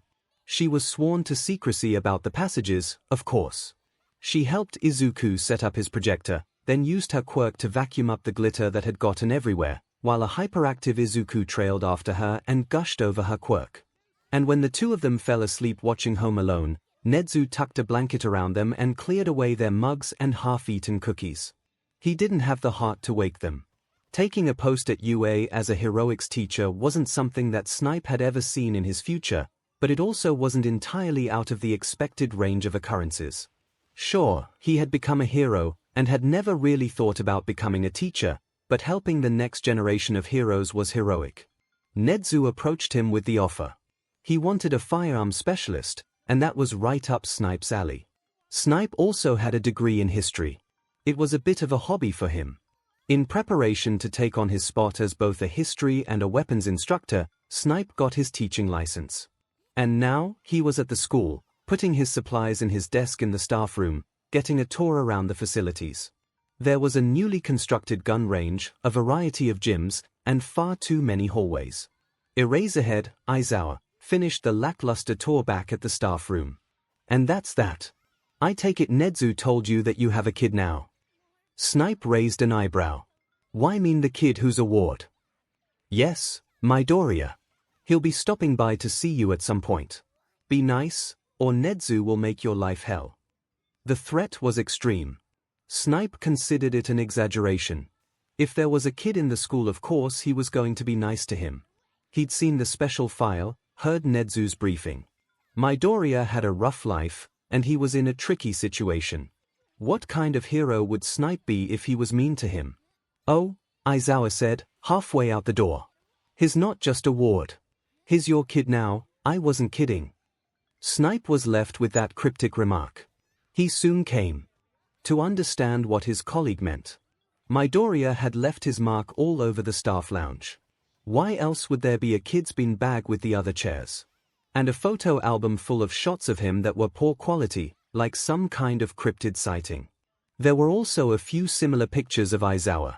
There was a large piece of paper pinned to the wall with all the staff's handprints and one smaller handprint in green. If he looked closer, almost every one of his colleagues had some kind of framed memorabilia with the kid's name on it. Midnight's was a drawing of herself with the kid's name scrawled at the bottom. Cementos had several books marked as from the kid. There were a lot of framed cards. And on one of the locked shelves was a notebook written in a childish hand. Snipe stopped reading it when he realized it detailed both his co-workers' strengths and their weaknesses. He may have been snooping through their things, but he wasn't going to go that far. The kid really was their kid. He realized that the kid was watching him slowly. Too slowly for his liking. It was just a feeling at first. He didn't recognize it as the feeling of being watched, but gradually connected it to a sort of presence. It was in the vents, watching him. It wasn't always there. It showed up when he went to the gun range to practice, or when he was alone grading papers. His new colleagues were watching, too, he noticed. He felt like the subject of a very long and very elaborate practical joke. He wished it would get to the punchline already. He was not prepared when it came. Will you teach me how to shoot? Snipe almost threw his gun that he was cleaning against the wall. Thankfully, he was a trained pro hero, so he only started mildly, because he could have sworn he was alone. He tracked down the source of the voice, a head of green hair hanging out of the vent watching him with wide green eyes. Well, hello there, little one, he drawled, trying to keep his voice level and calm. Hello, Snipe-san, the boy, Midoriya, if he remembered correctly from his briefing, said. Then he flipped out of the vent in a weird contortionist feat when he was standing on the ground. Snipe had to look him over thoroughly, because the file had said Midoriya was turning 10 soon, and he had a vague idea that 10-year-olds were supposed to be taller than that. He was beginning to understand the part in the file about his medical history. Nezu-sensei said I could learn to shoot from you, Midoriya said, like it explained everything. I know your quirk means you can hit anything, and you don't technically have to aim, but your accuracy even without your quirk is amazing. And if you want a powerful shot, it's better not to use your quirk sometimes, as changing the bullet's trajectory can take away some of its momentum. I always wondered if it was some kind of telekinesis. Can you sense where your bullets are? Can your quirk affect multiple bullets at once? Could you use more than one gun? What about an automatic? What if you use something liquid, like a water gun? Snipe held up his hands. Whoa there, buckaroo. One question at a time. So, you want me to train you? Why? He would unpack the rest of the questions later, because they actually were interesting, he just couldn't deal with all of them at once. While it wasn't abnormal for young boys to have an interest in weaponry, not that Snipe would know what was normal since he had a vault full of Nerf guns he had been collecting since he was 4, Snipe didn't think most 9-year-olds asked for formal weapons training. In a normal situation, they wouldn't get it either. But this kid was a ward of UA, and he was fully immersed in the world of heroes, which meant he was used to the unusual and improbable. The boy shifted a little awkwardly at the question, fiddling with the bracelets around his wrists. I'm quirkless, he said, and looked away, then began to speak faster. I know there isn't much I can do without a quirk, but I don't want to be defenseless and I don't want to be useless, so I think it would be good to have some knowledge of firearms. Eraserhead-san has offered to train me in other stuff, but you're the best person to ask for this, and Nezu-sensei said to ask you, so I did. Snipe took the boy in again. He saw the file, but files only said so much. They never really captured a person in their entirety, and Midoriya Izuku's file certainly didn't say everything about him. The official file said he was quirkless, 𝐻𝐻𝐻 said he wasn't. Now, Midoriya stood in front of him, and the quirk-suppressing bracelet said he had a quirk, and the boy said he didn't, another thing 𝐻𝐻𝐻 had told him about. This was a delicate situation, evidently, where everyone was tactfully ignoring the obvious fact that Midoriya had a quirk, even Midoriya himself. And Snipe knew why, because knowing what he did about Midoriya's quirk, he didn't particularly want the bracelets to come off. And that was the problem, wasn't it? Because people couldn't stop thinking like that, Midoriya had locked away his quirk and denied a part of himself. In order to quiet their fears, he had stubbornly denied something so basic about himself, until he didn't even doubt the lie. Yeah, kid. I'll teach you. If society was going to shackle this kid, Snipe was willing to put a weapon in his hands, just to level the playing field. It was only logical, Aizawa told himself. Midoriya needed a way to get some exercise. That was why he was teaching the kid martial arts. He knew that the other teachers were doing their part to keep the kid healthy. Inui took the kid for walks around campus sometimes, to get him some fresh air. He was pretty sure Hisashi was playing catch with him, trying to give him the dad experience. And Snipe, the newest addition to Midoriya's family, was teaching him how to use a gun. So, no, Aizawa didn't feel bad about teaching the kid some self-defense. In a way, it was good practice. He was used to teaching teens who normally had some kind of combat experience. Midoriya was much younger and needed more guidance. At the same time, he wanted that guidance, in a way that Aizawa's Hell children didn't. His students always accepted his advice and criticism. But Midoriya looked to him for everything and copied him perfectly. He was a quick learner, too. Aizawa was almost tempted to start teaching him to use his capture weapon. He had a feeling Midoriya would be good with it. But Midoriya was just a kid, and a traumatized kid at that. Aizawa didn't want to pressure the kid or make him feel like there was some kind of expectation. He may have been a ward of UA, but that didn't mean he needed to be a hero. He could be whatever he wanted. So, Aizawa stuck to self-defense. And, whatever else the other staff said, Aizawa had not given him any stealth training. It was eerie, honestly. In just over a year, the kid had become almost invisible. Aizawa could still detect him if he remained on high alert, but he was used to relaxing in UA, so when the kid dropped out of the vents in front of him in the middle of the hallway, he was startled. "Hey, kid," he greeted, pretending he hadn't jumped a few millimeters. "Aren't you supposed to be with Snipe right now?" he asked. Midoriya tilted his head to the side. Aizawa was always fascinated by how expressive Midoriya was becoming. He had been so withdrawn in the early months, but after that, when he came out of his shell, he was bright and blithe and lively. "I think I broke him," Midoriya said innocently. He just discovered his quirk works on fire extinguishers. "And why did he discover that?" Aizawa asked, amused. "Well, I was with Power Loader-san in the support lab. I wanted to make something for Snipe-san, to test his quirk. But, some of the calculations for the rocket launcher were a little off. Snipe-san was there for a test, and his quirk did work on it, which I didn't actually account for. I should have. But anyways, he altered the trajectory successfully, but it affected the projectile while it was still in the launcher, which messed it up. Then the rocket launcher was set on fire, and Snipe-san had to put it out with the fire extinguisher. He was able to use it from all the way across the room, which was pretty cool. He said to take the afternoon off, since he had to stop by Hound Dog-san's office, so I wanted to know if you were available to train early." He finished his rambling explanation and looked at Aizawa hopefully. Aizawa sighed. He was counting on another hour to spend grading papers before working with Midoriya, but he also didn't want the kid wandering around bored. "Help me grade my papers," he grunted. "If we finish early, you get to train early." Midoriya brightened. He trailed after Aizawa to his classroom, then took half the stack from Aizawa, without even asking for an answer key. They were just quizzes, so he wasn't all that worried. Midoriya was familiar with the curriculum for pretty much every class at this point. And if he didn't know something, he would ask Aizawa. He would be checking over the quizzes anyway just to make sure. While he knew Midoriya was intelligent, Aizawa often wondered just what 𝐻𝐻𝐻 was teaching the kid. He had seen the analyses of the staff the kid had done. They hadn't been incredibly impressive at first, but they did have an ingenuity to them that made Aizawa question his own capabilities, like he was looking at his quirk all wrong. They were steadily getting better, to the point that Aizawa didn't always understand the details of it. Midoriya knew a terrifying amount about the human eye. Somehow, he had pinpointed the minute mutation in Aizawa's eyes that caused the glow when he activated his quirk. He had also made suggestions for how to hide the glow, if Aizawa was in the dark and trying to hide.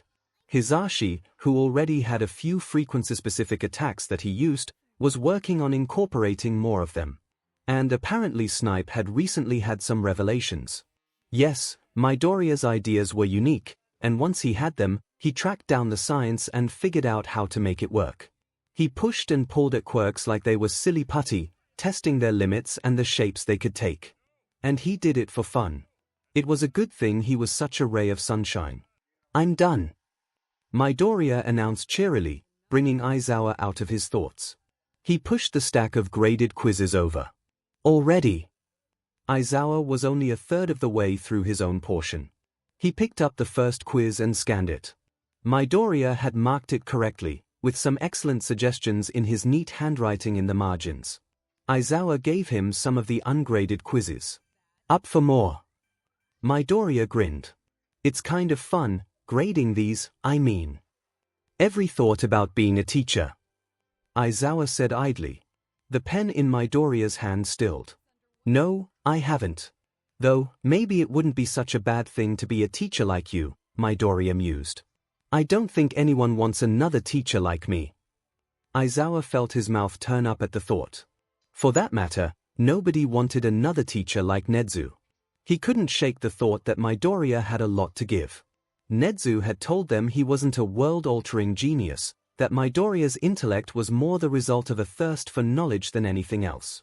Aizawa wondered how true that was. Or rather, he wondered if that thirst wasn't the mark of a genius. "They might want a teacher like you, though," he said.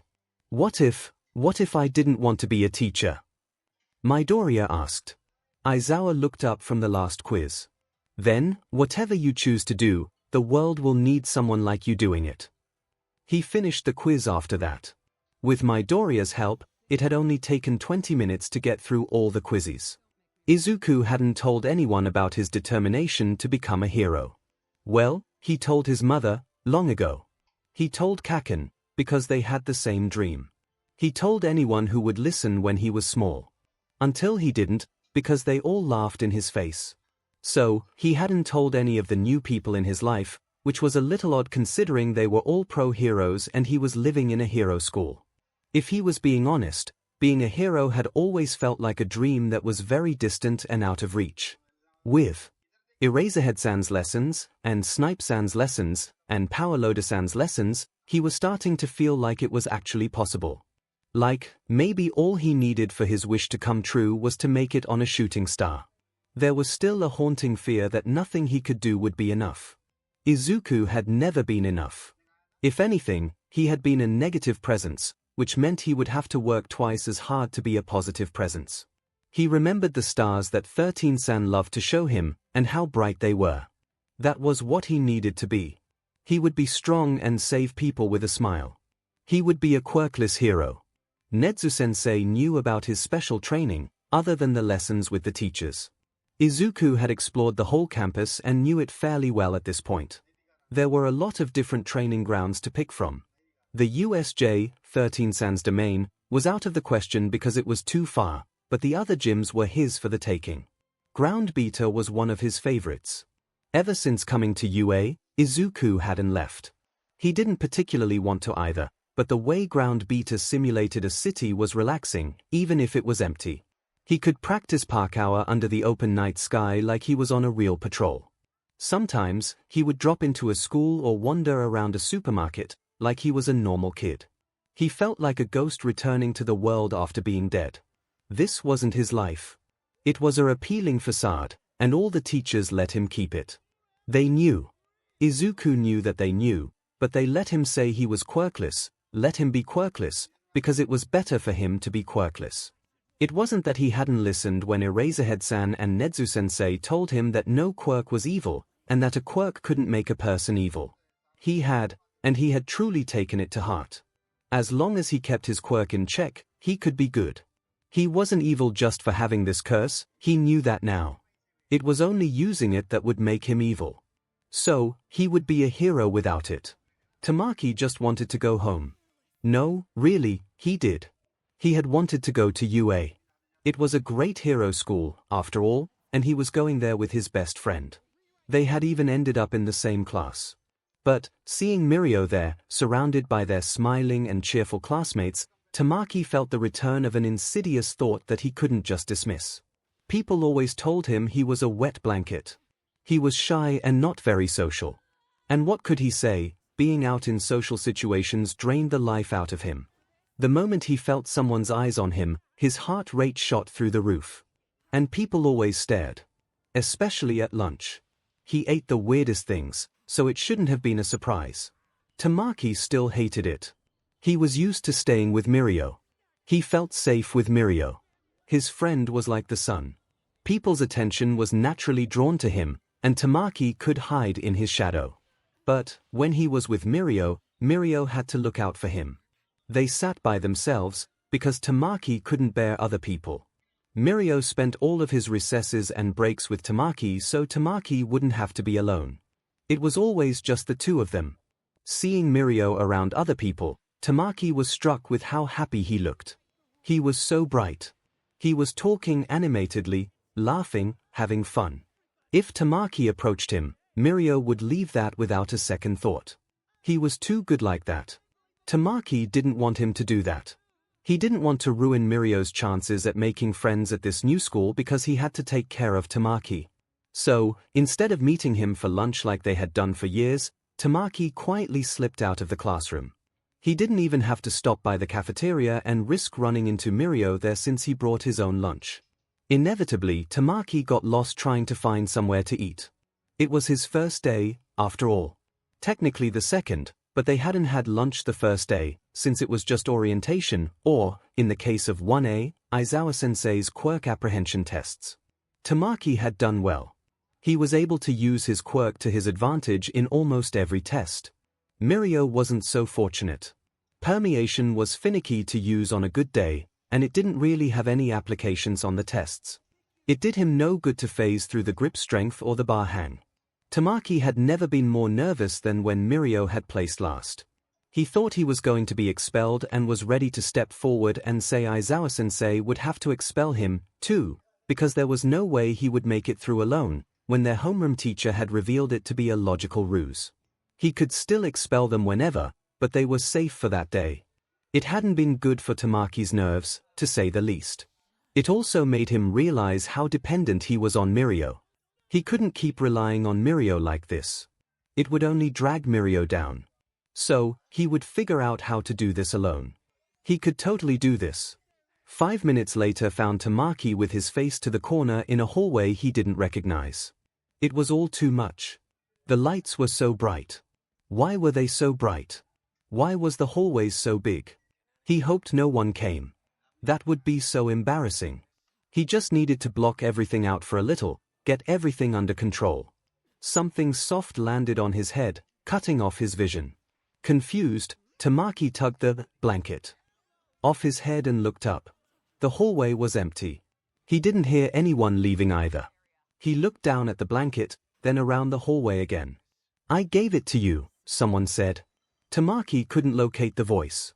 It sounded like it was coming from the end of the hallway, but there was no way someone gave him the blanket from that far away. The person giggled softly. "Look up." Tamaki obeyed and was met with green eyes sparkling with mischief from behind the vent cover. "Did you like my ventriloquism? I've been working on it." "Oh," Tamaki said. Had he been there the whole time? How embarrassing. He held up the blanket. "You dropped this. And, it was good. The ventriloquism, I mean. I couldn't tell where it came from." The person made no move to take the blanket back. "Do you not like it out there?" "Out where?" "Out there. In the hallways. I don't like going out there when there are people. Do you want to come in?" Tamaki looked at the vents doubtfully. He wasn't big and bulky like Mirio, but the vents still looked too small. The person giggled again. "Hold on a minute. I can show you another way." You just have to promise not to tell anyone. There was a silence after that, and then the case for the fire extinguisher several meters away on the wall swung away from the wall. A head of green hair popped out. Come on. They gestured Tamaki inside eagerly, their eyes sweeping the hallway all the while like they were expecting someone to come running and catch them while they were out in the open. Tamaki found himself following the green-haired kid. He had to be a kid. He was just tiny. No wonder he had fit in the vents. Ducking into the opening, Tamaki found himself in a sort of tunnel, clutching his lunchbox to himself. It's so much better in here, isn't it? The kid said, gesturing around him.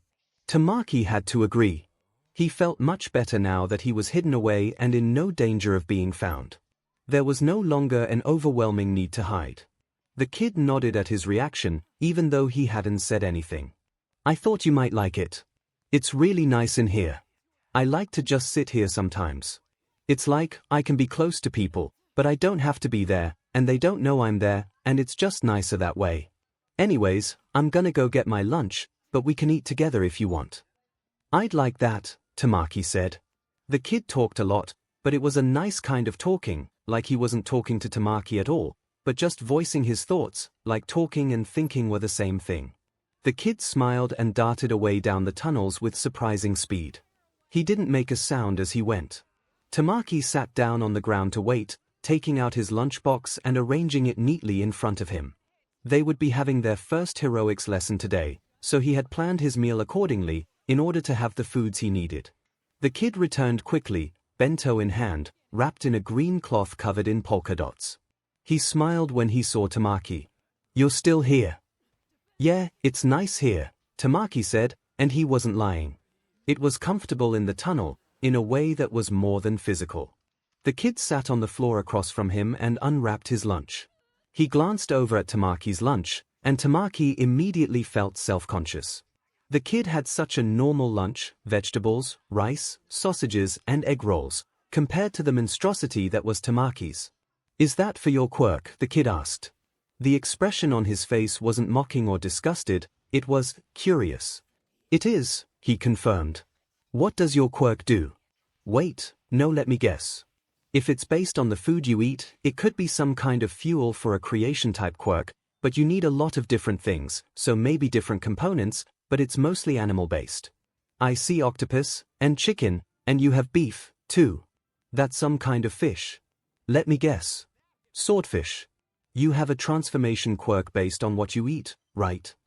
Tamaki nodded, a little amazed. That's so cool, the kid said, practically bouncing with excitement, reminding Tamaki of his younger sister. Do you turn into the animal or is it just part of you that changes?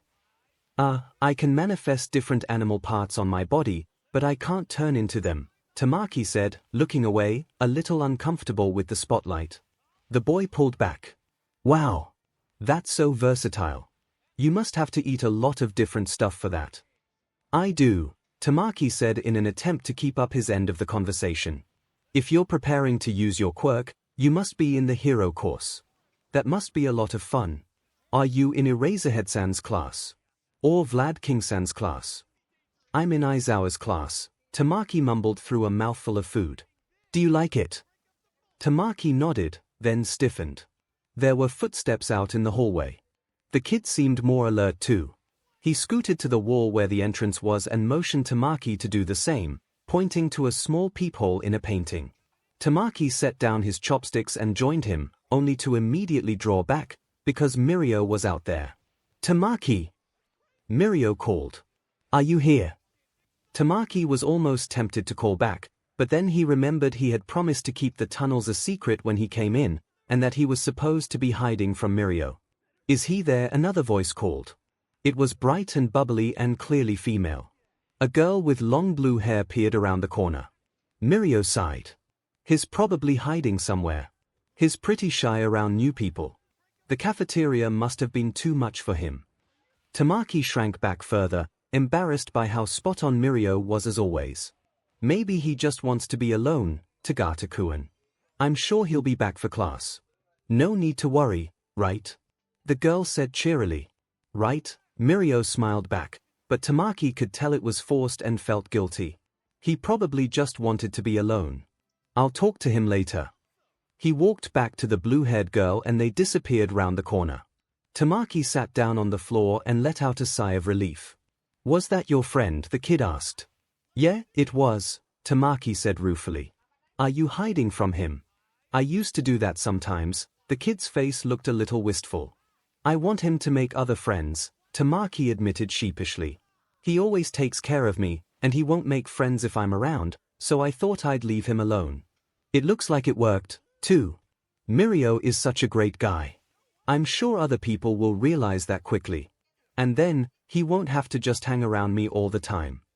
Tamaki looked up when the kid didn't say anything. His face was strangely blank. Oh, he said at last. Well, you're always welcome to come stay in here. We can eat lunch together. That would be nice, Tamaki said. Then, he realized that he'd never gotten the kid's name, or given him his own. I'm a Magiki Tamaki. The kid smiled, blindingly bright, like Mirio, but somehow even purer. I'm Izuku. Your friend is Tagata, right? Tamaki nodded. Tagata Mirio. We've known each other for a long time and decided to come to UA together. You're in the hero course with your friend. That must be so cool. Are you going to be a hero duo, or just work together? You could have an agency together after you graduate, or do team-ups. Heroes always work together better when they're friends, like All Might and Sir Night Eye, or all the teachers. They're all really good friends, so they work together super well. Izuku rattled it all off almost without taking a breath. Tamaki scratched his head. I don't know what we're going to do, he admitted. The plan was just to be heroes together. Izuku nodded and the conversation moved to other topics. Talking with him was nice. He had a lot to say, and it was all very interesting. When the lunch PRD was over, he guided Tamaki back to the 1A classroom and showed him a secret entrance near it in the hallway. We can meet over here, if you want to eat together again, Izuku said, looking at Tamaki hopefully. Okay, Tamaki replied. I'd like that. There was one more bright smile, and then Izuku was off, leaving Tamaki behind. He'd never found out what the kid was doing in the vents, Tamaki realized. But then again, it wasn't really any of his business. He returned to his classroom. Mirio entered not long after him with the blue-haired girl. He looked around the classroom and instantly brightened when he saw Tamaki, but they didn't have time to talk before Yamada-sensei came in and English class began. Mirio didn't know what was up with Tamaki. His friend just kept disappearing. It was always around lunchtime, and Mirio could never find him. He and Nejaya, as she insisted he call her, had searched the school top to bottom the first couple days and found nothing. He tried inviting him to lunch, but Tamaki just brushed him off. He'd slip out of the classroom before Mirio could get to him, and by the time Mirio got to the hallway, there was no sign of him. It was even more upsetting because Tamaki was shutting him out all the time. He wouldn't talk to Mirio, excused himself from conversations, and walked the other way when he saw Mirio in the hallways. He wouldn't even answer his phone or text back. Mirio didn't know what he did. He couldn't remember doing anything, but Tamaki was difficult to understand, and he struggled to communicate sometimes. Mirio knew they were very opposite, so it was entirely possible that he had done something he would never think twice about that really bothered Tamaki. Which was why they needed to talk about it. He explained their relationship to Nejaya, who put a finger to her chin knowingly and said, "It sounds like you need to talk to him." While the reassurance that he was doing the right thing was nice, it didn't help track down Tamaki long enough to talk to him. At least Tamaki was doing well in training. Actually, he was doing better than ever. He was using his quirk in ways that Mirio had never seen him use it before. It stung a little, because they had always shared their progress with each other. The thought wandered through his head that Tamaki had been holding back because of him and had finally decided to ditch him, but Mirio knew his friend wasn't like that. Tamaki was too socially anxious to actually do something that would make someone dislike him like that. It wasn't in his nature. He was also a good person. Mirio himself was struggling, which only added to the stress of the whole situation. He had survived the first week, which was statistically the time PRD in which he was most likely to get expelled, but with Aizawa-sensei as their homeroom teacher, the threat was very much still there. They'd already lost one classmate, what was one more? Permeation was just so tricky to use. If his control slipped for even a moment, he'd sink into the ground, or lose his clothes, which was really embarrassing. He combed his fingers through his hair thoughtfully. He'd cut it after getting into UA to give to his support department so they could make him a costume using his DNA. Wearing it, he was able to use his quirk without losing his breathes. He kind of missed the longer hair that he'd tied back in a ponytail during his middle school years. Their free study PRD, that they had gotten because Kuro-sensei had been called out to a rescue and couldn't teach their class, was coming to a close. Lunch was next. He was going to catch Tamaki this time. Tamaki's desk was closer to the door, which gave him an unfair head start, but Mirio was prepared. Nejiya, who sat in the middle of the classroom, nodded when he looked over to her. The bell rang, and the three of them jumped out of their seats. Ignoring the way their classmates stared, Mirio bolted after Tamaki. Out in the hallways, he saw the other boy disappearing around a corner. Nejiya ran a different direction to cut him off, and Mirio followed in hot pursuit. Except, when he rounded the corner, only a few seconds after Tamaki, there was no one in the hallway. There wasn't even the sound of retreating footsteps. It was empty. Nejiya skidded to a halt at the other end of the hallway. He locked eyes with her in silent understanding. They'd lost him again. Tamaki had decided long ago that Mirio was like the sun. He wasn't sure what that made him, but the metaphor seemed to hold up well. Nejiya, the girl who Mirio was spending a lot of time with, was like a cloud of glitter. She reflected his light and made everything around her brighter. She was the kind of friend Mirio needed. Izuku, well, Izuku was more difficult to place. He was very like Mirio, but with crucial differences. They had a similar brightness to them, but Izuku wasn't bright like the sun, warm and overwhelmingly powerful. The sun belonged in the light, like Mirio did, but Tamaki had come to realize that the light that was Izuku belonged in the dark. He was a star. Like a sun, but more distant. Like Tamaki, he was comfortable in the darkness, but he made it all the brighter for his presence. He didn't dispel it like Mirio. He made it appealing. Perhaps that was why Tamaki enjoyed his company so much. They were still meeting up for lunch every day. It was nearly 2 weeks since the start of school. Tamaki knew Mirio was trying to talk to him, but he just couldn't. It made him nervous just to think about it. So, he talked to Izuku instead. Izuku had a lot of ideas about his quirk. He even brought Tamaki food to try, dried crickets, a scorpion in a lollipop, weird stuff. Tamaki was used to weird food from experimenting with his quirk, so he didn't mind, and Izuku really liked experimenting with his quirk. Do you think if you ate an ant, you'd be as strong as one? Izuku asked one time. I know you said you could manifest body parts, but could you do other stuff as well? And I was thinking that you could eat fish, and then be able to breathe underwater, you know, if you copied the gills and stuff. You could do lots of aquatic stuff with the right food, although, it's a pity you have to eat the animal to get the abilities. Actually, what if it's just DNA? Like, do you get cow abilities if you drink milk? Not that that would work for everything, but it is an interesting option. Would the same thing work for eggs and chickens? Tamaki just listened, bookmarking what he needed to try out later. Izuku's suggestions were helpful. Not all of them worked, but a lot of them did if they were able to try them out.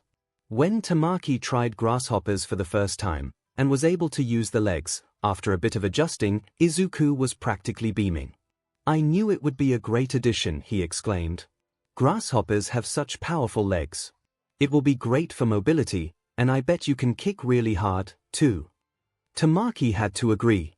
The jumping power was phenomenal, and dried grasshoppers were something that could be eaten very easily in an emergency.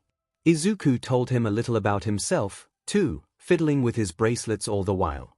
He was a ward of UA, but Tamaki couldn't tell anyone about him. Tamaki took that to mean the teachers were looking after him. He really didn't need to know anything else. It came as a bit of a shock when Izuku told Tamaki that he was 13. In hindsight, it shouldn't have been. Izuku was incredibly smart. Way too smart for a 10-year-old, like Tamaki had thought he was. He was just so small. He didn't even reach Tamaki's shoulder, and Tamaki wasn't even as tall as Mirio was. That was something Tamaki found himself thinking about a lot. Tamaki! Mirio yelled as he chased his friend down the hallway. It had been 3 weeks since the start of the year, and Mirio was determined not to let this go on any longer. Tamaki squeaked as 𝐒𝐲𝐽 cut off his escape and ducked into a classroom. Mirio followed him in, only to find an empty classroom. How? Just how? 𝐒𝐲𝐽 joined him, looking over the room in dismay. Where did he go? She whined. Mirio put a finger to his lips. Sure, he warned her. He could hear something, the sound of breathing. He walked forward on the ball of his feet.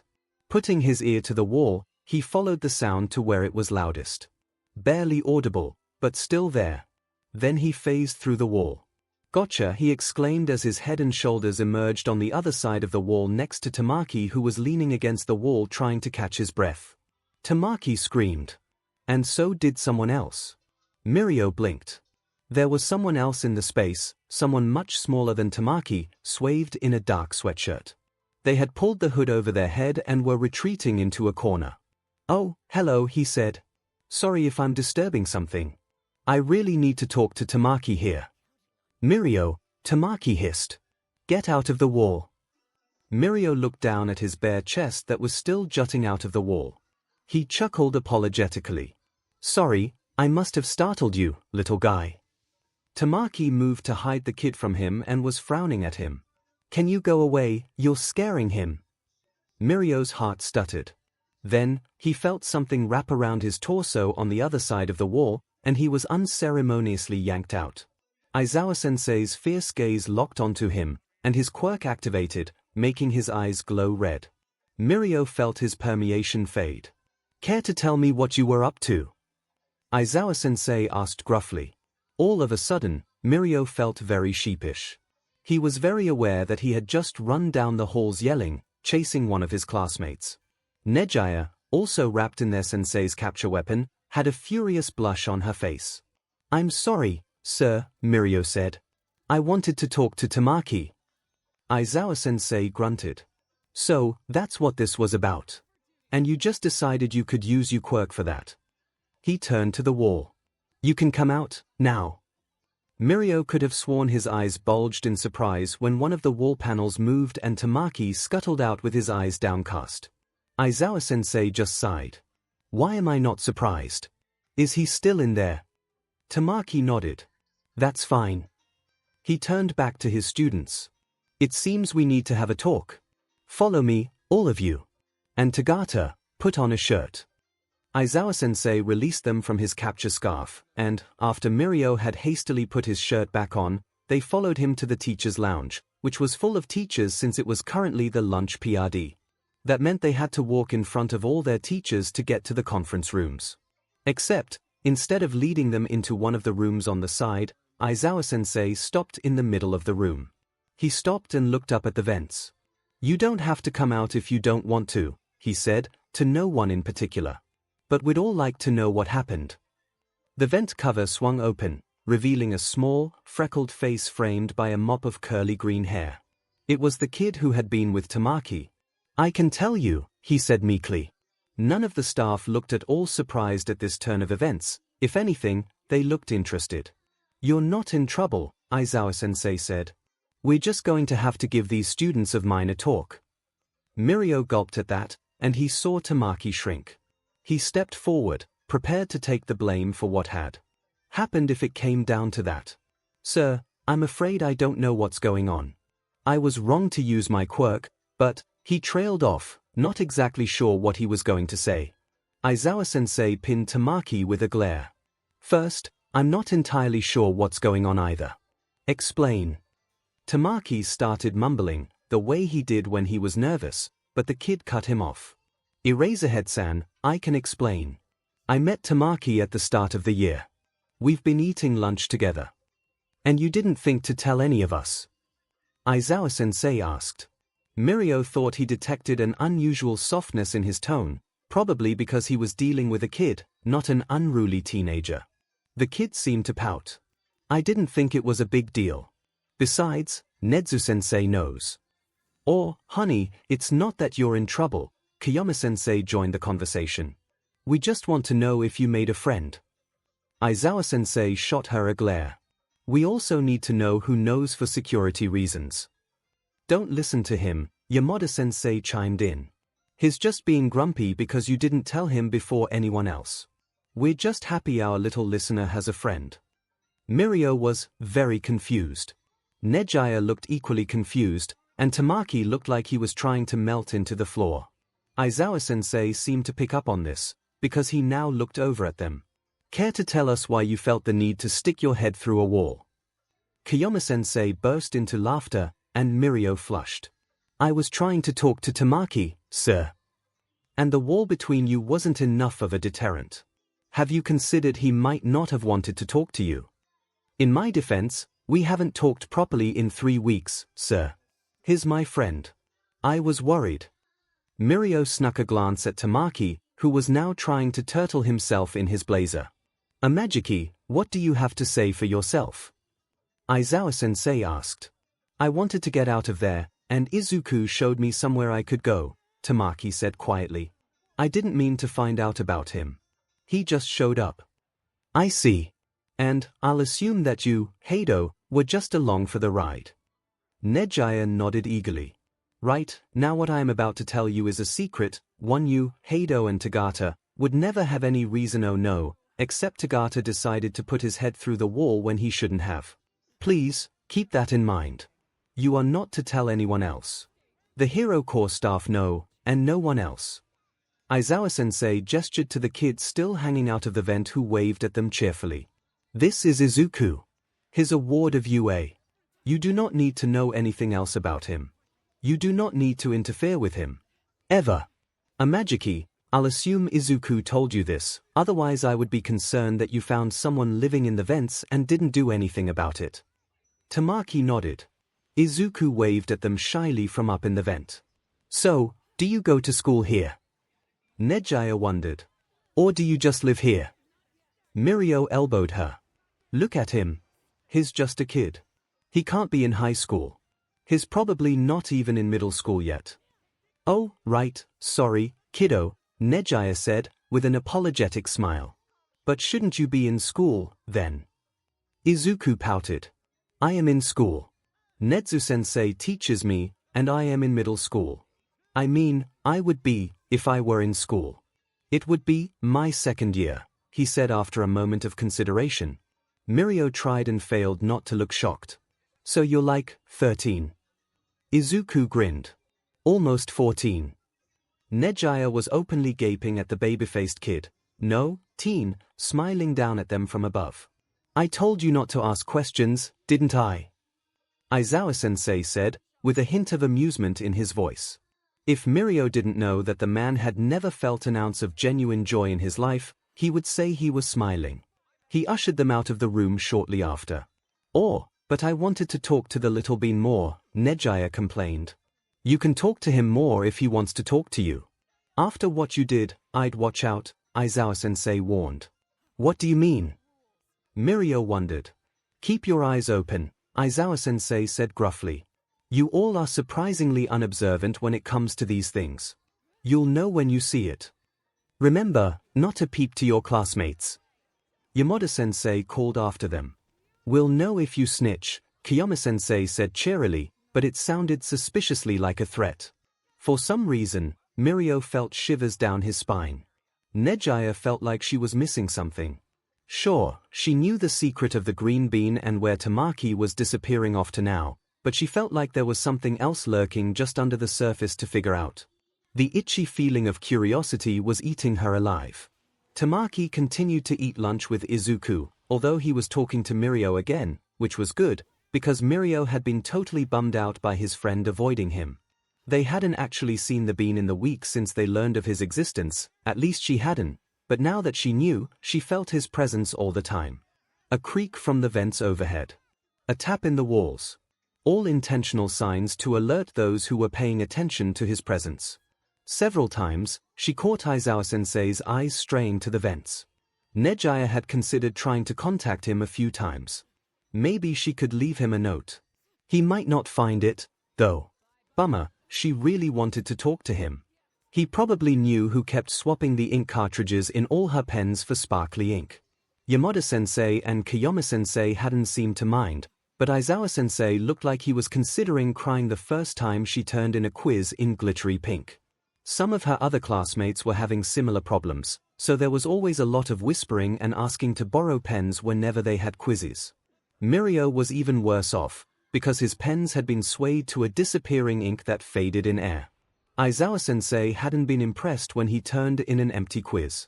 Mirio had been confused, because he definitely wrote down the answers.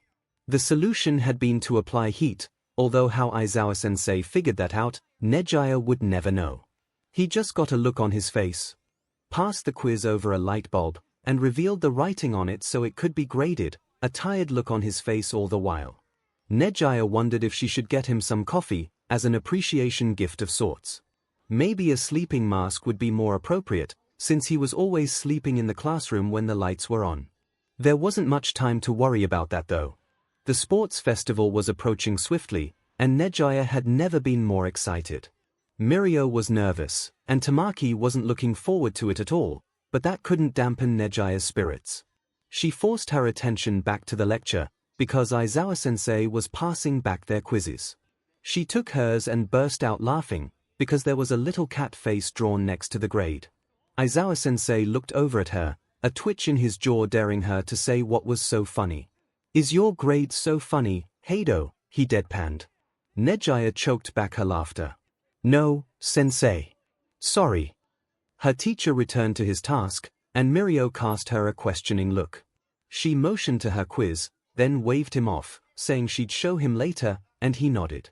Then he got his own paper back and stilled in his seat. 𝐒𝐩𝐼 tried to get his attention, but it was entirely engrossed in something. Had he gotten a bad grade, 𝐒𝐻𝐼 wondered. Mirio wasn't the top student by any means, but he consistently did well. It would be worrying if his grades started to slip. She put it out of her head. Mirio would call her later. And he did. When class was over, she immediately planted herself in front of her desk, plopping her own quiz down in front of him. "It's cute, isn't it?" she said, pointing to the cat face. "I didn't think Aizawa-sensei had it in him." "I don't think he does," Mirio said distractedly. Tamaki joined the group. "Did he give you one, too?" he asked his friend. "A cat face?" 𝐒𝐻𝐼 wondered. "Yeah, he did. It's a lot." "What is it?" 𝐒𝐻𝐼 asked, looking between the two of them in confusion. She absolutely adored their friendship, but sometimes she was left out of the loop, like right now. Mirio slid her his paper. "Just keep it down, okay?" 𝐒𝐻𝐼 nodded. She looked over the quiz quickly. Mirio had gotten a pretty good grade. There was no cat face, but there was a pretty sizable block of text at the bottom in a hand that definitely wasn't Aizawa-sensei's. Come to think of it, the markings on her paper weren't like Aizawa-sensei's either. As she read through the note at the bottom, she felt her mouth open in astonishment. It was notes on how Mirio could use his quirk, suggestions for control, and a reminder to get his P uniform modified before the sports festival, since he obviously hadn't done it yet. She looked at Mirio, then at Tamaki. "He leaves them for me, too," Tamaki said, as if that was an explanation. "Who?" Mirio looked at the vents exaggeratedly. "Oh." 𝐒𝐻𝐼 realized. "He wrote this. He's so smart. It's no fair that he did you and not me." "I didn't even think about requesting a PE uniform," Mirio said. "It would be helpful, although I might go bald." The rest of their classmates had filed out by now as it was the end of the day. Still, it was startling to hear the voice from the vents. "They don't actually need that much of your DNA. They just replicate it. Since they already have a sample, they won't need any more." "Oh, that's a relief." Mirio ran a hand through his hair. "I thought I would never get to grow my hair out again. But, can I ask why you did this?" "For me, I mean. I'm grateful, I just don't understand. Also, how do you know all this?" "I asked him to," Aizawa-sensei cut in. He sat up from behind his desk, still zipped in his sleeping bag, startling them all. "He watched one of our classes. His Nedzu student. You all shouldn't be so surprised." "You asked him to? Why?" Mirio asked. "Their teacher side. It was obvious you were struggling. You have a lot of potential, Tagata, which is why I haven't expelled you yet." Your quirk is also extremely difficult to use properly. I may be able to help you with combat, but when it comes to quirk mechanics, Nezu and Izuku are better suited to deal with it. Nezu thought it would be a good project for Izuku, so here we are. Mirio turned to look at Izuku with wonder in his eyes. Thank you. I'll be sure to try this out. Thank you. This had all turned too serious, so Nejiya smiled up at the vent. Can you do me? Half an hour later, Nejiya was still listening, and for once in her life, she found it impossible to interrupt. How did you enjoy your analysis assignment? Nezu asked Izuku, who was sprawled over his notebooks in a way that couldn't possibly be healthy for his spine. It was one of their usual classes, where Izuku worked quietly until he had a question. Nezu was particularly curious about this assignment because Izuku had never had a chance to do this type of analysis. He was used to observing heroes who had already figured out many of the applications for their quirk. Building off of that wasn't as hard as starting with a blank slate. On the flip side, Izuku also analyzed civilian quirks, which was an entirely different matter. That was always in the theoretical realm. Yes, Izuku was very used to their 𝐂𝐳𝐽, but not used to testing his theories and helping someone develop their quirk. It was a very slow process. The staff had been able to use Izuku's tips, but they were fully trained pro heroes with a great deal of experience controlling their quirks. He needed to get used to working with people who were just learning about their abilities. It had really been luck, or a strange mixture of luck and fate, that Izuku decided to befriend a Magiki, and then that Tagata stumbled upon them. Tagata was just the student for Izuku to work with. In theory, the quirk was very simple, intangibility. But the implications and the applications of it were more delicate. Tagata was struggling to develop his quirk, and Aizawa had admitted he was out of his depth. Normally, this would be where Nezu stepped in, or called on another teacher whose quirk was a better fit. In this case, none of the staff had a similar quirk, and Nezu wanted to give his student some experience. So, he was eager to hear how Izuku was progressing. I watched the training exercise like you said. Izuku began without looking up from his furious note-taking. He really has a fascinating quirk, but he's barely able to use it. Air and matter pass through him, but it has a fail-safe mechanism that ejects him from whatever he's phased into, so he doesn't get stuck. I'm not sure if he's affected by heat, electricity, or emitter-type attacks while intangible, but I'd like to find out. Also, just how intangible he really is. He doesn't go invisible, but I think he was having trouble breathing, so maybe intangible to air not light. Oh, I told him to get a new gym uniform. Before the festival. National TV and all. Nezu sipped his tea. An excellent call. The hero students always seem to underestimate the support department and what they can do in the realm of costumes. Yeah, Izuku agreed. The others have really cool quirks, too. I really like Tamaki's. There are so many possibilities. Nejiya's is appealing and powerful, and they're all really nice. They're gonna be great heroes. Nezu set down his teacup with care. About that, how would you feel about doing analysis for all of the hero students? The first years, at least. You wouldn't need to meet them in person, if you didn't want to. You could do it anonymously. I usually do something similar. Izuku stopped writing and set his pen down, closing the notebook over it so it wouldn't roll off the desk. He looked up at Nezu, eyes bright with excitement and fear. You want me to help with their quirks, he said, incredulously. All of them? Nezu nodded. Perhaps, not all at once. Tagata was by far the worst off. We'll move on from there. You've already given a Magiki a great deal of help. His quirk has greatly improved. I'm sure you can do the same with the others. He watched the gears turn in Izuku's head, doubt and uncertainty clouding his eyes. Just give it a try, he told his student. There's a first time for everything. You've got to stop leaving smiley faces on my quizzes when you grade them, Eraserhead-san complained during one of their weekly grading sessions. I could just stop grading them, Izuku offered cheekily. Midnight-san lets me use stickers. He didn't even try to hide the grin that stretched over his face. Eraserhead-san might have seemed gruff, but he wouldn't be complaining like this if it really bothered him. Well, Nemurai is an art teacher. That's her style. It's not mine. You need to stop. Izuku smiled as he gave Tamaki full marks. I don't think I will. Your students love it. You're undermining my authority, Eraserhead-san griped, beginning to mark all the grades down in a spreadsheet. Some authority it must be, if it can be brought down by a few adorable kitty faces. Izuku smiled sweetly, passing over his stack of graded quizzes. He hesitated a moment, unsure of how to word the next thing he wanted to say. Nezu-sensei asked me to take over the quirk analysis for the Hero Corps students. I know.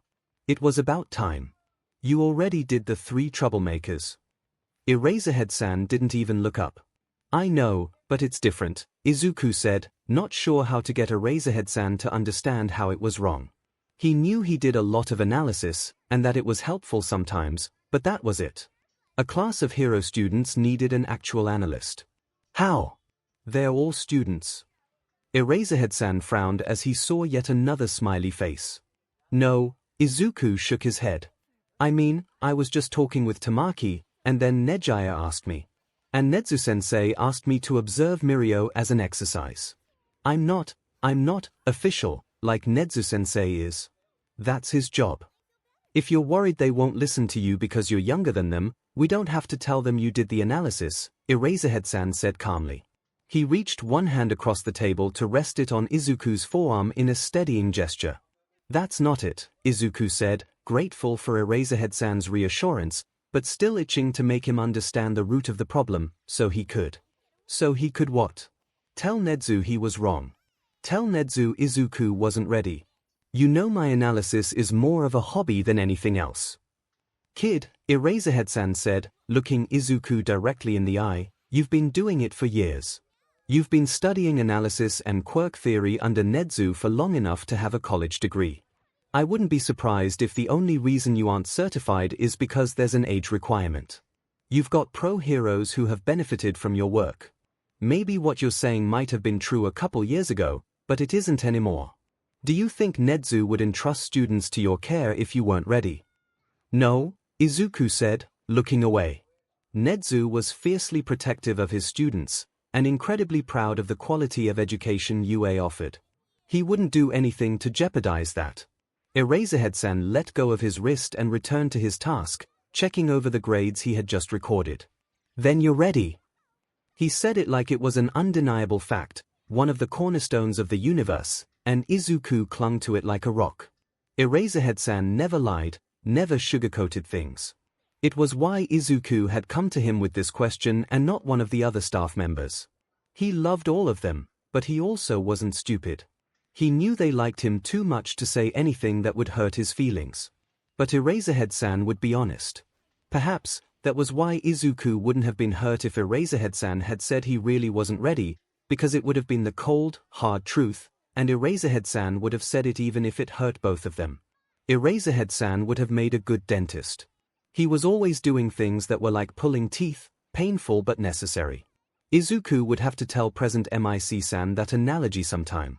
He would like it. Thank you, Izuku said softly, the corners of his eyes filling with tears. And he really meant it. Mirio was still riding the high from the sports festival when they came back to school after their long weekend. Nejaya and Tamaki had all made it into the 3rd round, and Tamaki had made it onto the podium at 3rd place. He even had the pictures to prove it, although Tamaki tried to hide every time it was brought up. He was almost bouncing up and down in his seat when homeroom started, and a very tired Aizawa-sensei, when was he not tired, began passing out papers to everyone. These are evaluations of your performance at the sports festival. You won't be scouted for internships and work studies until your 2nd year, but you can still learn a great deal from how you did. We also had an analysis done of the way all of you have been using your quirks so far. These are professional analyses, so please take what they say to heart so you can improve. I expect only improvement from all of you. Once the papers were passed out, Aizawa-sensei promptly zipped himself up in his sleeping bag and disappeared under his desk. At this point, the whole class knew that this meant they were free to talk among themselves, albeit quietly. Mirio was out of his seat in a moment, skipping over to Tamaki's desk. Nejaya joined him there. He planted his hands on Tamaki's desk and leaned over.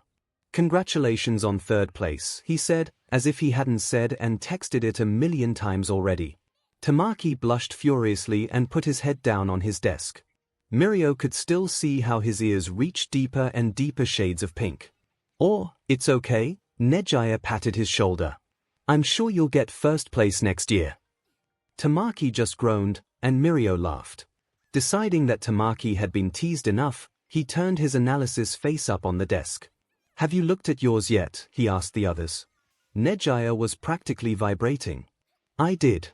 It's just like the bean's analysis," she said, correcting herself. They had decided among themselves to adopt a nickname when talking about Izuku around others. "He must have done everyone's. There's even some new stuff, and some critique about how I used it in the sports fest." "Same here. I've been getting better, but I still have a lot to improve on," Mirio said. That much was true. Having a uniform that phased him with him had been a saving grace. Mirio didn't know what he would have done without it. It freed up a lot of his attention from having to make sure he wasn't flashing everyone so that he could focus on his quirk instead. He could use permeation more freely, too. It had come in very useful during the first round, which was a maze. He could just phase through the walls. If he had been matched with a physical fighter in the tournament, he might have made it further, but naturally his first opponent had a bat mutation quirk that included sonic screeches, which he had to phase completely to dodge. Phasing completely, as he had discovered while training under Izuku's guidance, allowed him to dodge most sound-based attacks, but came with the downside of not being able to hear anything. His vision also suffered, indicating that some light phased through him. Izuku had said something about infrared and ultraviolet and promised to get back to him later. But, back to the match, he hadn't been able to dodge their attacks while disoriented and got pushed out of the ring. "He has a lot of foods he wants me to try," Tamaki said without looking up. That made sense. One of the downsides to Tamaki's quirk that not a lot of people thought about was that the price for its versatility was a lot of hard work. Apart from planning ahead to have the right mutations available, he had to get used to them before he could use them. Tamaki had to adjust his fighting style depending on what mutations he was using, and every new addition or new combination took hours to learn how to use efficiently. Not that Tamaki wasn't a quick learner, but sprouting wings changed his balance drastically, and walking on grasshopper legs was very different from his normal legs. People looked at Tamaki and saw an amazing quirk. They never saw the effort it took to make his quirk amazing. He had taken his power and made it all his own, wrestled it into SBMSN, so to speak. He really was amazing. They had plans to meet with the Bean in a training gym after school. He had been persuaded to give them some personal training after they admitted they weren't sure if they were following his instructions correctly, so now they got special coaching 2 times a week, in addition to their lunch PRs that they spent together. Tamaki was eating with them again. Or rather, they were eating with him. He had never liked cafeterias and was much more comfortable in the secret tunnels. While making it a comfortable experience for him was the primary objective, eating in the tunnels came with the added bonus of getting to eat with Izuku. Izuku always had something interesting to talk about, whether that was quirks, or the most recent tricks he had played on the staff and students alike. Apparently, he was responsible for Yamada-sensei's ringtone being changed to funny songs and having the volume cranked all the way up. Mirio still vividly remembered the time the Pokemon theme started playing in the middle of their English class and Yamada-sensei's face turned beet red before he could silence his phone. He also shamefacedly admitted to messing with the pens of practically everyone in their class, with the exception of Tamaki, who was his favorite. No serious harm had been done by that, and in hindsight it was pretty funny, so neither 𝐒𝐻𝐼𝐫 nor Mirio were upset by it. Izuku even showed them how to make the invisible ink he had used. It looked totally normal at first, but in just 5 minutes it would disappear entirely. Totally perfect for secret messages. When morning classes ended, they met up to go to their spot together.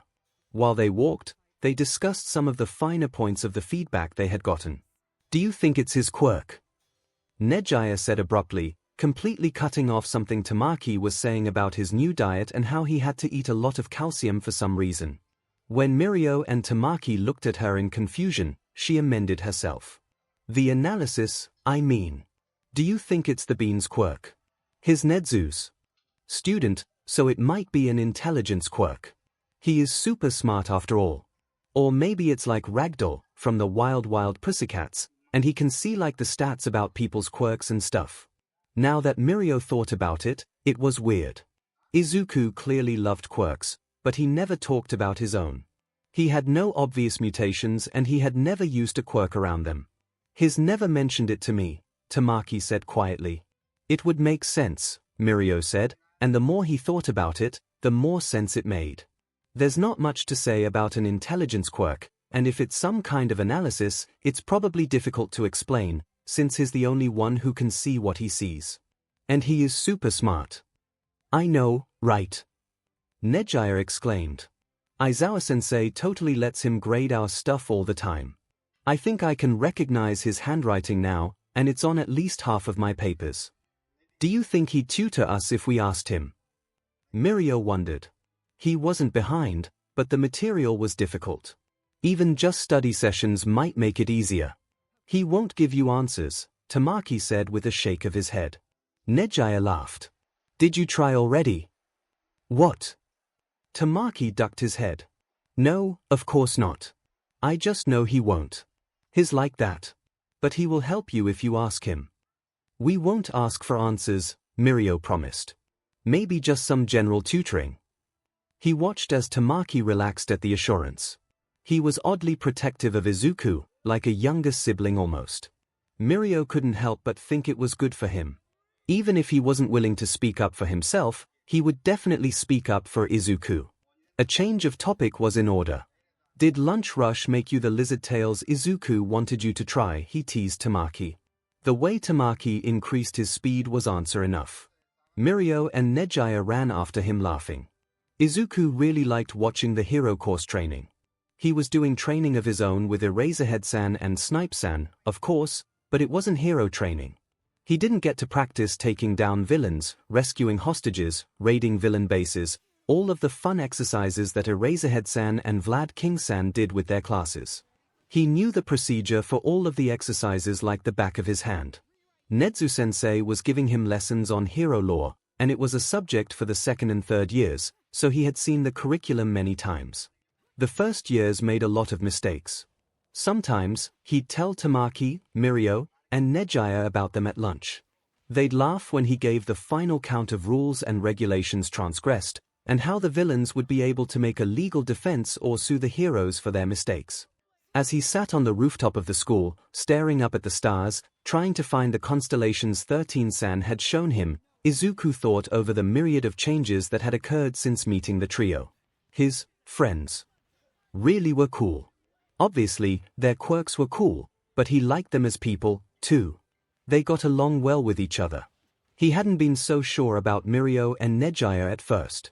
After all, Tamaki was avoiding them. But then he realized that Tamaki wasn't bothered by Mirio. It was the opposite. He was trying not to bother Mirio. He had panicked when Mirio's head came through the wall, but Eraserhead-san had been there to help sort things out, and now he had friends, so it all ended well. Having friends in the hero course was like a glimpse into his own future. He was still determined to be a hero.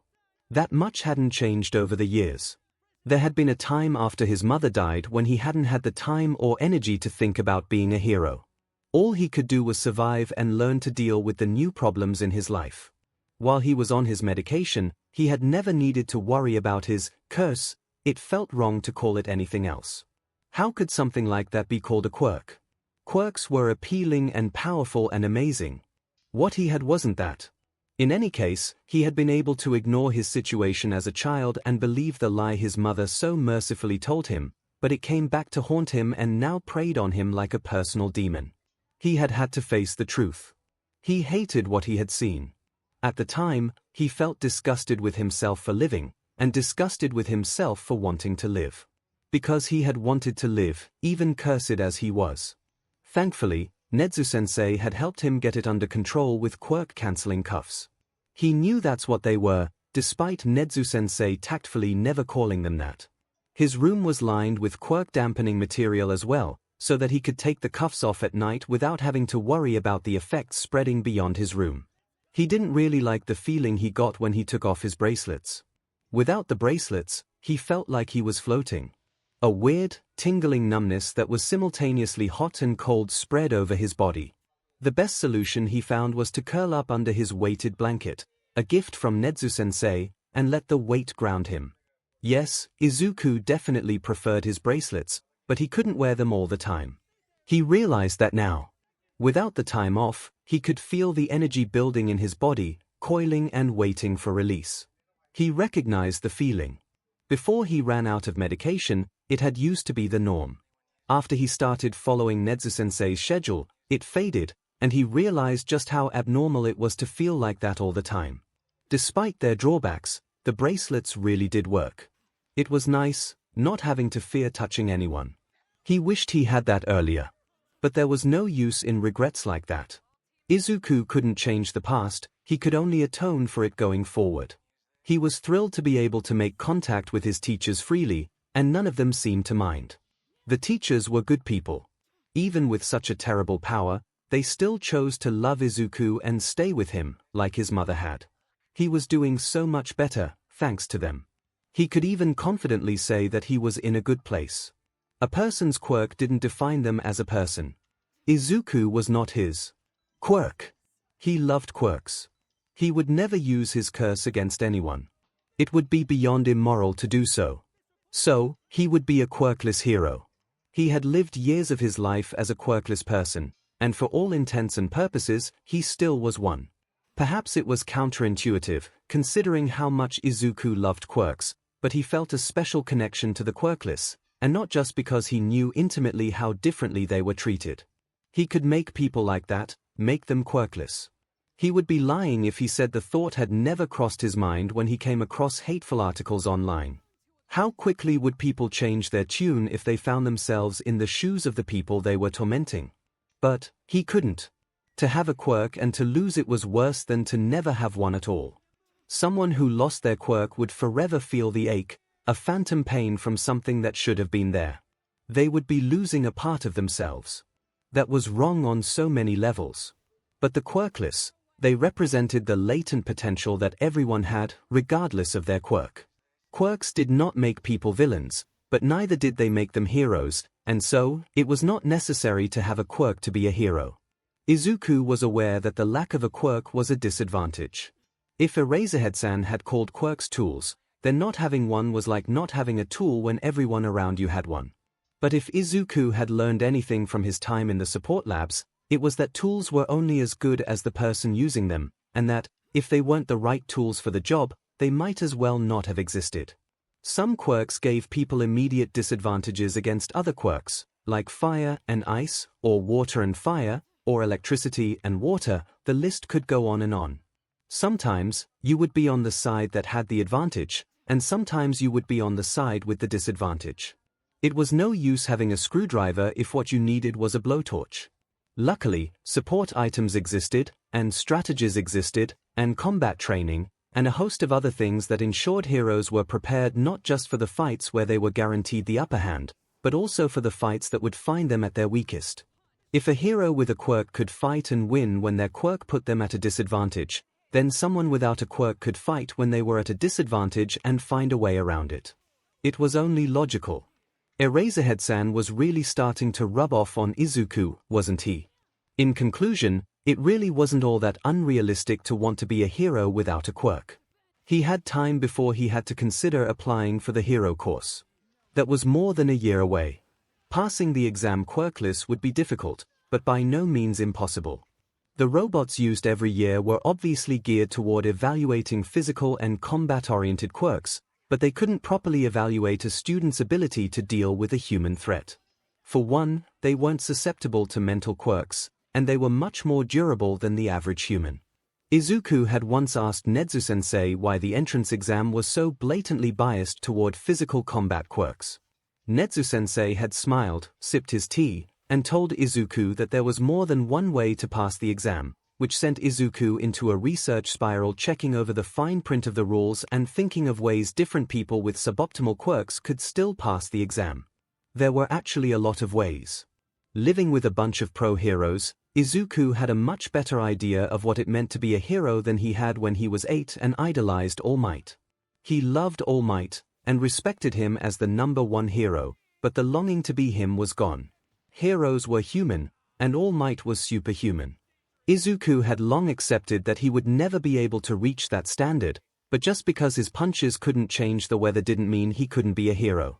The kind of hero Izuku wanted to be was one that saved people with a smile, like All Might, that worked where he was needed not where the cameras were, like Eraserhead-san, that inspired hope in ordinary people, not that someone else would always be there to save them, but that they could save themselves, even if their quirk wasn't suited for the situation. What made a hero wasn't their strength or their quirk or even their license. At the end of the day, it was their determination to save. Everything else was supplementary. Now, if only he could find a way past Nezu-sensei's security. There were people to save out there. He just knew it. Perched on the edge of the UA barrier, Aizawa surveyed the grounds. It was dark out, and little could be seen but shadows. That wasn't much of an issue.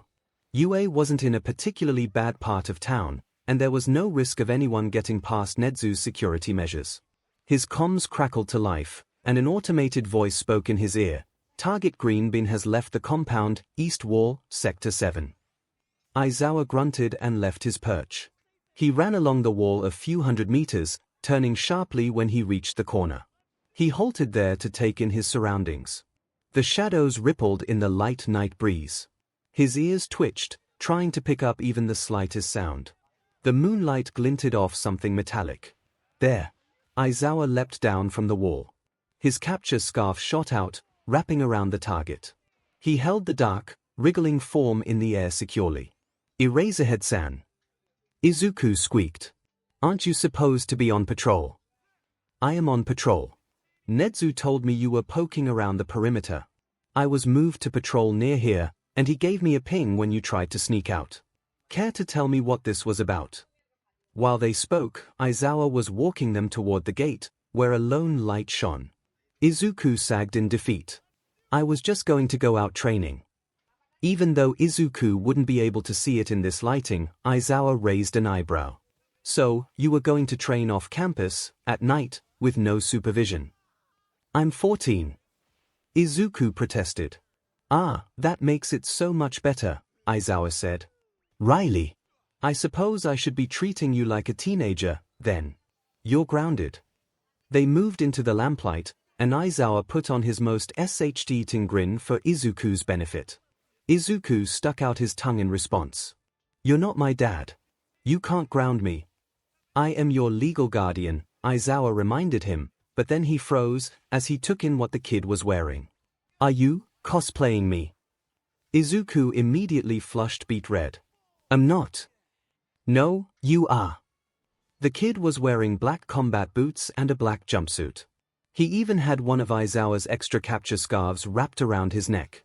Did he know how to use it? Aizawa had taught him self-defense, but not weapons and certainly not how to use his capture weapon. The thing that sold it was the golden goggles around Izuku's neck, just like the ones Aizawa wore around his own neck. The kid noticed Aizawa staring at the goggles and immediately tensed. My goggles are better than yours, just so you know. I made them myself, and they have night vision. Yours don't have any lenses. They're totally different. Sure they are, Aizawa said. Does Power Loader know he needs to revoke your lab privileges? He would never.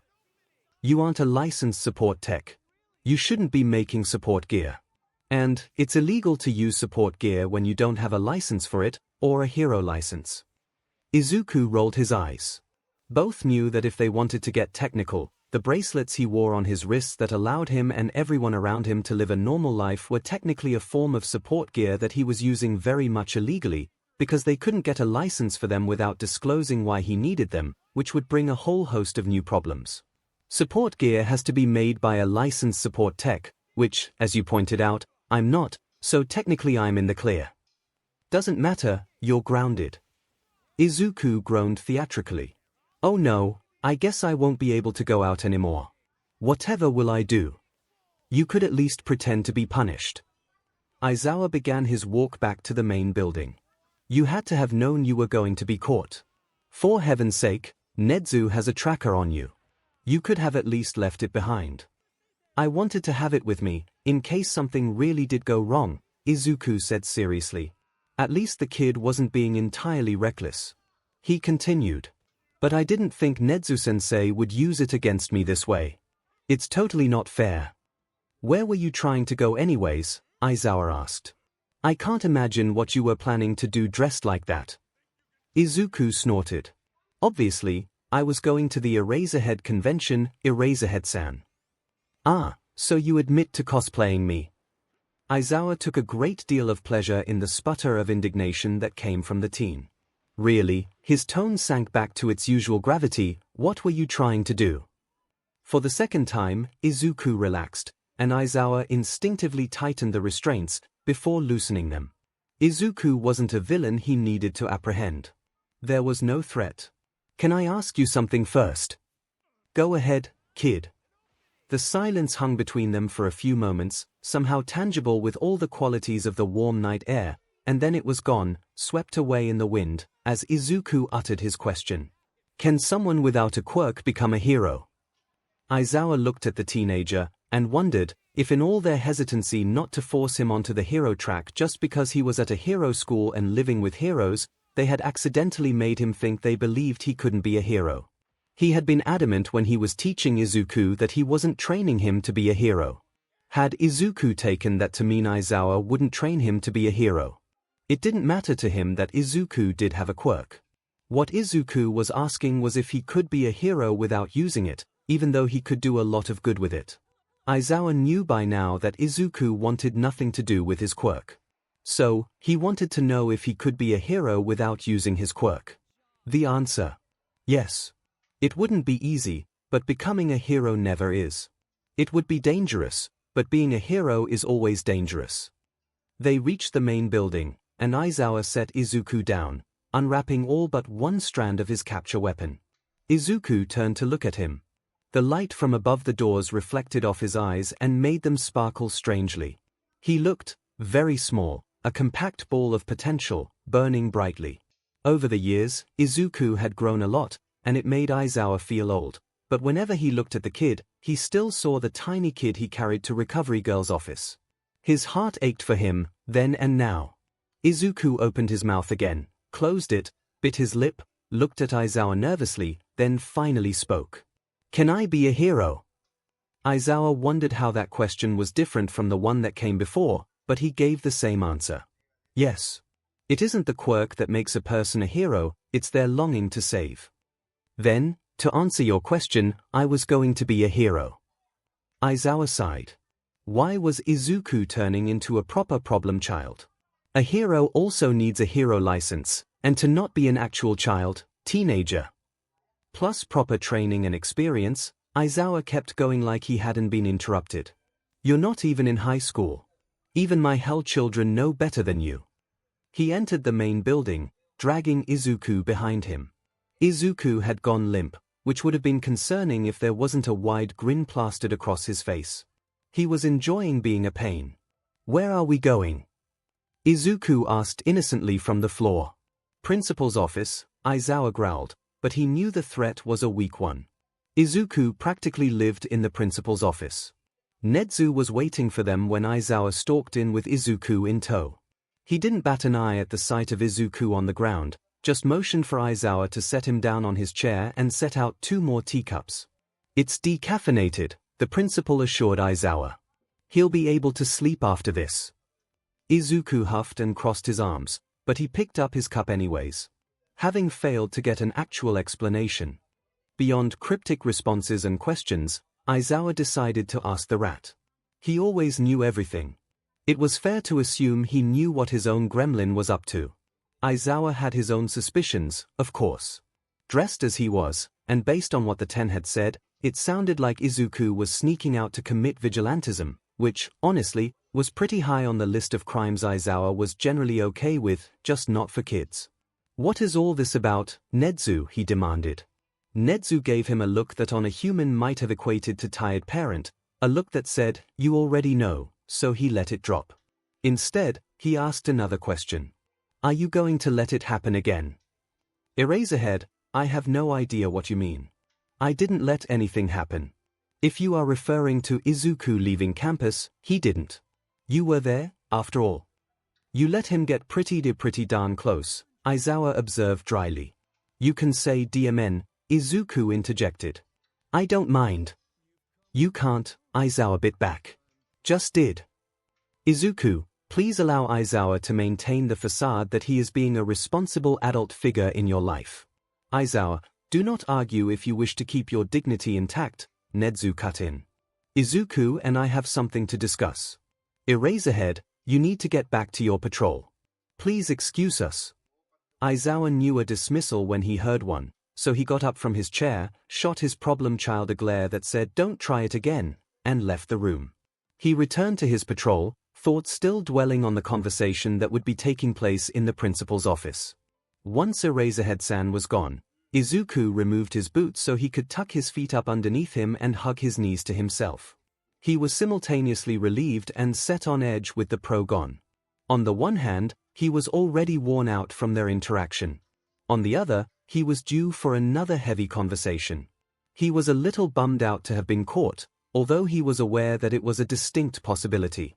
He had psyched himself up to go out, only to be stopped immediately.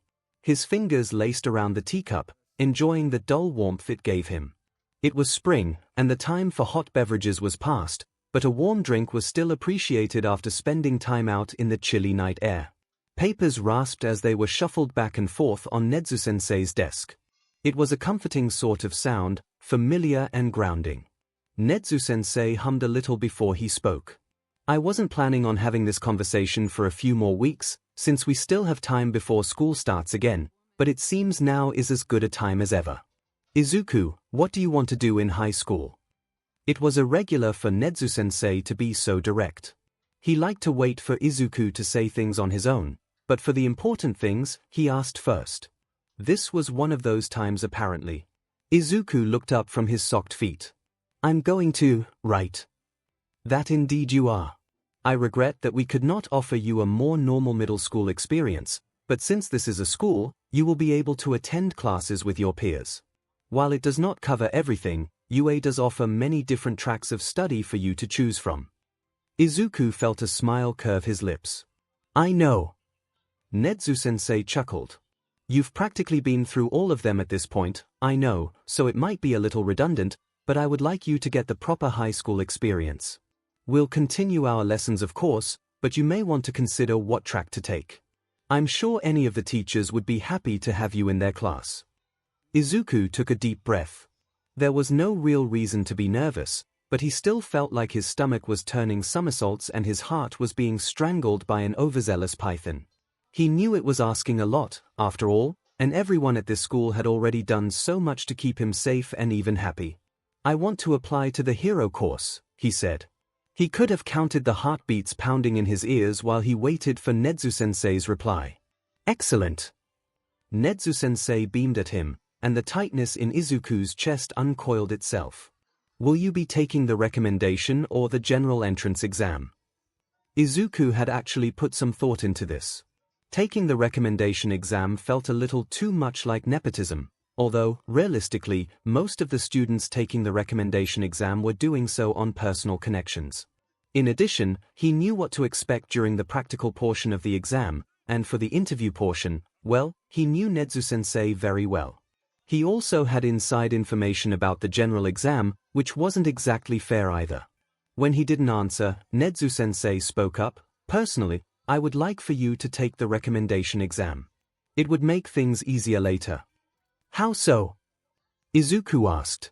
Well, the recommendation exam is a little more in-depth, since there are less applicants, so more attention is given to each applicant. It would not be unusual for me to assess your unique needs and tailor your education accordingly afterwards. You already know most of the hero course material, Izuku. I dare say you could teach the course, if Aizawa-san wasn't so attached to having a class to threaten with expulsion. As such, it would hardly be fair for you to take classes with the other students. The practical courses you would need to participate in, of course, but anything academic is unnecessary for you. I would like to propose a unique route for you, dual enrollment, in both the hero course and the support course. There's no need to look so surprised. You intend to be a quirkless hero, correct? That means your support gear will need to be top of the line, and it would be best for you to have a hand in it. You've spent enough time around Power Loader to know your way around the support labs, and I know you've listened in on his classes.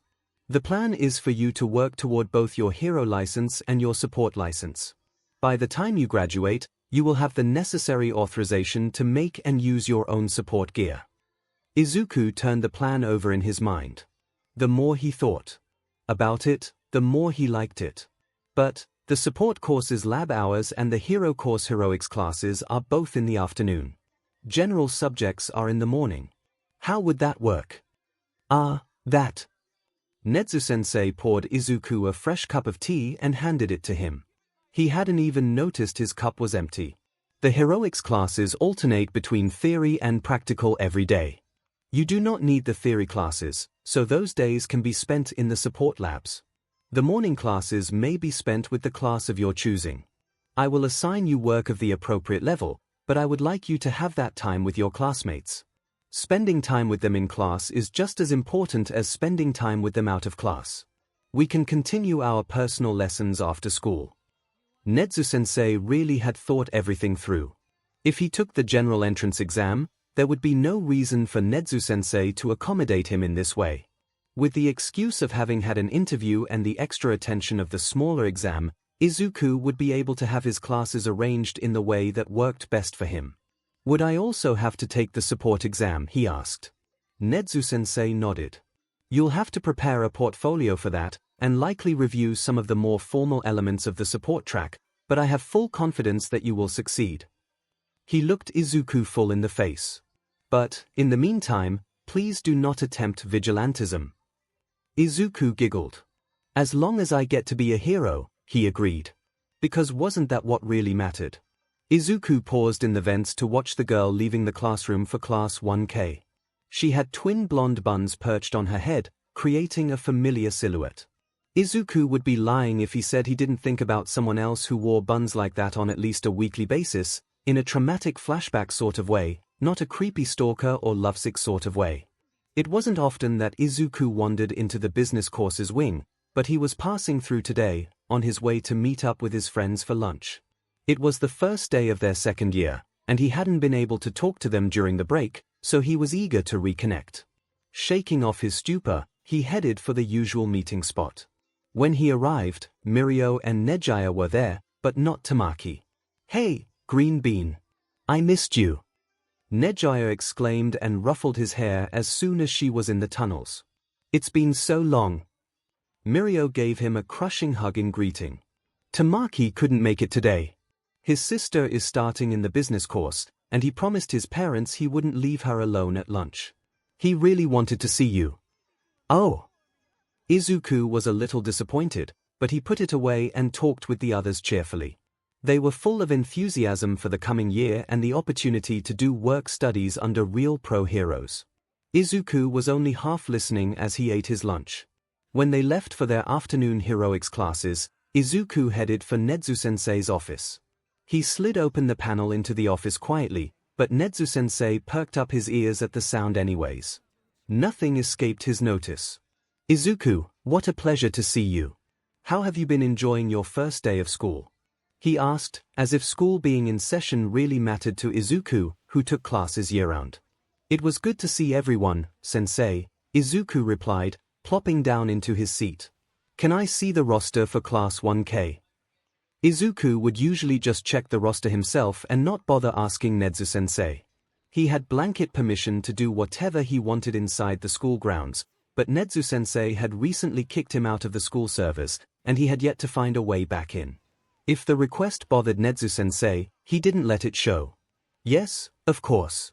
I have it right here." He pulled it up on one of his many monitors. "A Majiki Tamaki's sister is in that class," he observed. His eyes were trained on Izuku's face as Izuku read through the class list. His eyes stopped short at the very top. A Majiki Himiko. It could very well be a coincidence. But the photo next to the name was hard to ignore when it looked just like the Himiko-chan that he knew. Toga Himiko was formally adopted by the Amajiki family a few years ago. "She's been doing very well with them," Nezu-sensei said, as if reading Izuku's mind. Izuku's thoughts were whirling approximately 1,000,000 miles a minute. Himiko-chan was here. Himiko-chan was here. Would she even want to see him again? Did he want to see her again? He had hurt her, even if it was unintentional. It might be better to keep his distance. He would be starting at UA next year, but the business and hero courses didn't interact very much. He would be able to avoid her if she didn't want to be around him, which would be understandable. There's no need for you to speak to her if you do not wish to, Nezu-sensei said gently.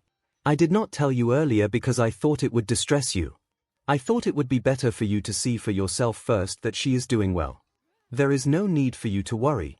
What you choose to do from here is up to you. Thank you, sensei, Izuku said, sniffing to hold back his tears.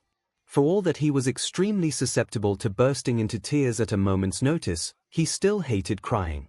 You're very welcome, Izuku.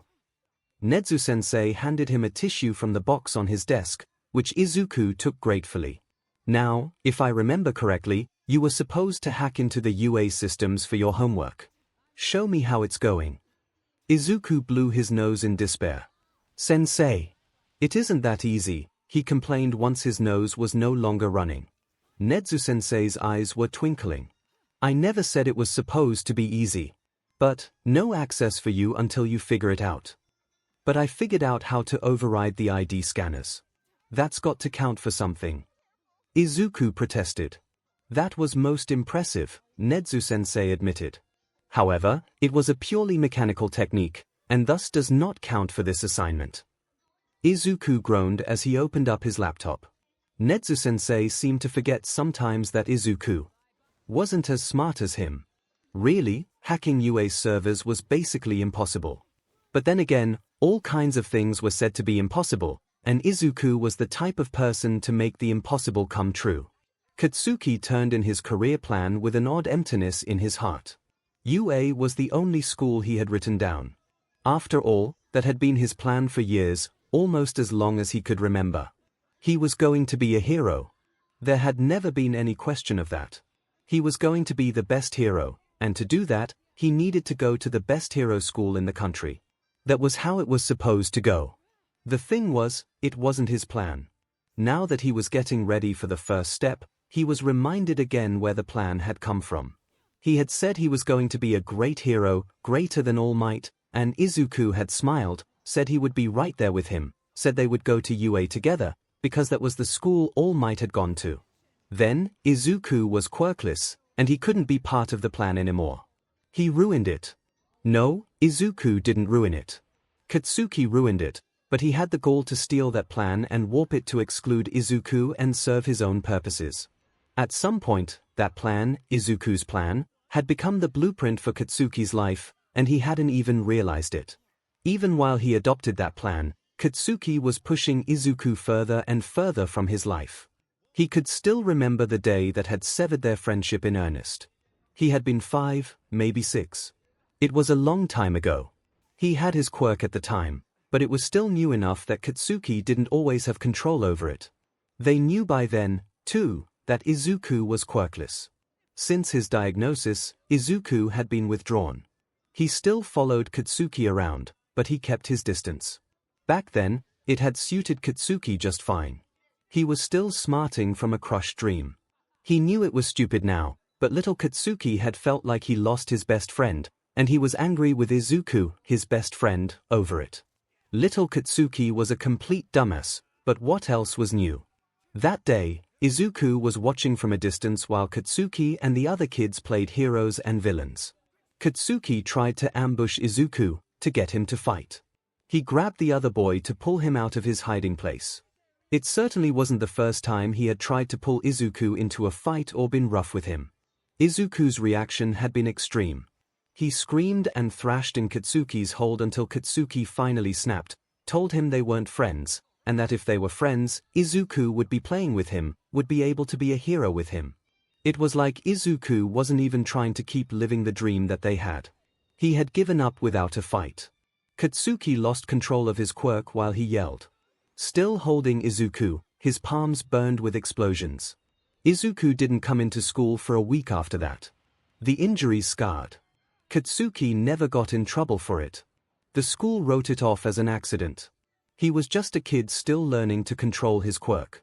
𝐒𝐭𝐚𝐲 never breathed a word about it. Auntie must have known about the injuries, but she never brought it up to Katsuki or his mother, so 𝐒𝐿 must have convinced her it was something else. Ever since that day, 𝐒𝐿 stopped following Katsuki. They were still together all the DMN time, but they barely interacted unless Katsuki was trying to get a reaction out of 𝐒𝐿. Unfortunately, their moms still talked, which meant family dinners and lots of forced proximity. They'd sit in each other's rooms quietly while their parents talked and pretend that it was normal. 𝐒𝐿 was painfully awkward whenever he had to spend time in Katsuki's room. He'd scrunch himself up in a corner, as far away from Katsuki as possible, and engross himself in his notebooks. Their moms always told them to take care of each other at school, but really, they just ignored each other. Well, Katsuki tried to ignore 𝐒𝐿, but it was kind of hard to when he kept getting himself into trouble. 𝐒𝐿, for his part, always seemed to be aware of Katsuki, so that he could avoid him.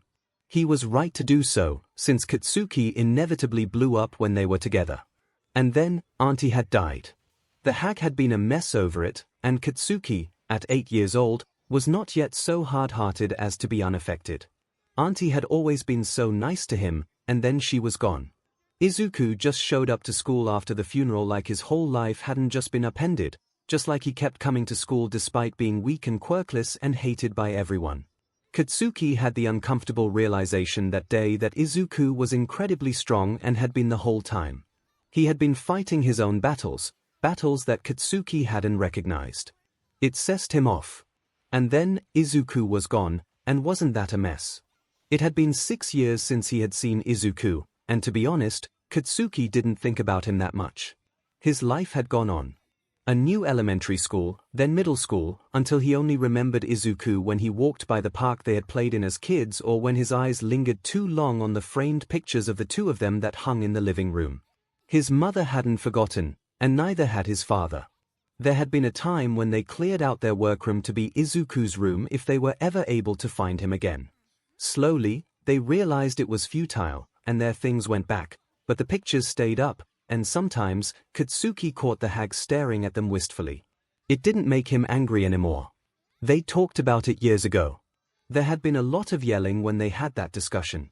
The old hag was angry at him for being such a bully. He'd been angry because all she did was talk about 𝐒𝐿 and she didn't care about him.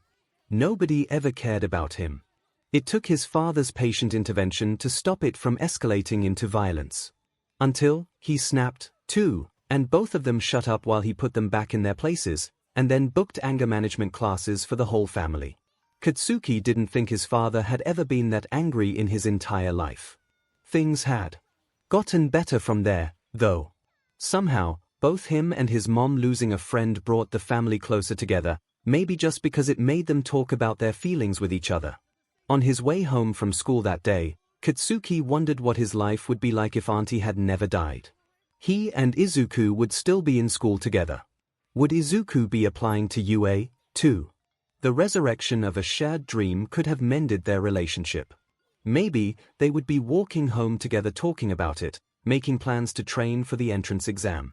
𝐒𝐿 would have so many ideas. He'd be talking Katsuki's ears off with that bright look in his eyes when he talked about heroes and quirks. He'd know a million different ways for Katsuki to use explosion, and he'd have costume ideas, like the pictures he'd drawn as a kid, that Katsuki still had. Right. If nothing had ever happened, Katsuki wouldn't be walking home alone. Katsuki wouldn't be alone. As the school year began in earnest, 𝐒�l's schedule underwent some major changes. He started waking up and going to bed at normal hours, for one. Well, sometimes. He had a tendency to stay up late when he was working on projects. Lessons with Nezu-sensei continued as usual, except Nezu-sensei declared him graduated from all the subjects of general education, which meant he was free to focus on the more specialized areas that he liked best. The quirk analysis he had done for the first years last year had turned out well, so he was excited to do the same for the next class. That was until Eraserhead-san expelled his entire class. 𝐒𝐿 was there for that. The quirk apprehension test had turned into a massive fight, both physical and verbal. All students were immediately transferred to general education until they earned their places back. 𝐒𝐿 didn't think he had ever seen Eraserhead-san so angry. He still had Class B, but his workload had suddenly become much lighter. Completely unrelated, 𝐂𝐬𝐳 also had much more free time, as well, which he put to use giving Izuku extra training sessions. In addition to self-defense and basic martial arts, Izuku worked on stealth and parkour skills, which he had already mastered the basics of, and weapons training. 𝐂𝐬𝐳 showed him how to use knives and batons, and his capture weapon. Izuku was most excited about the last one. He had tried to teach himself to use it on several occasions and had gotten to a point where he could throw it out without the weapon tying him up instead, but under 𝐂𝐬𝐳 tutelage he was sure to improve much faster. On top of all that, he was also working on his portfolio for the support entrance exam. He was actually pretty busy. That didn't stop him from hanging out with his friends at lunch. Mirio had landed an internship with 𝐒𝐿, All Might's old sidekick, who was apparently really impressed with how he used his quirk. Tamaki was interning under Fatgum. The BMI hero was outgoing but didn't expect the same from Tamaki. He was even the one to suggest adding a cloak to Tamaki's costume, to help with how self-conscious he was. Tamaki admitted that he really liked the addition. Nejiya was interning with the dragon hero Ryukyu, and her flight capabilities had improved drastically with all the extra practice. He also stopped by the business course classrooms occasionally to see how Himiko was doing. She seemed happy. Her smile was still shining as bright as ever. If anything, she was doing even better than before. He saw her with Tamaki a few times, and she hung off her brother with adoring eyes. Although it had taken place years ago, Izuku still remembered the conversation they had, when Himiko told him that her parents told her she was crazy, so she had just left. In many ways, she was still the same, unapologetically herself, but the rabid air that being on the street had given her was gone. Living with the Amajikis had been good for her. Himiko had her quirk, too. Izuku knew because he saw her drinking from a BLD bag during one of the breaks between classes. It was a relief. He knew he hadn't been in contact with her for very long, so the effects might not have been permanent, but seeing it in person was the confirmation he needed. He left her gifts sometimes, little encouraging notes that weren't personal enough to require a signature, sheets of stickers, or glittery gel pens. Seeing her face light up when she saw them was gratifying. As happy as he was to see she was doing all right, Izuku didn't want to talk to her. She looked so happy. He didn't want to ruin that. He still remembered the face she made before she ran, horror-stricken and betrayed. He didn't want to see that expression again. And so, the year passed, until the day of the recommendation exam. Izuku was nervous. There was no other way to put it. It wasn't so much the content of the exam, although he would be at a disadvantage in the practical portion without a quirk to use, that scared him as much the people he would be taking it with. There were so many kids his own age. Not having a school uniform to wear to the exam, he had decided to wear a simple button-up shirt and black slacks. As an afterthought, he had put on a hoodie over top for comfort. Now that he was with everyone else, he was regretting it. Everyone else was wearing a school uniform, and he stood out like a sore thumb. Izuku was painfully aware of where all the secret exits were in the room, but he couldn't use them, no matter how badly he wanted to. "I'm here for the exam," he murmured to himself. "I can do this." He glanced around the room again. There were more than 100 kids total, all vying for 4 recommendation spots. They were in one of the larger gyms, where desks had been set up in preparation for the written portion of the exam. Most were already filled. When Izuku had arrived, through the door for once, not the vents, there had already been one boy sitting at a desk waiting. He had rectangular glasses and neat blue hair. Izuku wasn't able to tell what his quirk was, but there would be other opportunities for that during the practical. More students had trickled in after them. Some looked normal, but others had obvious mutations. Izuku's head was running a mile a minute trying to figure out all their quirks when present Mic-san strode into the room, carrying their test packets. "All right, settle down little listeners," he said, even though the room was practically dead quiet. "The test will begin in 15 minutes. I will pass out an exam to everyone. Please, fill out your information on the first page, but do not open the test packet until I say so. Just a reminder, no phones or calculators allowed, and no getting answers from your neighbor." The exams were distributed quickly, and Izuku set to filling out the identifying information. Nezu-sensei had told him what he would need for this section, since he had never had to take a test like this before.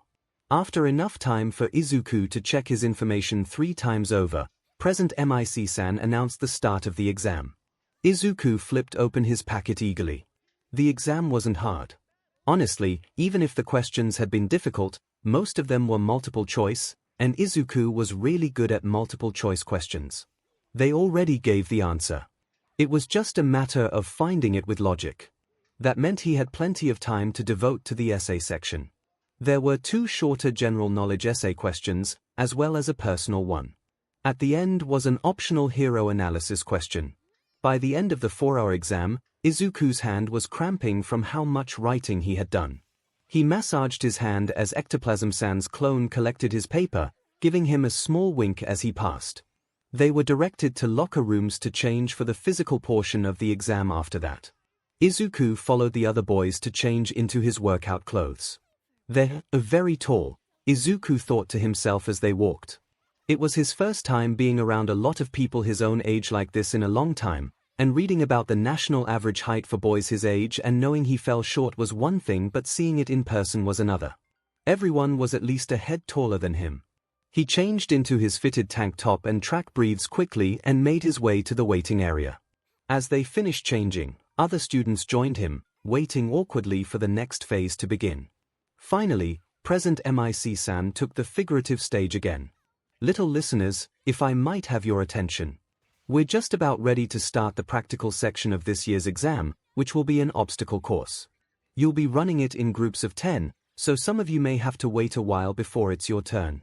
Make sure to stretch and stay warmed up while you wait. He then began to read out the names of the examinees in each group. As luck would have it, Izuku's name was called for the first group.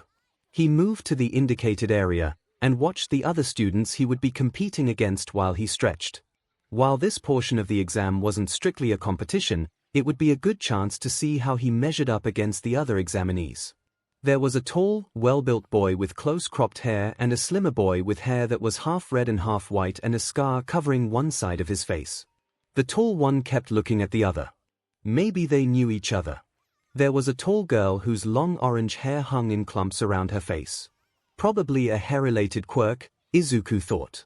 Could be manipulation, or the hair could have some kind of property. The boy next to him stretched, bending to touch his toes and completely folding himself in half. Interesting. His joints are unusually large. I wonder, do they hinge both ways? He got his answer when the boy swung his arms to loosen them up, and the forearms folded backwards at the elbow. One of the girls had an obvious armadillo mutation. Scaly armored skin, probably not able to curl up quite the same as an armadillo would, but possibly enhanced senses. Izuku noticed a boy with webbing between his fingers and was immediately intrigued. Looks like a mutation, possibly aquatic. Oh, based on the way his eyelid moves when he blinks, he seems to have double eyelids. Fascinating. Does he have gills? Maybe he's amphibious. Ears are pointy. Can't tell if his legs are different. Group 1, follow me. Present Mic-san interrupted his analyses. Izuku shook himself and joined the others as they left the building. They got their first glimpse of the course they would be running as they walked. The finish line came after a long stretch of open ground, but before that was a pit crossed by monkey bars, a climbing wall, a pit covered by a net, and a large pool with the option to park over it. At the starting line, Present Mic-san turned to them again. This obstacle course is 3 kilometers, although most of that is the run at the end. If at any point you need to tap out, for any reason, just call one of us supervisors over and we'll get you out. Just do your best. Coming last doesn't mean you fail the exam. This is only one portion, so don't sweat it. They lined up.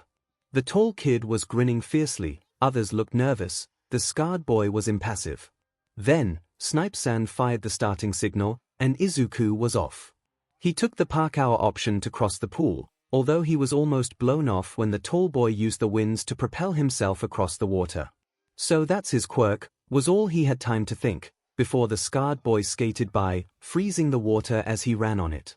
Izuku was far behind them when he finished, although he was at the front of the rest of the pack, just in front of the boy with the webbed hands who swam the length of the pool. So, he did have an aquatic quirk. He was shivering a little since the ice boy had frozen part of the pool. The first pit yawned in front of Izuku, traces of ice lingering on the net stretched across it. It shifted beneath his weight, but Eraserhead-san had trained him well. The net rocked more as the others stepped on, but Izuku managed to stay on his feet and stagger to the end. The wall was covered in handholds. The wind user had simply flown over, and the ice boy had made himself a staircase that melted behind him, so obviously. There were other ways. Izuku, unfortunately, did not have reality-altering powers to use like that, so he began to climb, noting how the girl with the orange hair used her hair to pull herself from hold to hold after him, going much faster than he could. She overtook him quickly. Izuku held back his frustration and kept going. At the top of the wall, he could see over the rest of the course. Wind and ice were already at the finish, and the hair girl was already halfway down the wall. The next obstacle was the monkey bars over yet another pit. Ice Boy had clearly used the height from the wall to create a slide to coast past the obstacle, judging by the remnants of the structure that stuck to the top of the wall and the upper part of the monkey bars. Here, Izuku began his descent. He was being slightly reckless in order to go faster, but he was confident in his climbing. By the time he got to the bottom, the hair girl was already swinging across the bars without a care in the world. Rather than taking to the bars himself, Izuku climbed to the top of the structure and ran along the beams holding the bars, swiftly passing the hair girl. He was on the home stretch now. Settling into a pace he could keep up for the entire distance, Izuku ran. As it turned out, the field wasn't actually open. It was crossed by several fences that he hadn't noticed from a distance as they blended into the dull color of the dirt. They barely slowed him down. He just vaulted over them and continued. Izuku placed third, which, considering he ran the course quirkless, wasn't bad at all. By the time he arrived, something had already gone down between the Wind Boy and the Ice Boy. Ice seemed unaffected, but wind was positively seething from the other end of the yard where they were gathered. When he had gotten his breath back, Izuku approached the Ice Boy, as he seemed marginally more open than the other. He knew better than to try to talk to people who looked like they wanted to bite the next person who came within range. It would be his first time talking to someone his own age in a long time. Sure, he had his friends from the Big Three, as they had been dubbed now that they were moving into their final year at UA, but that didn't really count. Come to think of it, he hadn't told them he was applying to UA yet. They had asked about his high school plans briefly, but it was mostly what he wanted to do, not where he wanted to go. Maybe they just assumed he would continue his schooling as he had been doing with Nezu. Well, it would make for a good surprise. Summoning a bright smile, Izuku waved to the Ice Boy and walked toward him. "Hi, I'm Midoriya Izuku. It's nice to meet you." The boy met his gaze with his mismatched eyes. Frost seemed to hand in the air around him and clung to his clothes, likely a side effect of his quirk. There was an awkward pause before he blinked, breaking the spell. Todoroki Shoto, he introduced himself. Todoroki. Like Endeavor, the flame hero. But this Todoroki had an ice quirk, so probably not directly related. Maybe elemental quirks ran in the family. Endeavor didn't publicize his private life, so Izuku wasn't sure what the relation was, or even if it existed at all, so he moved on with his life. By now, several more of the examinees had made it to the end of the course. "You were really fast," Izuku observed. "I mean, it's to be expected." Todoroki bristled. "Your ice is really versatile. I bet it's good in a fight, but it's even better when you need to get places, since you can just make whatever kind of path you need." Todoroki relaxed at that. "My ice is indeed useful. But I only placed second." Izuku shrugged. Placement wasn't as important as performance in this test, and as far as he was concerned, Todoroki had performed extraordinarily well. "And I placed third. It's not like this is the whole exam. There's the written part of it, and we still have to do the interview." "I think you might be right," Todoroki said evenly. "There are more opportunities to come out on top. Excuse me, I'd like to go shower." Todoroki turned on his heel and walked away to talk to one of the exam proctors. "Okay, bye," Izuku said. He was a little confused by the whole interaction, but there was a distinct it was normal. Not long after, he decided to follow Todoroki's lead. The interview was next, and despite the fact that there was no way Nezu-sensei would fail him, even if he walked in dripping goo all over his office, he still wanted to make a good impression, if not on his sensei, then on his future classmates. For that purpose, it would be better to get a shower before the other students crowded them. Freshly washed and dressed in his hoodie and slacks once more, Izuku waited in the designated room. Several students had already been called in for interviews, including Todoroki. All he could do was wait for his turn. He sat on a bench in one of the corners out of the way of the other students. More students trickled in as they finished the obstacle course and changed. A tall girl with spiky black hair gathered in a ponytail sat down on the other end of the bench Izuku had settled on and leaned against the wall, closing her eyes. She was probably tired. Izuku was just starting to theorize about what her quirk could be, since there weren't any obvious physical signs, when the unmistakable rumble of an empty stomach interrupted his thoughts. The girl blushed crimson and hunched over herself. Izuku eyed her curiously. "Are you hungry?" he asked. When the girl nodded sheepishly, he continued, "They have some snacks in the cabinet. I can get you some." "Ah, that would be, I would appreciate it if you would," the girl said. Izuku smiled brightly. "Of course." He got up and tripped over to the cupboard. He knew that Nezu-sensei normally kept his waiting room stocked with snacks. Since they were expecting so many guests, one of the staff must have put it away to save it from hungry teenagers. Retrieving the snacks, he returned to his seat and offered them to the girl. "Thank you," she said as she took them. "I'm Yorozu Momo. It's a pleasure to meet you." "Oh, I'm Midoriya Izuku. It's nice to meet you, too."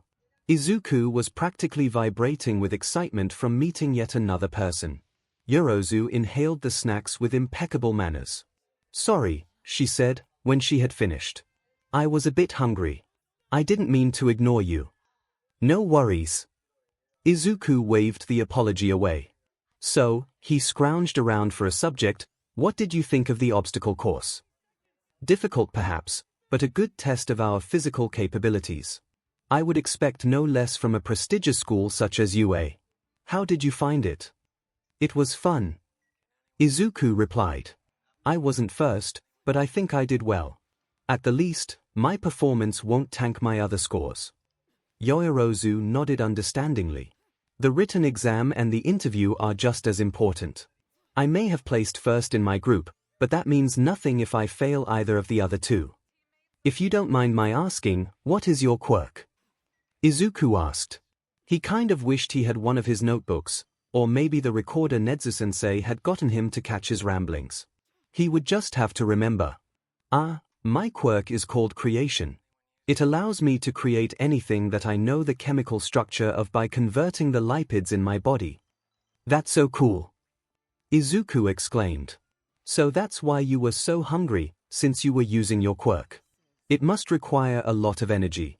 Do you carb load before using it?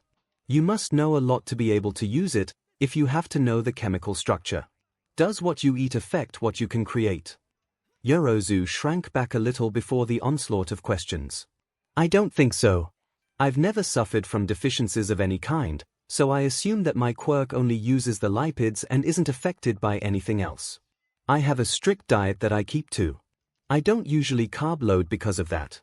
Since I use my fat stores, it wouldn't be any use." Izuku frowned. That didn't quite make sense. "Did you use your quirk a lot in the exam?" "Yes, I did. I created small motor to cross the pool, then a board to cross the net, and a grappling gun for the wall and the monkey bars. I made a bike for the last part, although getting it over the fences slowed me down a little." Izuku was gaping. "You can create complex machinery. That's incredible. You must have studied so much to be able to do that. Have you considered taking support classes? What if you were able to design unique inventions in crisis situations and create them on the spot? That would be amazing." "Oh, I never thought about designing anything myself. I mostly just memorize blueprints. I'm always expanding my arsenal. Perhaps looking into support wouldn't be a bad idea." Yorozu looked thoughtful. "Yes. And they can make designs that are optimized to use the least energy for you." "Oh, about that, I don't think your quirk uses lipids. I mean, it does, just not directly, or not all the time." What do you mean? Yorozu asked, brows creased. Think about it. You just used your quirk a lot, but your clothes still fit just fine. Yorozu looked down at her blazer that was tailored snugly to her body. You're right. They do. If your quirk used your fat stores, you would always be changing size, and you wouldn't be so hungry after using it. I would guess your body creates a special kind of energy that it can use for the conversions. The energy comes from the food you eat, but in a pinch, if you had no more glucose available, it would probably burn through your fat stores as well, Izuku explained. I never thought of that, Yorozu said. She stared at her knees. I'll need to reevaluate a lot of things. I wouldn't worry about it. You've already worked really hard to learn how to use your quirk, right? None of that will go away. You'll just be changing how you fuel it. You're right. Thank you for saying that, Midoriya. Just then, Izuku heard Nezu-sensei's secretary calling him. He got up and waved. I've got to go, but good luck on your interview. I hope we'll see each other again. As do I, Yorozu returned. Good luck to you as well. Izuku ran into his interview, hands in his hoodie pocket to hide how they clenched in excitement. Yorozu had been so nice. He hoped she made it into UA. Nezu stared at the boy in front of him coolly. Todoroki Shoto, the son of the number 2 hero, was unquestionably an asset. He was applying on Endeavor's recommendation. His performance on the physical was phenomenal, as were his grades. Despite all this, Nezu wasn't entirely sure he wanted the boy in his school. He radiated a subtle hostility behind his icy front. He hadn't said a word when he entered, nor when he sat down in the chair opposite Nezu.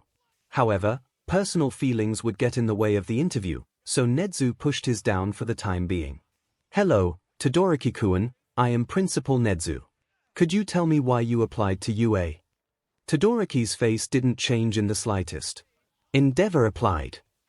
Ah, I see, Nezu said. There was an uncomfortable pit in his stomach. Let me rephrase that. Why do you want to go to UA, or do you wish to go at all? Todoroki gave a minuscule shrug. If I'm going to be a hero, UA is the best hero school out there. Do you wish to go to UA? Nezu pressed. Todoroki's replies were puzzling. There's nothing else for me to do, Todoroki said.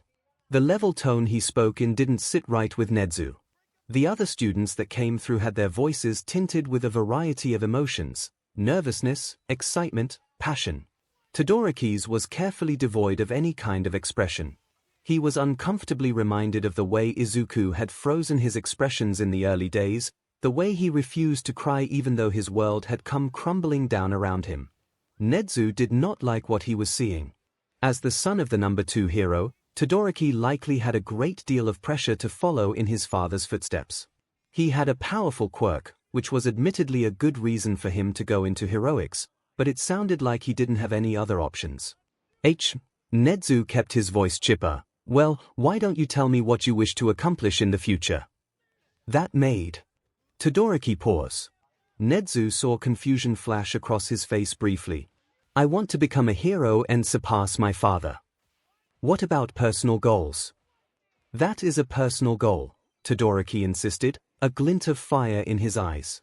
Interesting, Nezu thought. What about personal growth? I noticed you only used your ice in the physical. It's strange you didn't use your fire. Perhaps you could learn to use it. It was highly unlikely that Endeavor hadn't taught his son to use the fire side of his quirk. Something else was going on. If the boy was also an ice user, it was possible that his fire was damaging to him. There had been nothing about it in his quirk registry, but it was possible Endeavor had not wished to list such an obvious weakness. Nezu was curious to see what Todoroki had to say about it. The boy's face immediately hardened. The temperature dropped. I refused to use his fire, Todoroki said, with ice in his voice. It was simply a suggestion, Todoroki-kun, Nezu soothed. Should you attend UA, no one on the staff will be forcing you to use any aspect of your quirk that is damaging to you in any way. Now, this time is meant for me to get to know my future students better. Could you tell me why you are aiming to be a hero? Nezu was curious about how Todoroki would answer this question. Legacy students often gave family as their reason, but some of them had other motivations. Hero families often saw the ugly sides of society due to their connections, and thus many of them had goals in mind when they entered the hero industry. Todoroki was quiet for a long time, a full minute in fact. When he spoke, he sounded tired. What else is there for someone like me? Nezu did not like the sound of that. If it had been said differently, it might have sounded cocky, but coming from Todoroki, it sounded like a lament. Can you think of any other reason that you wish to be a hero, Todoroki-kun? A reason that is yours alone, not taking into account what someone else wants? Nezu asked. Todoroki's face twitched slightly, like he was struggling to keep control of it. He looked over to the wall, though Nezu had the distinct impression that he was seeing something else entirely. I think, there's someone I'd like to be a hero for. Nezu's mouth twisted. Is it because they want you to be a hero? Todoroki turned his eyes toward Nezu. She does, I think. But, she wanted it because I wanted it first. I see, Nezu said. Thank you for your time, Todoroki-kun. Should you be accepted, your letter will arrive sometime in the next 2 weeks. Todoroki rose, bowed to Nezu, and left the room. The principal was slightly tempted to deny the boy's application. He had said there was nothing else for him except being a hero, so perhaps that would be the kick he needed to try something different, but knowing he was Endeavor's son, that likely wouldn't be the end of it.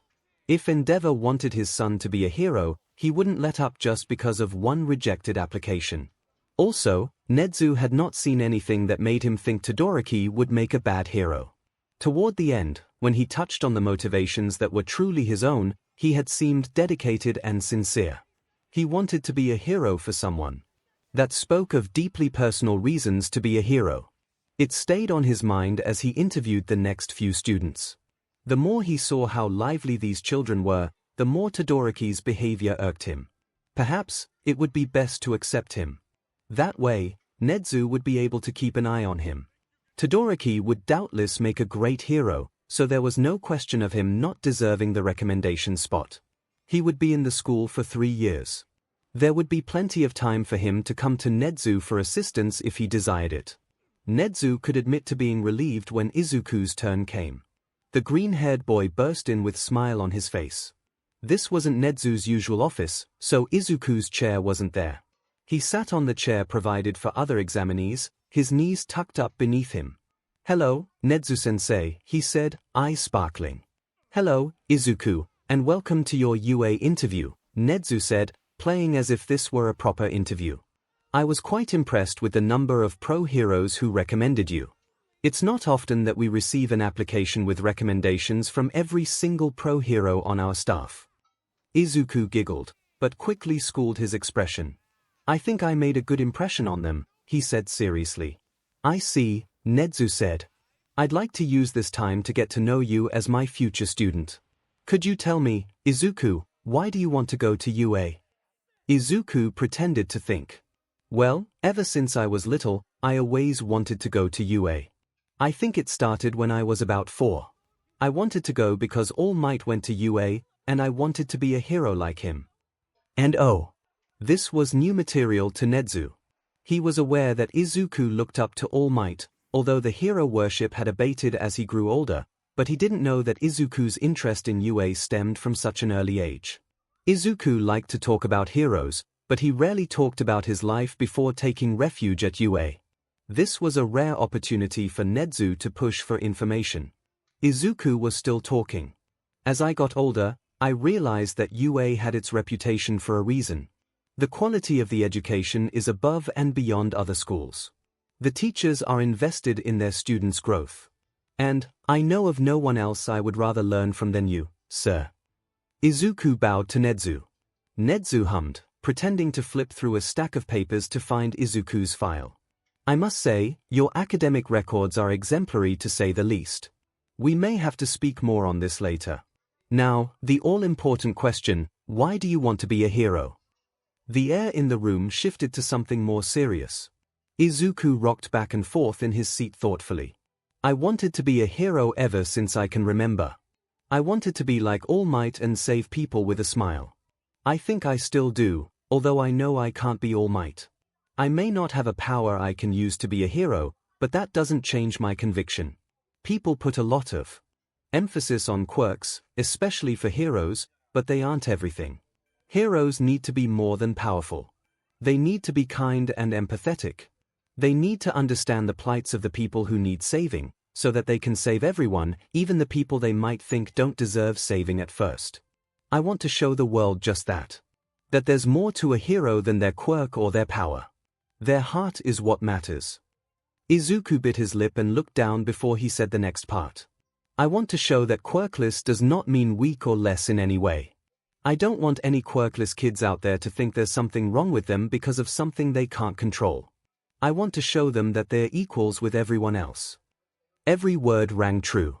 It made a great deal of sense to Nezu that Izuku would feel that way. He was choosing to be a hero without his quirk, and honoring a part of his life that had a huge impact in him. So, he smiled. That is a noble mission, Izuku. I look forward to seeing the hero you become. Izuku smiled back, the serious air dispelled. Did I pass? You still have the support exam to take before you're truly accepted. Don't get too excited. I'll send you the results of this exam when we finish scoring the tests. It wouldn't be fair to let you know before the others, Nezu chided. Izuku pouted. But you changed the security on the UA servers again. Nezu's smile didn't falter. I suppose you'll just have to figure out how to get in again if you want your results early. Now, I need to interview the next student. If you wish to speak more on the subject, I'll be in my office during my regular time this evening. Still groaning at his new assignment, Izuku rose from his chair. He didn't take the door out, rather, he went to the wall, nimbly climbed the shelf put there for that very purpose, opened the vent and pulled himself into it. Bye, sensei, he called softly, before closing the vent behind him. Ah, Nezu loved his student. What would he do without him? A soft knock on the door, signaling the next student, made him wipe the fond smile off his face. Come in, he called cheerily. And the interviews continued. Izuku slunk into the staff room after his interview with Nezu-sensei, feeling tired. That was a lot. Not the interview. Well, a little bit the interview. The exam as a whole had been a lot, but even more draining was being around so many new people at once. He had even talked to two of them, Todoroki and Yarozu. Midnight-san was in the staff room pouring herself a cup of coffee when he tumbled out of the vent and onto his bin bag. Long day, pumpkin, she asked with a laugh as she watched him bury his face in a pillow. MMH, Izuku groaned. Midnight-san had been watching the exam and was one of the evaluators for the obstacle course, so she knew what he had been up to. The bean bag sagged as she sat next to him. Her hand rested on his head lightly. If it makes you feel better, you did really good. Izuku looked up from the pillow he was attempting to suffocate himself with. Really? Yep, Midnight-san smirked. All those powerful quirks, and you beat at least half of them just on your own. Impressive, little bean. Izuku sank back into his chair again. Only half. You do realize that if the interviews were ranked you would be number one. Doesn't count. Midnight-san took a long sip of her coffee. What about the academic exam? Ay. Sounds like you just want to be negative. Have you had lunch yet? Midnight-san ruffled his hair. Izuku rolled over. No, I just finished my interview. Midnight-san looked at the clock, then back at Izuku. You should really eat, she said with concern. It was already several hours into the afternoon, so she might have had a point. But Izuku didn't move. I talked to someone today, he said. Really? Do tell. Midnight-san pressed closer to him. Was it perhaps love at first sight? Fated rivals? Izuku laughed at the ridiculous notions she was throwing out. Stifling his laughter he said, it wasn't anything like that. One of them had the coolest quirk, literally. The ice boy in my group, Todoroki. Midnight-san had been watching the practical, so she would know who he was referring to. Midnight-san snapped her fingers. I remember him. His Endeavor's son. You talked to him? Izuku nodded. It wasn't for very long. He seemed a little put out over getting second. His Endeavor's son. He had caught the connection between their last names but had no way to verify the relation between them. Yep. Powerful quirk. Legacy kid. He'll probably make it in. Maybe he'll be in your class, and you can talk to him again. That would be nice. Oh, and I talked to another person, Yarozu. She had a creation quirk. It was super cool. I mean, creation quirks are generally specific, but she can make anything. And she has to know a lot to be able to create freely. It's an amazing quirk, but she must be even more amazing to use it so well. I see you found a cool quirk. Should have known that was what got you excited, Midnight-san teased. I thought she was cool, too, not just her quirk, Izuku protested.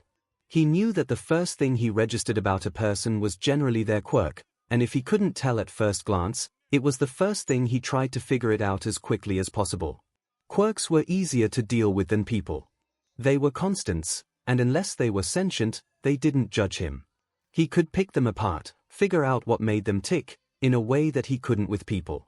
People were just as fascinating as quirks, but Izuku didn't know how to deal with them. Of course, sweetie, Midnight-san cooed. I know you love everyone and their quirks equally. You're being mean, you know that. Izuku pouted. And here I just wanted to tell you about my day.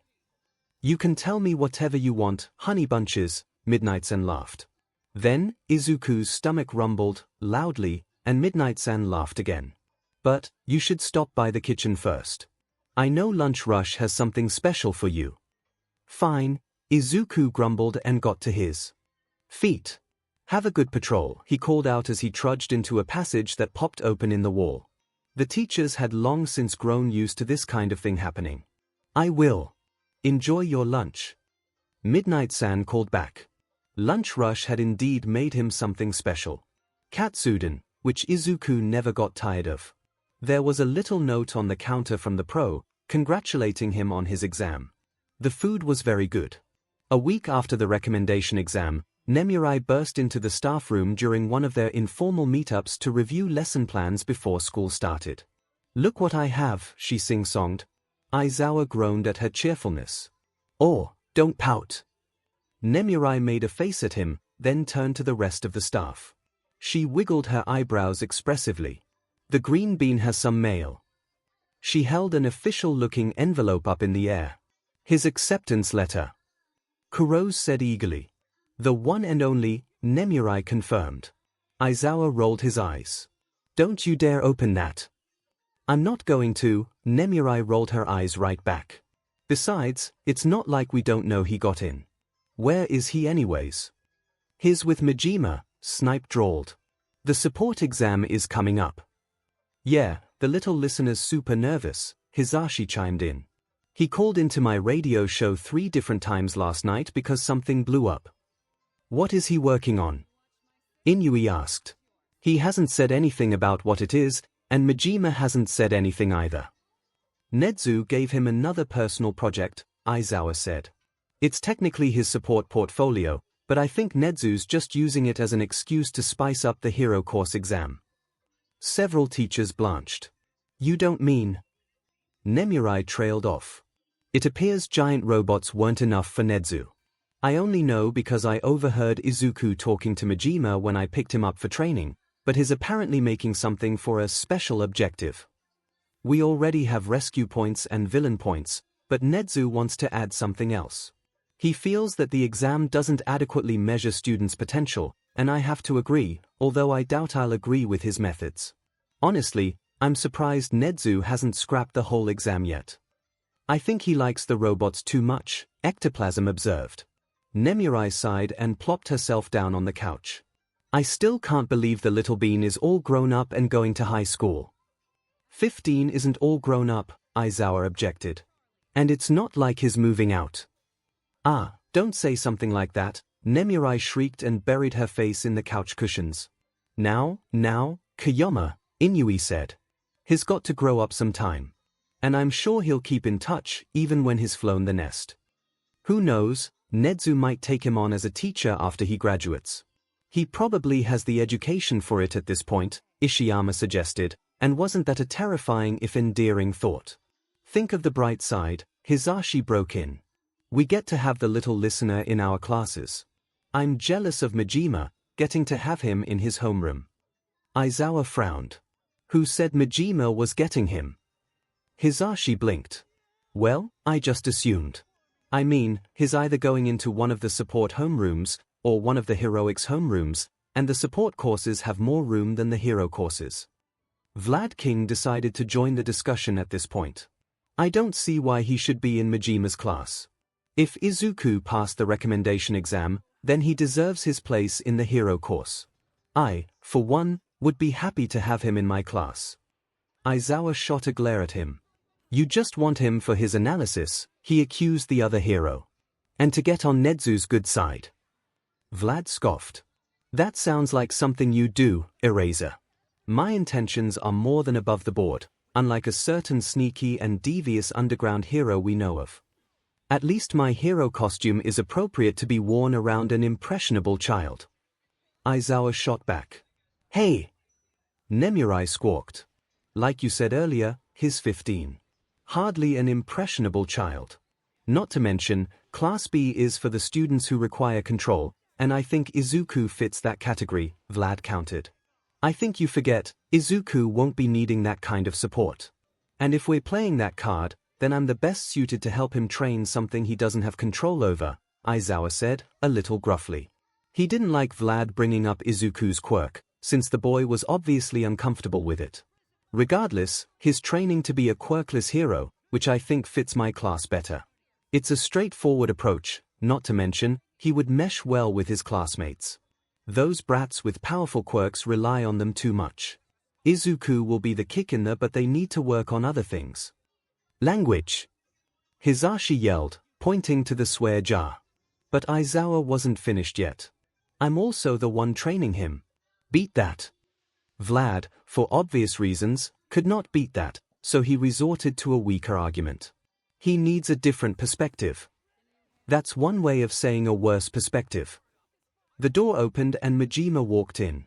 He looked between the two glaring daggers at each other, then at the others for an explanation of what the argument was about. They are fighting over who gets Izuku in their class, ectoplasm supplied helpfully. Majima frowned at that. I haven't asked him yet, but I was going to offer him a spot in my class. It would be good for him to have that extra time with his classmates, so he has good relationships when they have to do group projects. Aizawa tore his glare away from Vlad to level it at the support hero. Over my dead body, he spat.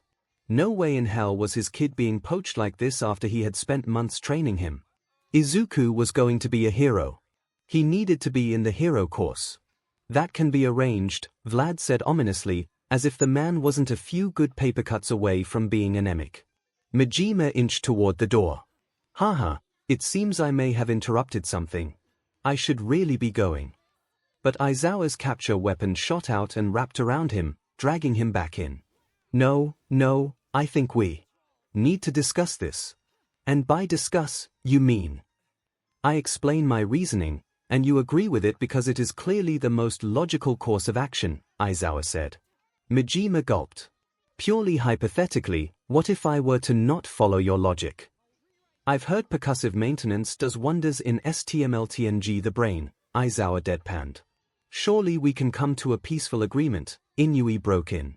All three of you obviously want Izuku in your classes, but there must be some compromise that can be reached, some way you can agree.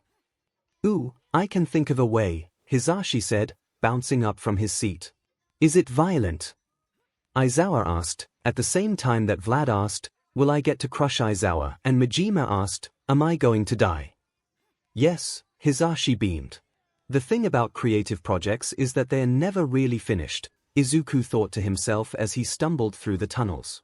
The only reason he was leaving the support labs at all was that Power Loader-san had to leave, and one of his rules for Izuku using his lab was that Izuku had to be supervised at all times. It was probably a good thing. Izuku was hallucinating blueprints. He really wanted to finish before the exam. This wasn't just about him. Nedzu had promised that any working prototypes would be used in the Hero Course exam. If he managed to get these changes implemented, it could change a lot of students' lives. That was a big if. It helped that he had Power Loader-san working with him. Once he had finished designing and building his project, Power Loader-san could replicate it. Izuku just had to work out all the 𝐾 and 𝐾s first, and there were a lot of 𝐾 and 𝐾s. Programming robots to act like civilians in danger was harder than he expected. Needless to say, he regretted making the robot lady's purse out of metal. Another problem he ran into was that there was only so much he could do without actual living human beings. At the end of the day, robots weren't people, so something like a transformation quirk couldn't be shown off. There were some scenarios he had worked on that required stealth, but it wasn't like someone could shapeshift into a robot using, say, their BLD. His plan had a lot of holes in it. It wasn't good enough. Before he went into a spiral of self-deprecation, though, Izuku needed food and maybe some rest to allow his brain to reset. He would get back to work after that with fresh ideas. He was planning to drop into the staff room, steal food from the teacher's fridge, say hello, since he hadn't seen much of anyone but Eraserhead-san since the recommendation exam, and then head back to his room. Just a chill, calm visit. Fu, a voice that sounded suspiciously like Vlad King-san's, drifted into the passage. Language that was unmistakably present. Mic-san. Fu. Eraserhead-san spat back. Language. Izuku made a detour to climb into the vents rather than using the secret entrance. When he was in the vents, the voices became clearer, floating down the ducts. UBSTRD. I know that banana peel was you, Eraser. Vlad King-san growled. Mario Kart music played in the background. Oh. That explained a lot. He thought it had been banned, or was that Super Smash Heroes? Present Mic-san had tried to introduce him to his favorite vintage games at one point. They had to stop the gaming session after Vlad King-san threatened to throw the console out the window because he lost to Eraserhead-san. Repeatedly. Eraserhead-san was unexpectedly good at the games. It was practically a massacre. There had been no more game nights after that, although he and 13-san sometimes snuck the console away to play Metroid Dread. 13-san was really good at that one. Power Loader-san sobbed loudly. Glancing through the grating, Izuku saw the number on his screen change from 11th to 12th. Ha, take that. Vlad King-san cheered. On screen, Bowser powered up with a star and passed Shy Guy. He immediately got taken out by a blue turtle shell and was passed again. Eraserhead-san smirked. Looks like you need to work on your situational awareness, he taunted. You knew that was going to happen, Vlad King-san accused him. You were going to let me pass you on purpose. Quietly, Izuku removed the vent cover. He was glad he had taken to wearing his capture scarf at all times, because it meant he could use it to lower himself out of the vents without a sound. While he was hanging upside down, Eraserhead-san looked his way. The hero didn't even start, just looked back to the screen like he hadn't seen anything at all. Flipping himself upright, Izuku crept to the fridge. Midnight-san had brought some of her handmade pasta. Vlad King-san's protein shakes, the nasty high iron ones, sat on the shelf above Hound Dog-san's meatloaf. He wasn't really feeling like any of that. He could always take one of Eraserhead-san's jelly pouches. He had stocked up on the pineapple-flavored ones. There were some generic snacks like fruit cups and bags of veggies that were always in there, but Izuku didn't spare them a glance. He closed the fridge and moved to the snack cabinet. Moving aside Hound Dog-san's dog treats, he was 50% sure they were a GG gift from someone. He spotted 13-san's moon pies and snatched them up. Thinking better of it, he returned to the fridge and grabbed a fruit cup. He needed to eat at least one healthy thing to eat that day. The whole time, no one noticed him, too wrapped up in the game. He looked over just in time to watch Eraserhead-san cross the finish line. Vlad King-san threw his controller in rage. Best of 5, he demanded. I thought we were doing 2 out of 3, Vlad. Getting forgetful in your old age. Eraserhead-san said. It was just luck, the BLD hero protested. That sounds like something someone who lost a battle of skill would say. I refuse to lose to a BSD like you, Vlad King-san said. His face was redder than usual, a vein in his forehead bulging. Too late, Eraserhead-san said dryly. You just did. Twice. If you want to make it 3 times, be my guest. Power Loader-san cheered, and the other 2 glared at him. He cowered. Sorry, I just finished my second lap. You know what? Vlad King-san returned to his argument. Fu. This doesn't prove anything. Izuku gasped loudly, making all the staff members WHP around. Present Mic-san, who had been perched on the back of the couch behind Eraserhead-san, tumbled off. He caught himself in a roll, but he couldn't save his dignity. Vlad King-san's face had gotten even redder, if that was possible. Eraserhead-san started cackling. Izuku kept careful control of his face. Vlad King-san, what does F mean? Oh, he got you, Khan. Midnight-san started laughing. She grabbed a jar off the table and held it out to Vlad King-san. Pay up. Grumbling, Vlad King-san fished a bill out of his wallet and deposited in the jar. Power Loader-san just raised an eyebrow at him, or Izuku thought he did. It was hard to tell with the hair covering his eyes. I've heard you say worse, he said tiredly. That was true. Izuku had said much worse, but only to machines that malfunctioned. Vlad, look at you. Already setting a bad example. Eraserhead-san looked his own unique brand of gleeful. They are fighting over you, 13-san whispered. Izuku could always trust her to be on his side.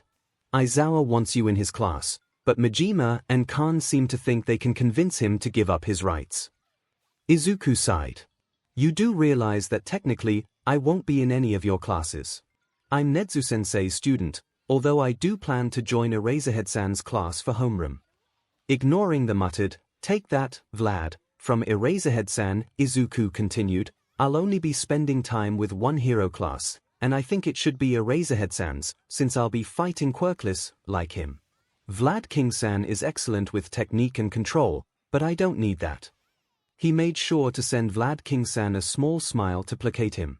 And, not that I wouldn't enjoy being in Power Loader-san's homeroom, but I'll be spending plenty of time in there in and out of school. Midnight-san stalked up to him and draped an arm over his shoulder. It was a little difficult, given that Izuku was actual feet shorter than her, especially when she wore heels, but Midnight-san managed it by stooping very low. Tell us the truth. It's because Aizawa impressed you with his Mario Kart skills, isn't it? She demanded with faux seriousness. It's the logical decision, Izuku defended himself. But, I have to get into the hero course, and the support course, before I get to make that decision. Or, sweetie, Midnight-san pinched his cheek. Like you'd fail the exam. You never know, Izuku said, a little tired. The energy rush he got from surprising the teachers was running out, and with it, his head was returning to its muddled state. He knew there was no way he would fail, but it felt wrong to just assume. Oh, but I do know, Midnight-san purred. She swiped an envelope from the table and bopped him on the nose with it. You have mail. Izuku took the envelope emblazoned with UA's crest. He hooked a finger under the flap and tore it open. The letter inside was concise. His application had been accepted. He was in the hero course. The staff surrounded him in a moment, until they were one giant hug pile. Eraserhead-san was stuck in the center of it. He had been the first to descend on Izuku, patting his head proudly, which meant that when everyone else converged, he was pressed up close to the epicenter. We're so proud of you, listener. Present Mic-san exclaimed. He was somewhere behind Midnight-san. We all knew you could do it, Hound Dog-san said gravely. Izuku clung to all of them, his exhaustion vaporized with the sudden joy. He made it into the hero course at UA, something that had been his dream almost as long as he could remember. His eyes prickled with tears that welled up in his face and spilled down his face.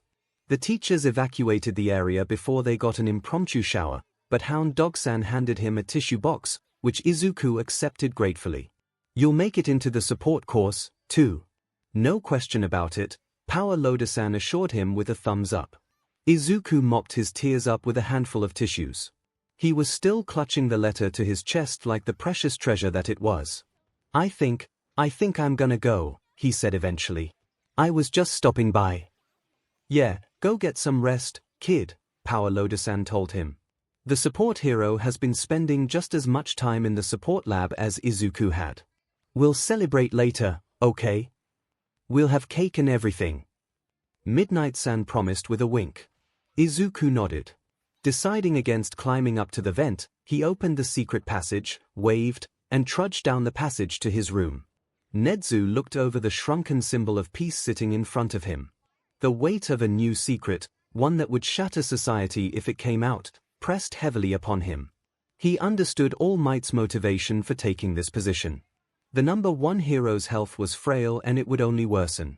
If there was a possibility of nurturing a successor to the symbol of peace, then 𝐻𝐻𝐸 would be happy to help the hero find the perfect student, although, from what All Might had said, he seemed to already have an idea. There's just one more thing, All Might, 𝐻𝐻𝐸 chirped as he shuffled away the last of the paperwork. Oh, what is it?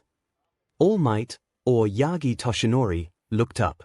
His gaunt face lacking the confidence of his hero persona. Just as you have your secret, I and UA have our secrets. You have already given me the go-ahead to inform the staff of your condition, however, there is one more person I will have to inform. Who would that be? I trust your judgment, Principal, but I am curious who else needs to know of my condition. I am understandably not eager for it to get out. 𝐻𝐻𝐸 selected the papers he had printed out for this purpose and handed them to Yagi, who began to read them. The file had less information than had been given to the other staff.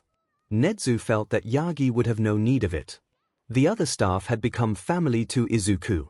Since they were bound to spend a great deal of time around him, it was natural for them to have the relevant information about his quirk.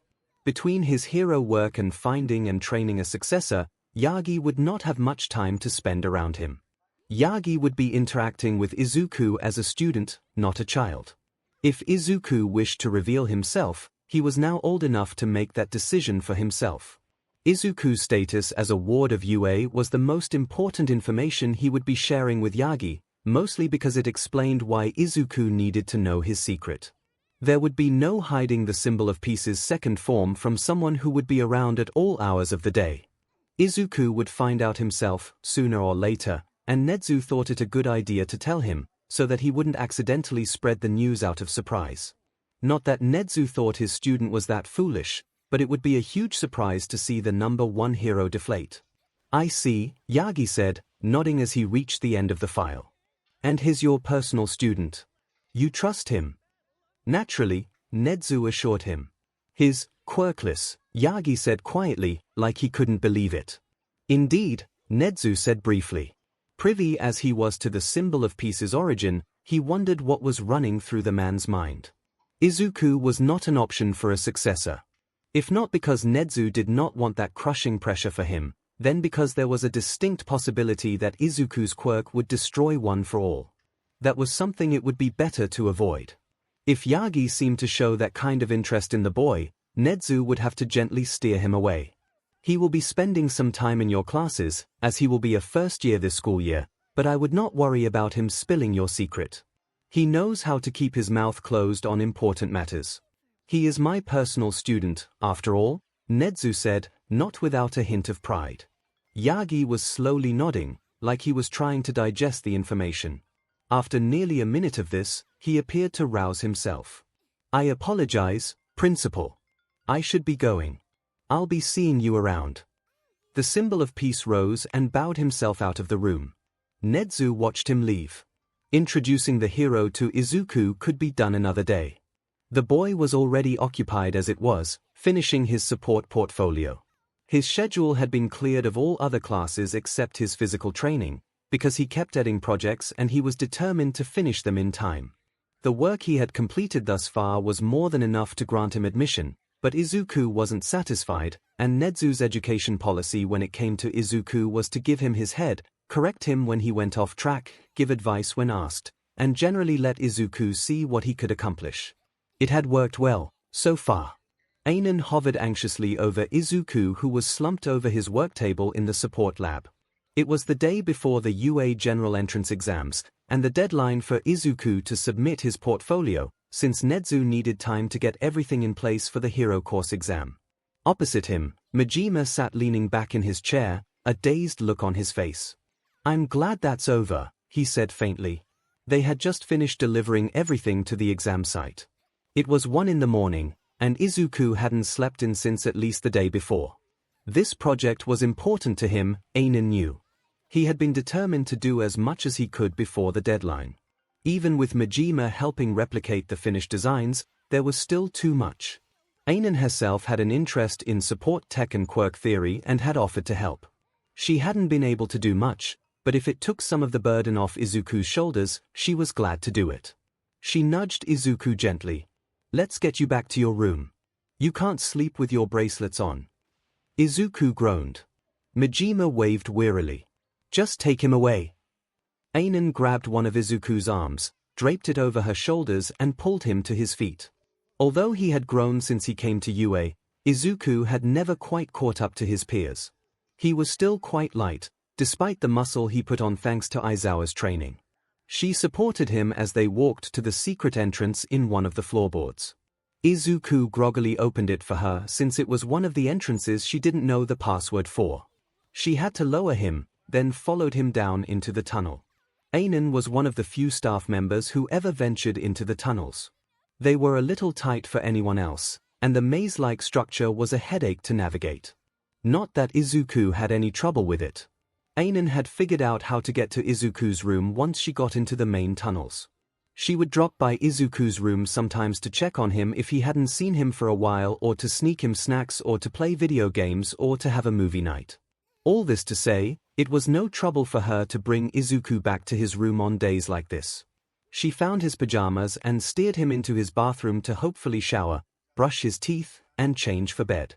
He might have been a teenager now, but sometimes it felt like he was still 8 years old. She then turned her attention to putting his desk back in order. There were notebooks and blueprints strewn on every available surface, including his bed.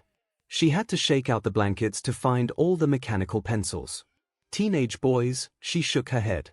Izuku's room had undergone many changes over the years. On the one hand, it had been upgraded. Nezu had Quirk-proofed it specifically for Izuku's quirk, added a bathroom, fridge, and freezer, and let Izuku buy whatever he wanted for his furnishings. The decorations and furniture had matured with Izuku. There were fewer hero posters than there used to be, but they were in better shape. He had a signed and framed poster of Put Your Hands Up Radio. The nice prints of the plans for the Apollo 13 spacecraft that Ainen had given him for one of his birthdays were on the wall, as well. The wall around his desk had been replaced with a corkboard that he pinned ideas and plans to. He also had one of those clear dry erase boards that was always covered in scribbles and equations. It felt like home in a strange way, the same sort of way that a person could feel like home. Izuku stumbled out of the bathroom wearing his space-themed pajamas, hair still dripping wet, and face planted on his bed. Ainen laughed. She picked up his legs and pushed them onto the bed, tucking his blanket around him.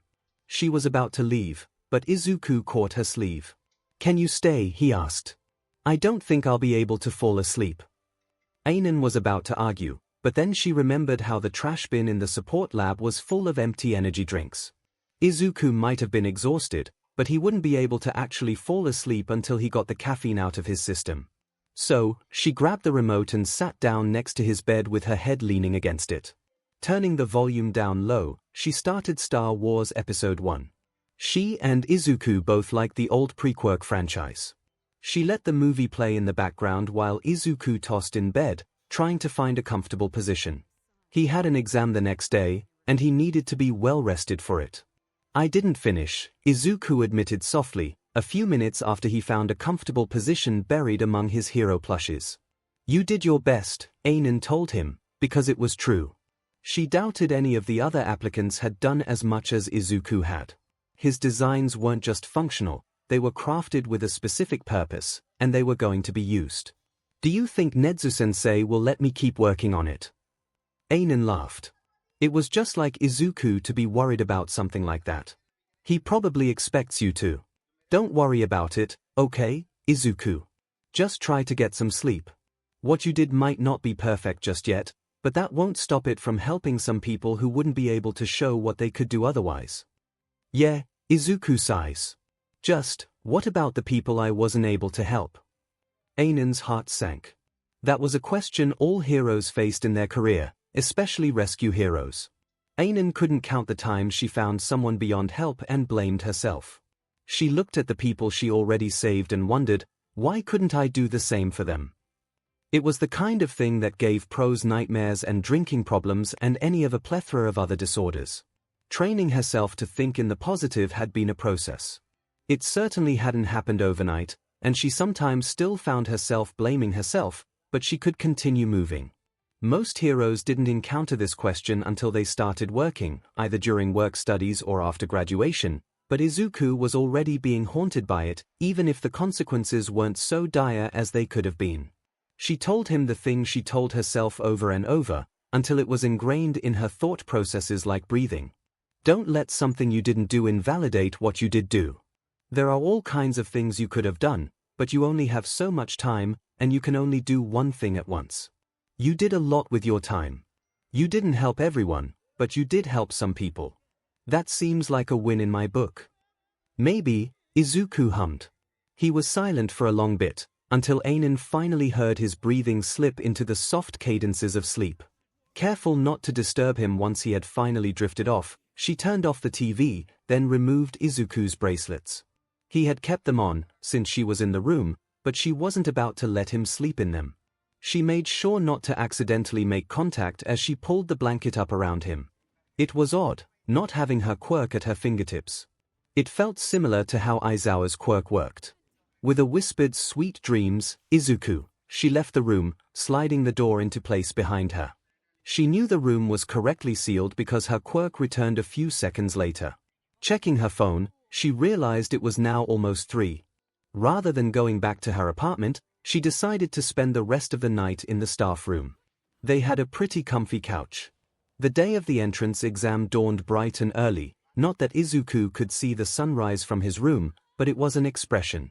He was up earlier than usual due to his nerves. He hadn't had anything to do the day before after he woke up in the afternoon. 𝐿oda-san had banned him from the support labs, and Nezu-sensei told him to take the day off to relax. The only thing that continued as usual was training with Eraserhead-san, which Izuku was grateful for, because he needed to get his energy out somehow. Since this was the support exam, 𝐿oda-san said it was okay to dress casual. Everyone would be wearing their preferred coveralls, or whatever other protective clothing they liked. Izuku chose his green coveralls, since they had the most pockets out of his many pairs of coveralls accumulated over the years. After getting dressed, he was off to the staff room for breakfast. Lunch Rush-san made the whole staff breakfast, since most of them were coming in early. The number of applicants every year was frankly staggering, so it was all hands on deck from morning until the last exam ended. When he saw the first students arriving, Izuku entered the hallways. Again, it was strange being in the hallways instead of the tunnels or the vents. He almost got lost. Almost. He kept trying to take the runs he would have taken if he were in the tunnels, which understandably wasn't working. The first part of the exam was yet another academic assessment. Applicants for every course took the same exam, but every course had a course-specific section to it. Hero course applicants would have a section on hero ethics, some critical thinking questions about heroes, and an essay about the type of hero they wanted to be. Business course students had questions about regulations on hero agencies and support companies and the like.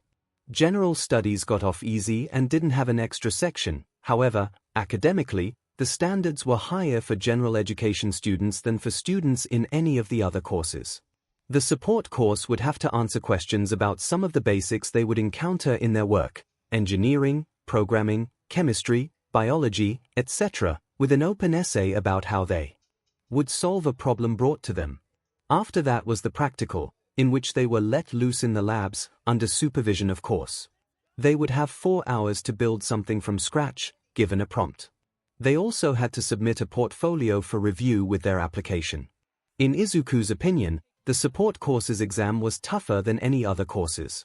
Not only was it longer, it required more in-depth knowledge and a portfolio. The written portion of the support exam was being held in one of the less-used classrooms of the support course. He slid into a desk to wait, fiddling with the ruler and protractor the examinees were permitted to use during the exam. Nezu-sensei had refused him the use of a calculator. This wasn't to be cruel. Izuku didn't need a calculator. Nezu-sensei also knew that Izuku would be able to repurpose his calculator, and he would if he got bored. Izuku had been offered an abacus in compensation but turned it down. He was mentally composing his eulogy for his inevitable death to boredom when he noticed one of the examinees a few desks over had her calculator taken apart on her desk. She was playing with the pieces, doing some extremely delicate work using the tip of her protractor. Her pink hair was falling around her face, almost obscuring it. Izuku shifted in his seat to watch her better. He had no idea how she was handling the tiny parts so deftly. Was it her quirk? A control over technology? He caught a glimpse of her eyes. Crosshairs, zoomed in, probably functions like a microscope. Well, that explained it. 𝐼𝐺 walked in with the exam proctor, one of the teachers from the general studies course, saw what the pink-haired girl was doing, looked like he died or someone asked him to fix the printer in the staff room again, and then walked out without saying anything. Nezu-sensei liked to play by the rules very literally, so the girl was perfectly within her rights, as long as she hadn't brought something she wasn't supposed to. Since there were still plenty of open desks, Izuku decided to abandon his spot in the corner to slide into the desk next to the girl. "What are you making?" he asked. The girl looked up, and her pupils rapidly shrank as she locked onto his face. "A baby," she exclaimed brightly. "Say, you wouldn't happen to have another calculator on you?" Izuku felt his face stretch in a grin. "Nah, I was banned from bringing a calculator into the exam." "Bummer," the girl said and turned back to her work. "I could have used the extra parts. Maybe I should start wearing a watch. It might come in handy." "Ooh, a watch baby." She abandoned the calculator's corpse and pulled her scratch paper toward her. As Izuku watched, the pink-haired girl began a detailed sketch of a watch that included a flamethrower. Among other things, she wrote with a surprisingly small and neat hand. "A gauntlet design would give you more room, especially for the power source," he suggested. "A gauntlet baby. Good thinking, green." The girl immediately started another drawing. Izuku was almost convinced she had forgotten about him, which was understandable since she was drafting something, when she started talking to him again. "So, green, why the ban on calculators? You got a calculator quirk or something?" Izuku laughed. "Nothing that special. I've never actually done anything with a calculator, yet. I'm just not allowed to be bored around anything that could potentially cause an explosion." The girl puffed out her cheeks in what looked a little like a pout, except she didn't seem to be the type of person to pout. It was more like sarcastic disappointment. "If it doesn't have the potential to explode, then what's the point? My babies explode all the time." A boy who had sat down in front of them started and looked over his shoulder fearfully at those words, but the girl didn't seem to notice. "I had the best baby that I turned in with my portfolio. It's a motion-activated booster baby. So you could drop it off a building, and then at the bottom, the booster activates and kills the momentum. That one exploded 19 times before I even had a working prototype. I want to make a jetpack baby, next. If I can control the amount of move, it could even be guided." The girl had twisted around in her seat to talk to Izuku better. He was practically dragged into the conversation without any effort of his own. She was really passionate about support items. Unfortunately, they ran out of time before Izuku could ask about the rest of her portfolio and plans for future projects. They were instructed to quiet down, and exam packets were passed out. The exam was similar in material to what Izuku had taken for the recommendation exam, with the exception of the support section. It was clearly designed to test students' knowledge of the different fields. While there were a few questions that Izuku didn't know the answer to, due to them being outside his areas of interest, he was able to puzzle them out fairly well, he thought. He was tempted to glance over and see how his neighbor was doing but decided against it. No use getting accused of cheating. After the exam was over, they were given a half-hour recess for lunch before the practical exam. Izuku's lunch was waiting for him back in the staff room, as were the staff members, all eager to hear about how his exam had gone. "You're gonna nail the practical," President Miseason said as he ruffled Izuku's hair. "Blow them all away." "Please don't," 𝐼𝐺 groaned, and the rest of the staff laughed. The real excitement was still to come. The hero course exam would be the field test for his portfolio. Nezu-sensei would, of course, be recording it, but Izuku still wished he could watch it in person. He was eager to see how his inventions worked, and whether or not applicants would take advantage of them at all. Izuku had to tear himself away to go back to the support wing, where the next part of his exam waited for him in the support labs. The pink-haired girl caught his eye and shot him a questioning glance that he didn't understand as he found himself a work table. Izuku just smiled back. "Power." 𝐿oda-san himself was overseeing this portion of the exam, and he looked less than thrilled about it. He stalked to the front of the classroom, dressed in his hero costume, and coughed to get everyone's attention. Izuku knew that Power 𝐿oda-san wasn't fond of the spotlight, and this was about as close to it as he would ever let himself get.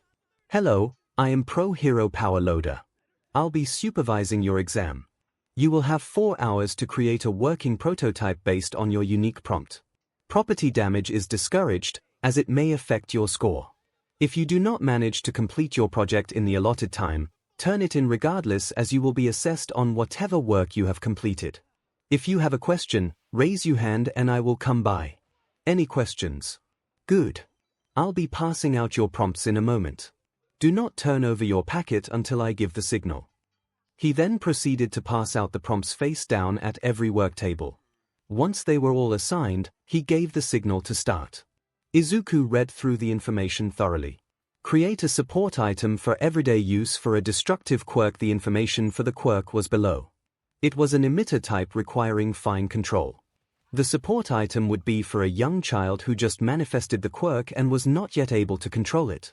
In order to protect themselves and the people around them, they needed something to help them channel it in a safe way.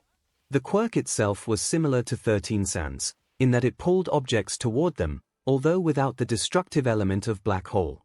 The first thing that came to Izuku's mind was inhibiting technology, but that wasn't something he had access to in this lab, or something he could feasibly create within the time period, so there had to be another answer.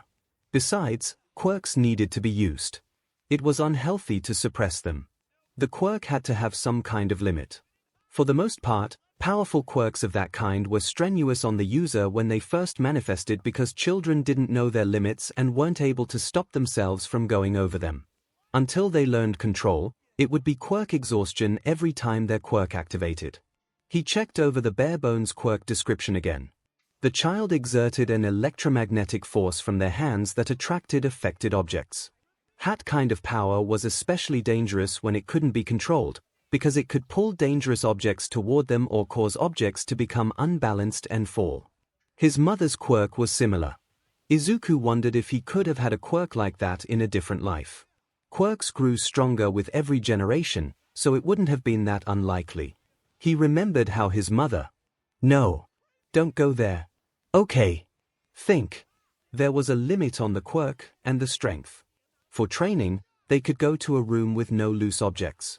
But a support item? Izuku grinned, a little forced, and threw himself into his work.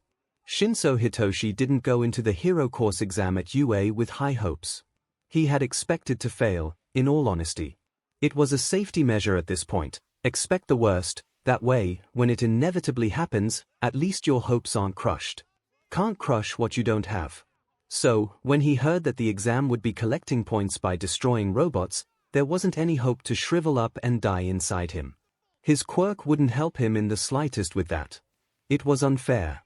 But life was unfair, and Hitoshi had never had an option but to take it and continue as best he could. He felt unfamiliar hope glimmer inside him when present MIC continued. But that isn't all, little listeners. Keep your eyes peeled for the secret objectives scattered throughout the field. You'll know 'em when you see them. A green number marker flashed up on the screen. There's a wide variety, so if you don't feel up to the challenge, just move on. Perhaps, if Hitoshi had just had more time to process the new information, he wouldn't have let that hope grow inside him. Perhaps then, he wouldn't have had his hopes squashed yet again. Once the exam started, Hitoshi quickly discovered that the robots were a no-go. He watched other kids smash through them with a seething jealousy that he tried to keep down. Of course they would pass. The exam was perfect for them. He, on the other hand, it was so unfair. He could beat any of them in a fight any day. He just couldn't use it against robots, and so he was going to be passed over. Hitoshi discovered the first objective by chance. He had ducked into a random building, a police station apparently, to escape a two-pointer that was chasing him. That was when he noticed the green 10-point marker at the receptionist's desk. There was no one there to give him instructions, so Hitoshi walked up to the desk to investigate. Under the marker was a clipboard holding several pages. Objective number 4: Operation Undercover. Your mission, should you choose to accept, is to infiltrate a drag ring and retrieve the goods without alerting the members of the gang to your presence. How you choose to do this is up to you. You are not to cause damage to any gang members in order to receive points. You must have this marker and the identical marker at the site of the objective in your possession at the end of the exam. The next page detailed the location, complete with a map and directions for how to get there. Having nothing better to do, Hitoshi went. He was feeling a little more confident about the exam, now that he had something to do that wasn't robots. Or so he thought. He arrived at the warehouse and immediately noticed the robots hanging around it. They weren't the ones present MIC had given them information on. In fact, they were very clearly marked with negative points, so Hitoshi guessed that destroying them would penalize the applicant who did it. Unlike the robots with point values, these robots didn't seem to have much offensive capability. They were about 4 feet tall, fitted with a round camera on top instead of a face, probably motion sensing if Hitoshi had to guess. They were for surveillance, not combat. So, this was a stealth mission. Hitoshi wanted to smash something. He had been so close. This would have been perfect for him, if only it wasn't robots. If it were people, he would have had no problem getting in, getting the objective, and getting out. But just like always, there was no place for someone with a quirk like his. It was an old story, and one Hitoshi was intimately familiar with. By nature, his quirk acted on other people, and he knew that scared them. He couldn't use his quirk without using it on other people, which immediately classified him as a villain. Hitoshi wasn't stupid. He knew that his quirk was powerful and had the potential to be incredibly dangerous. It wasn't a question of being weak. No, people looked at him and thought villain. It was a horrendous double standard. So many heroes had quirks that were just as dangerous, but they weren't villainous. Brainwashing was. Using his quirk to become a hero was the only way to redeem it, and UA was his only shot at becoming a hero. There were other schools, but Hitoshi would have no chance of attending them. He couldn't afford the tuition. UA was in the unique position of being a publicly funded high school that operated privately. The fact that it was the top hero school in the country was a bonus. Students didn't have to pay tuition if they could make it in. Well, there was always the sports festival. It was a long shot, but Eraserhead, a practically unknown underground pro, had done it. Hitoshi would just have to force them to acknowledge him. It wouldn't be pretty. Beating the hero students would paint him as a villain if his quirk didn't already. He would just have to show them that it was better to have him on their side than against him. In his defense, Hitoshi did try to sneak into the warehouse. It ended with the robot spotting him and alerting the nearby robots with point values. He gave up on the objective after that and went in search of another one. The next objective he found was a mugging he walked into. He was able to save the old lady robot by chucking a rock at the mugger robot, but the points from the objective were less than those for the other. It was nowhere near enough. He was almost relieved when the end of the exam was called. He knew he had failed from the moment that he saw the robots at the warehouse, so after that there was no point to the exam. He trudged off the exam site with a bitter feeling in his heart. Izuku blinked rapidly when he strolled out of the tunnels to find All Might hanging out in the staff room with the other teachers. There was a tense moment where the two stared each other down, Izuku because that was All Might, and All Might because the child had just walked out of a wall. Izuku, Eraserhead-san nodded a greeting, interrupting the awkwardness. I saw your work in the exam. It looked good. Izuku rubbed the back of his neck.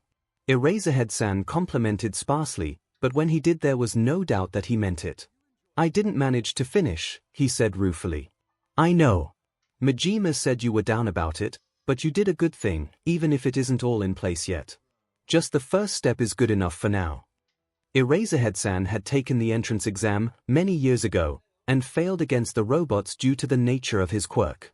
The change in the exam structure was as much for people like him as it was for anyone else with a less combat-oriented quirk or no quirk at all.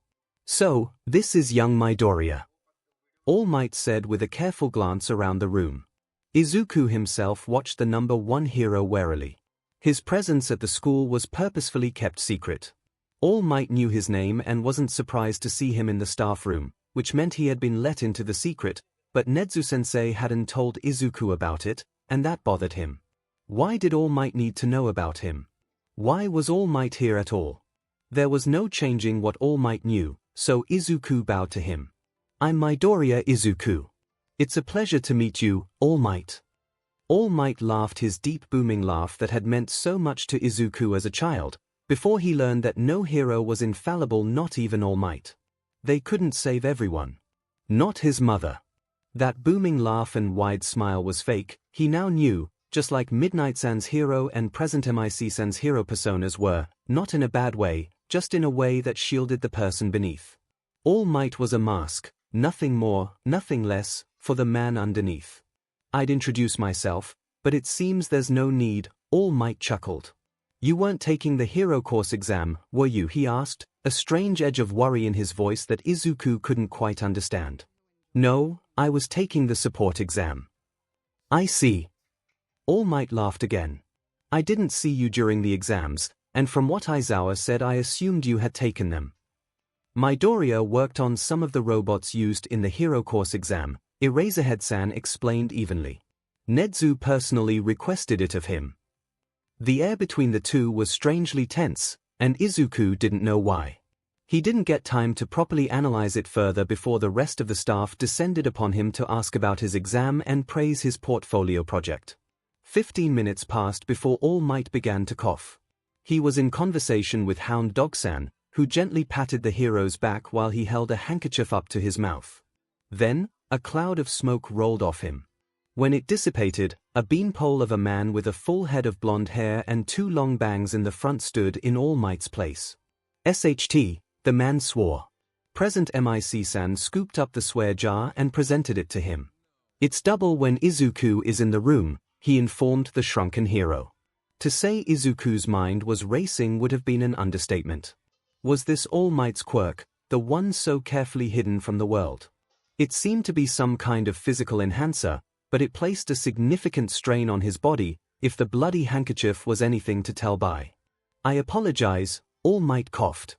"I thought I had more time." Eraserhead-san sighed. "You really should be more careful, Yagi. You can't have something like this happening in front of the students." "I'm a student," Izuku pointed out helpfully, still very confused about what was happening. Eraserhead-san raised an eyebrow at Izuku. "You're an exception." While the attention of the other staff was on All Might, who was now fishing out his wallet to make his contribution to the swear jar, Izuku leaned over to 13-san. "Why is All Might here anyways?" "You didn't know?" 13-san's eyes went wide. "He's a member of the staff now. He's teaching heroics." Izuku shook his head. "This is the first I'm hearing of it." "Oh." 13-san wrung her hands nervously. "I thought Nezu would have told you. What you just saw can't get out, Izuku. All Might has a time limit on how long he can sustain his hero form due to an old injury, that's why he turned back." Izuku felt like the breath had been scared out of his lungs, as if 13-san had activated Black Hole. He might no longer idolize All Might the way he had as a toddler, but he was still the #1 hero, the symbol of peace. Seeing him like this and hearing that he was injured so seriously left him shaken. Nezu-sensei chose this moment to make his entrance. He popped up from behind the refreshment table and trotted over to All Might. He stopped in his tracks when he saw Izuku, whiskers twitching. To the uninitiated, this wasn't much of a reaction, but Izuku had learned to read the micro-expressions on his sensei's face. Nezu-sensei was worried, whether that was because Izuku had seen something he wasn't supposed to or for some other reason, Izuku didn't know. The principal's expression cleared quickly. Nezu-sensei was very good at keeping his composure. It was a skill Izuku envied sometimes. His emotions were so palpable all the time, and he wished he could keep them in check more often than he did. "I see you met All Might already, Izuku," he said. "I apologize for not informing you earlier. You were busy and I didn't want to distract you from your work. I had planned to brief you before you encountered him, as there is sensitive information at play for both of you." Izuku accepted the apology. He could see why Nezu-sensei had thought it best to wait to tell him. He had been wrapped up in his preparations for the exam. Breaking his focus would have been unwelcome. He still wished he had been told, if not about All Might's secret, at least that All Might had been told about him. It was unsettling to meet someone who knew about him that he didn't know much about. The rest of the small after-party was slightly strained after the awkward start. Nezu-sensei left after about half an hour, and Izuku followed him back to his office for a briefing about All Might. There was more to the story than 13-san had told him, and more than he could guess. All Might had a serious injury, and he had been hired as a teacher to help him step away from heroics, in preparation for his inevitable retirement. Nezu-sensei sighed as he finished the explanation. Yagi is not someone I would have chosen to hire. He may be the symbol of peace, but that does not mean he will be a good fit. However, I could not bring myself to turn him away. He has a wealth of experience, but he is also All Might, the principal said, as if All Might being All Might explained everything, which it kind of did. With the other teachers, the students saw something attainable. All Might was not attainable, as demonstrated by his unchallenged position as number 1. Izuku felt that Nezu-sensei was leaving something out, but then again, All Might hadn't been given his full file either, so it was fair. If he really needed to know, Nezu-sensei would tell him. Izuku returned to his room after that and enjoyed the best sleep he had had in weeks. There was nothing waiting for him when he woke up. He had finished everything, every project, every exam. It was a waiting game until the results came out. The week that followed was unbearably slow after the furious pace Izuku had been working at. He trained with Snipe-san and Eraserhead-san. There were a few days when he couldn't use the support labs, since they were full of the portfolios the other students had brought in. Izuku dropped by to browse through them before they were picked up.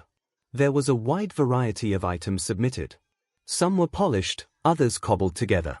It was interesting to see how some focused on a clean presentation or the technical skill required to create the item, while others tried to create something unique and creative. The best items combined the two approaches. Remembering the girl from the exam, Izuku kept an eye out for her booster rockets. He had to admit they were impressive. It was more the idea than anything else. With the rocket as a base, he could make so many other creations. The girl had talked about boots or a jetpack, but Izuku could think of any number of other applications. He spent a lot of time reviewing footage from the Hero Course exam.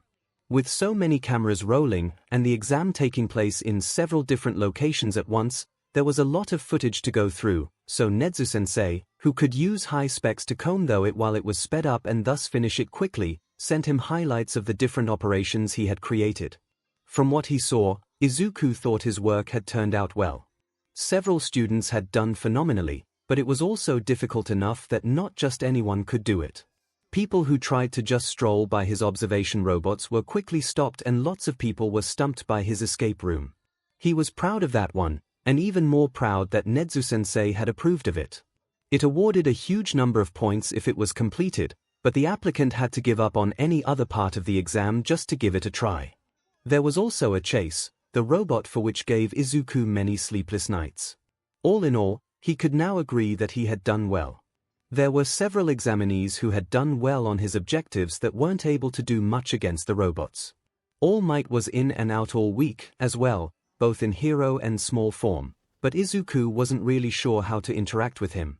The other teachers were heroes, too, but they weren't All Might. They also didn't try to keep up their hero personas when it was just them, like All Might did. The man only dropped his hero persona when he ran out of time. Nezu-sensei had instructed him to call the hero Yagi in his small form, and having the name change made the stark difference between the two all the more apparent. Izuku had come to realize that All Might was more than a persona. It was almost a different person. Yagi certainly seemed to treat it that way. All Might was unshakable and loud and perfect. Yagi was awkward and bit socially inept, not that Izuku was one to talk. Actually, he was socially inept in both forms, it was just more obvious in his shrunken form without the boundless confidence that All Might projected. Perhaps it was just the feeling of having a stranger in his space after years of knowing everyone and everyone knowing him, but Izuku felt like All Might was especially awkward around him.